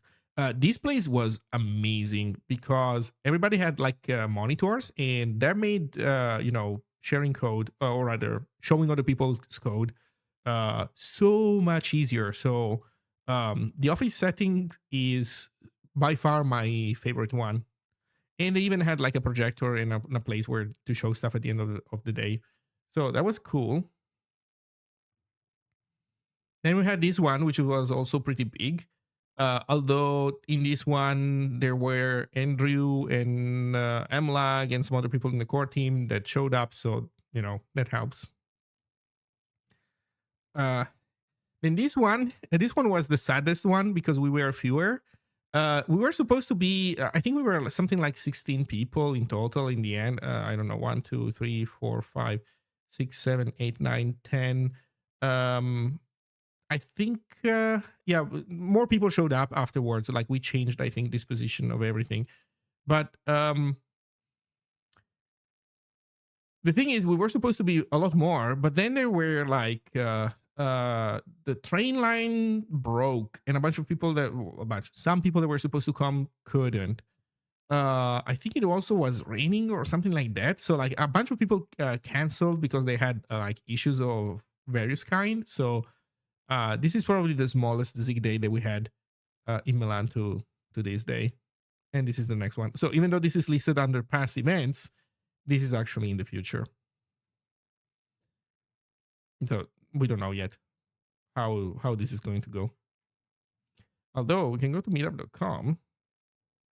Are the talks from Zig Days uploaded somewhere? There aren't really talks at Zig Days. So what happens is that you do collaborative programming for the entirety of the day usually. So you just hack on stuff with people. So either you help somebody or you get help from somebody else, or you do things together one way or another. You don't have to. You can also do stuff on your own if you want. And then at the end of the day, people show what they made, but it's not a real talk. It's like just a quick demo of what you're working on. So not really talks. Okay, so we are gonna be so far we are 26 for the next Z day with 14 spots left. We'll see. Okay, you're from Spain. Well, if you are from Spain, you might be interested in Z Day Valencia. There's a Z Day in Valencia. I don't know how close you are to Valencia, but this has been announced. They have yet to schedule the first event. But this is organized by Arnau. And Arnau, I might be horribly mispronouncing his name. But in any case, I'm going with the like Italian pronunciation. But in any case, Arnau has been he is a great guy. He has contributed to a bunch. He has contributed a bunch to Super HTML and Zine. I don't remember if he contributed to Zine specifically, but at the very least, he has contributed to Zine through Super HTML. So,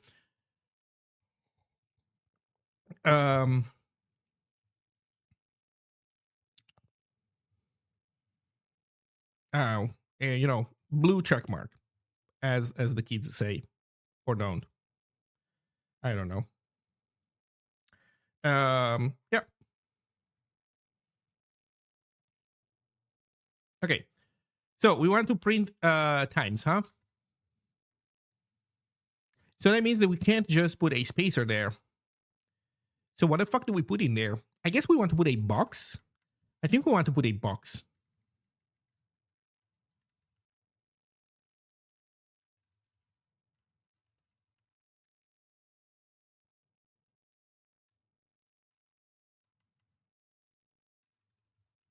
Let's call it left box. So it's not a spacer anymore. Now it's a box. Orientation doesn't matter. Mean size content does matter. Margin does matter. And then in here, we put a label with the time.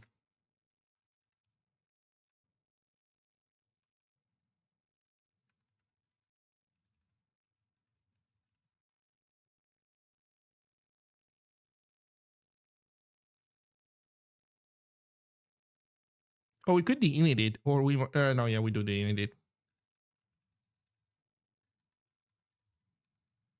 So if we have the date, no space, the fucking F&T has to be different though. Shit.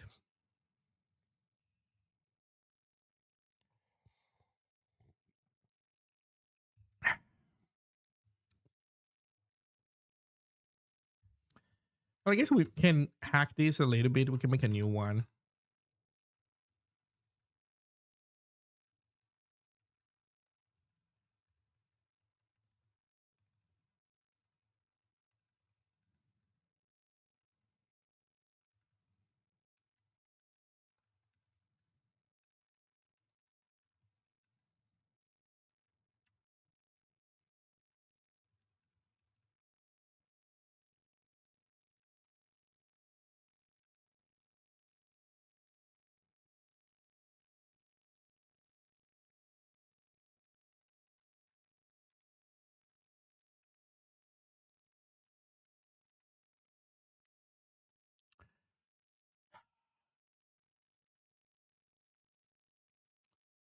Okay, we need to go to this bad boy. And we need to give it something different. Maybe. I think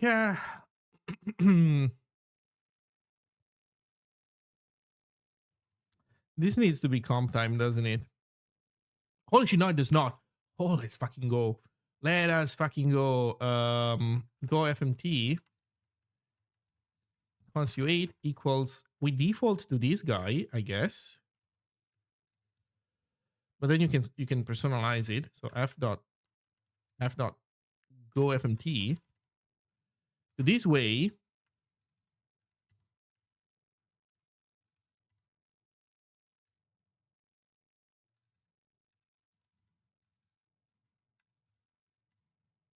So GoFMT is going to be this 1504. And then we're going to use this. And then we're going to do what? Uh, color text. Which colors do we have? I think we need to do this based on the theme. Can we do that from the theme? Is there a dot theme? No. Average lerp opacity. Oh, we could do. I guess we could tweak the opacity more than the color. Okay, let's do gray and let's see where this leads us.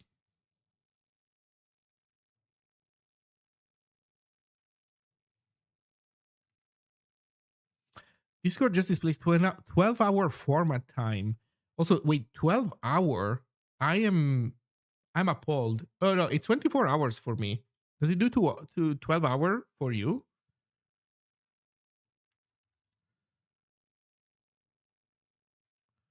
Oh no, what have I fucked up? Expected 3 arguments found 2. Oh. Oh,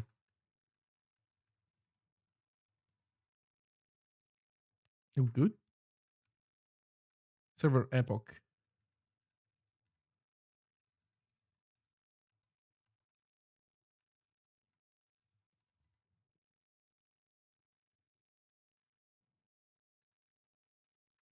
Yeah, it might be localized. Being a European, that's how we like it.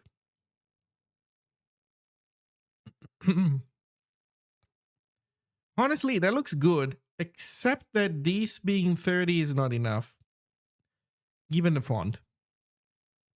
So we either reduce the font size of this time, or we make everything else bigger. I think we can maybe reduce the font size. Home theme body. There's mono also. Maybe it should be mono. Can we do with size? Oh, we can do also. Oh, there's larger. Is there smaller? Give me smaller. That's what. No, never mind. So there's larger, but there's no smaller. Oh well. But we can do with size. Size is like 16, maybe by default. Oh, you can do larger with. Oh yeah, I didn't notice there's a delta in there. Yeah. Right. Let's go. So font is gonna be theme body. Let's make it mono so that it doesn't like theme mono. Actually, let's see what that looks like in mono.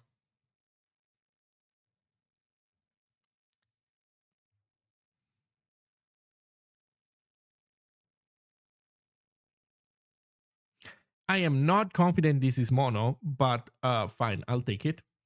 Mono dot larger.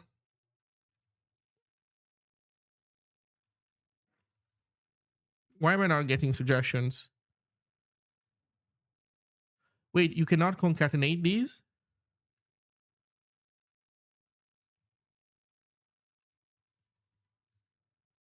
No concatenation?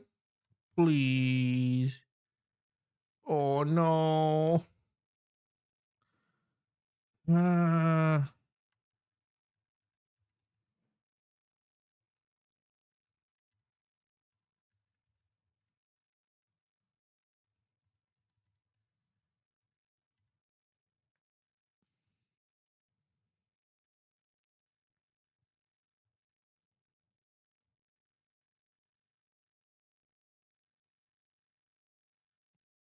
we didn't fix much.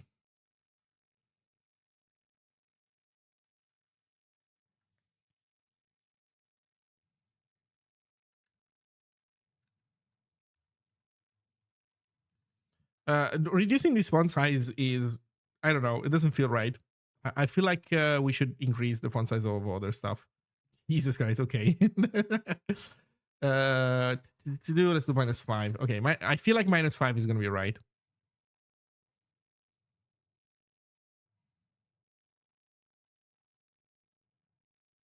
Yeah. Okay, can we center it? Let's center it. Um,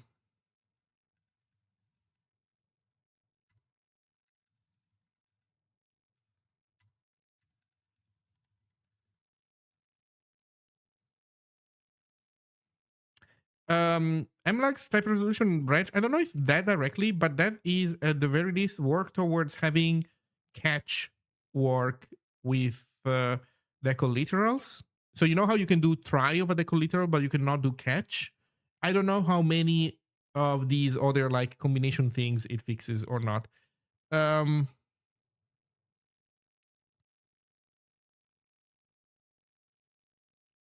so this is ugly as fuck. Here's what I'm doing: no gravity, no font change, we keep it natural and we increase the size of other stuff. So starting from the avatar, we do avatars at 40 by 40.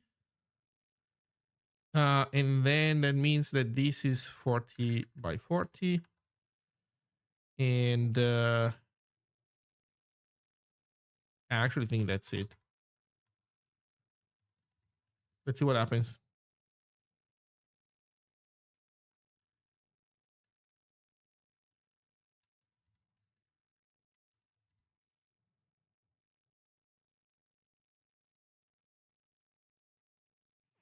Yeah, that's for sure. The problem is that it was occupying stuff. Oh no. Okay, we fucked some stuff up.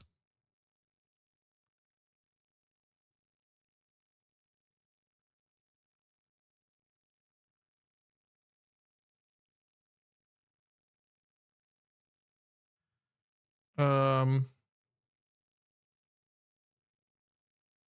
so I actually think this is maybe fine. I would even argue that maybe text should be bigger.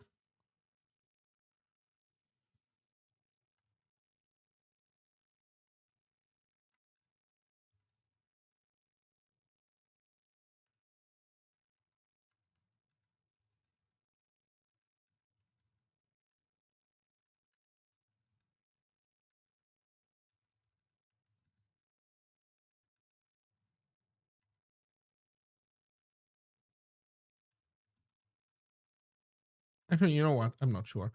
Um, this is 40 by 10.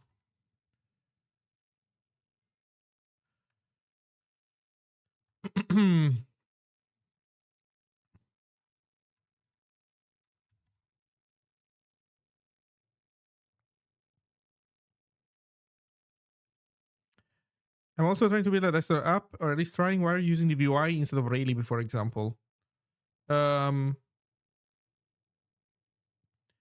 Raylib. I mean, they're all EM GUIs, so it depends on which one you prefer, right? I'm using the VUI because I can talk to the author of the VUI and get help from him and get adjustments because he's also helping with Awebo.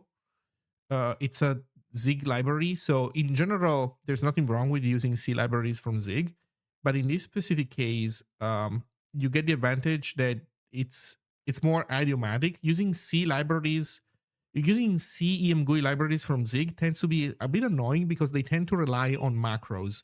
And you cannot Zig doesn't have macros, so you're not going to be able to use the macro functions. You will need to essentially write a wrapper that implements that macro with the fur. And I get that, and I get this stuff out of the box from the UI. Also, the UI has good good error reporting using at source. I don't know how the C libraries fare with that. They probably have. I mean, they have like line and column, so I guess they can make do. But in general, I don't know. I would say pick whichever you like. I don't.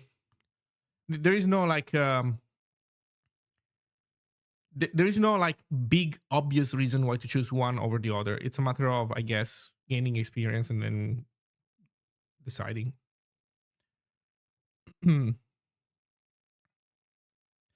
Okay, I think this is good. So let's now make so now let's not make text gray anymore. And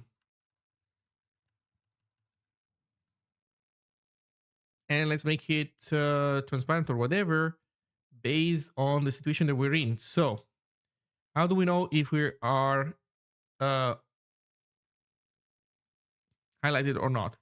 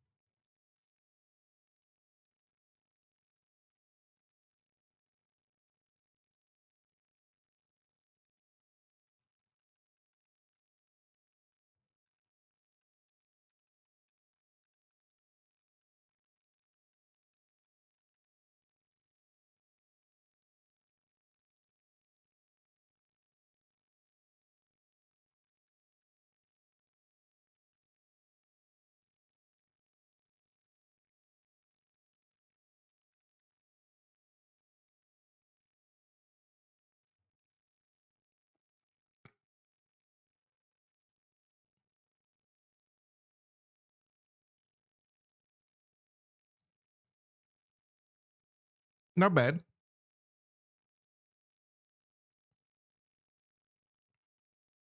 I would say not bad.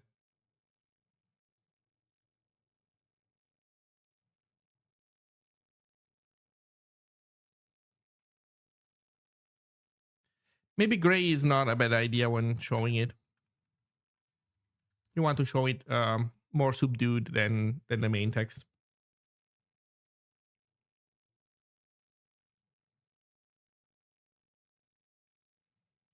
Okay, something weird happened. This connected thing is supposed to go away, but it's staying there for some reason. Okay. Uh, gray kind of sucks.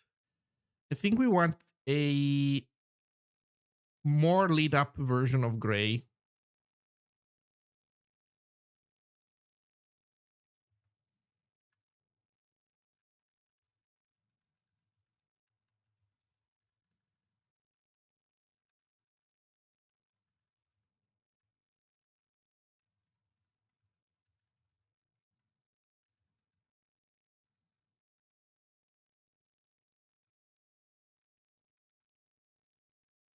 We lighten it. Yeah. What's a good delta? I have no fucking clue. What's the unit of measure? Like, I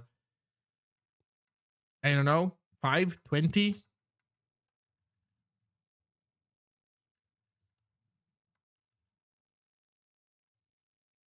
5? 1? I don't know, fucking 5. Let's see where we get.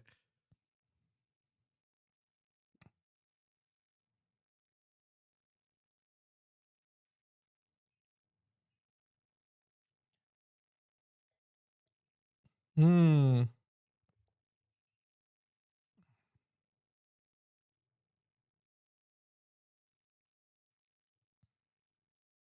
Did it do what we wanted? I have no clue. I mean, something did change, I think.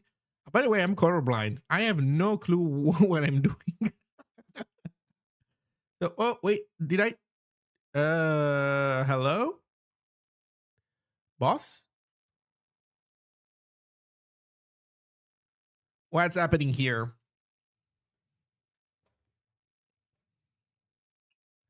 Unacceptable.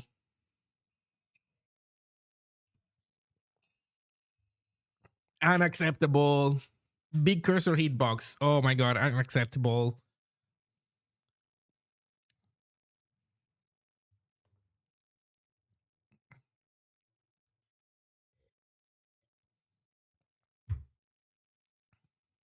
Unacceptable. Kind of a weird bug to have with a DM GUI. Well, what's happening is that they basically we're like both things.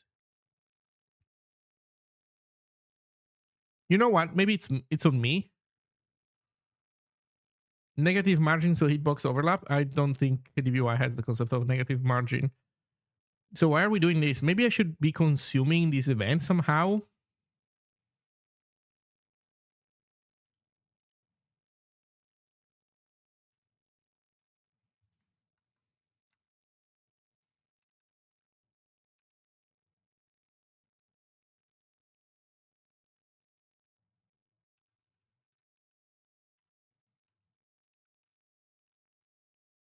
Widget data.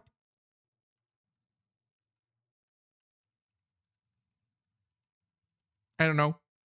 Maybe I should do this. Maybe I shouldn't. Um,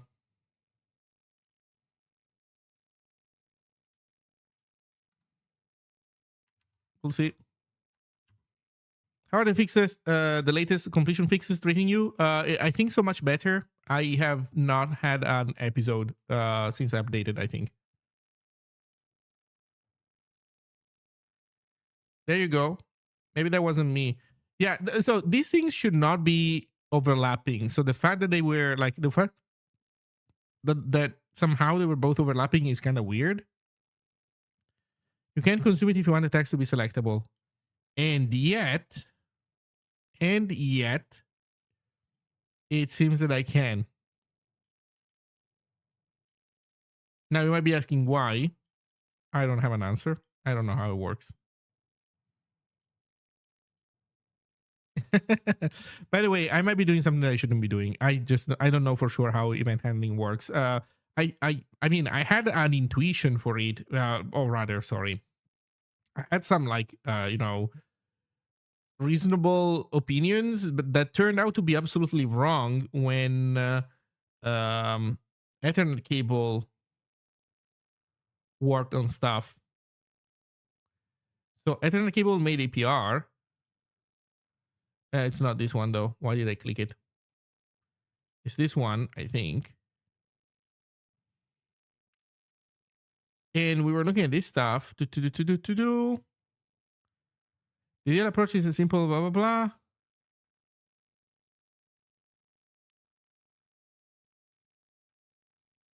Okay, maybe I thought that this would relate more than it actually does.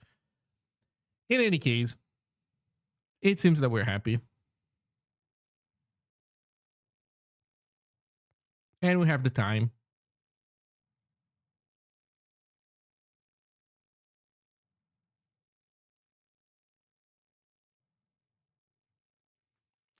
It doesn't get any better than this. I would argue that it does not get any better than this at this point.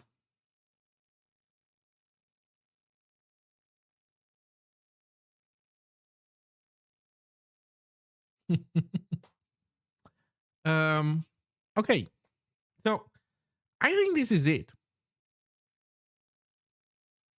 Let's make a commit.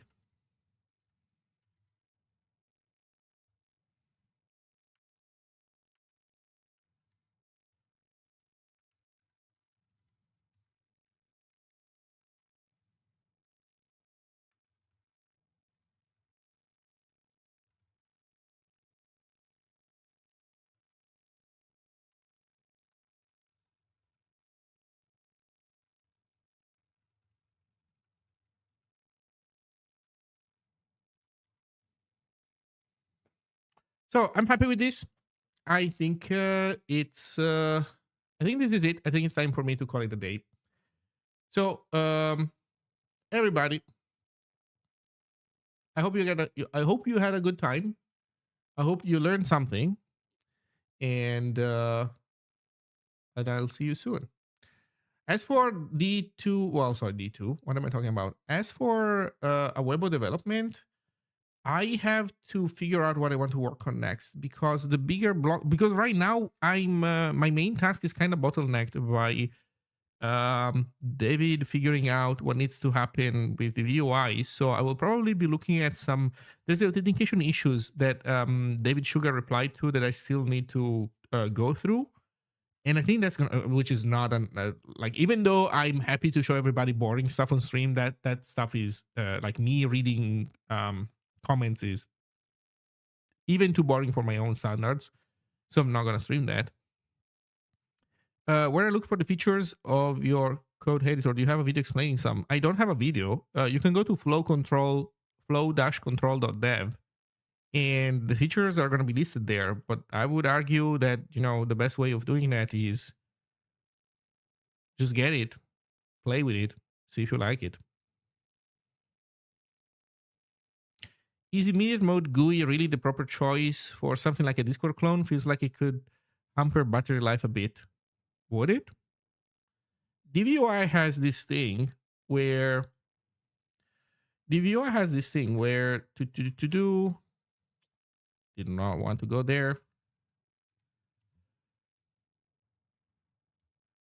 where if you click the online demo and you open not the debug window but the demo window, so look at this. Here you can see this text here shows you, by the way, this is all being rendered by the UI. So this is showing you how many frames per second it's rendering.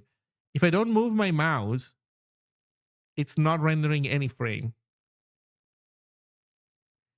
So it will re-render if I move my mouse around, but it has to, like every UI has to, because it needs to react to, mouse events.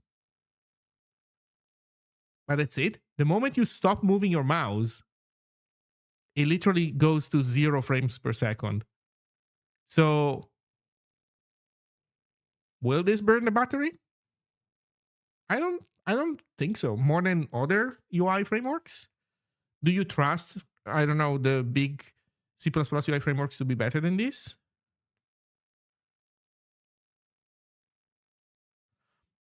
Lots of older UI stuff do actually figure out what regions actually need to be repainted. I mean, fair. Can you limit to 60 FPS? 030 is not 0. Well, no, the problem is that it's showing you the number through the UI itself. So you don't see the number go down to 0 because it's just not repainting. Those were the jumps. So basically, whenever you saw me stop moving for a moment, the number would stay still because it was not updating the UI at all at that point. And then when I moved again, you would see the number go down because it was picking up again, rendering. So you just cannot see 0 if the number is being rendered through the UI itself.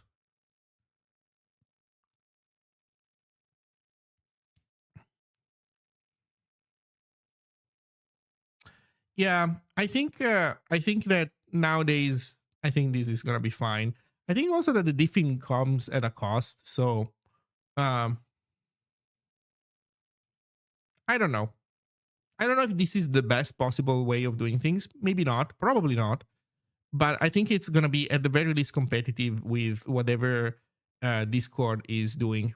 So I don't think the other systems would be much better. We'll see. Okay. And with this being said, I think I'm gonna leave everybody. I'm gonna rate T2. T2 SDE. So enjoy European Linux distribution. It's time for European sovereignty. Enough with the Americans. We bleed blue and stars, I guess. I don't know. Anyway, enjoy. It's some like honest Linux work.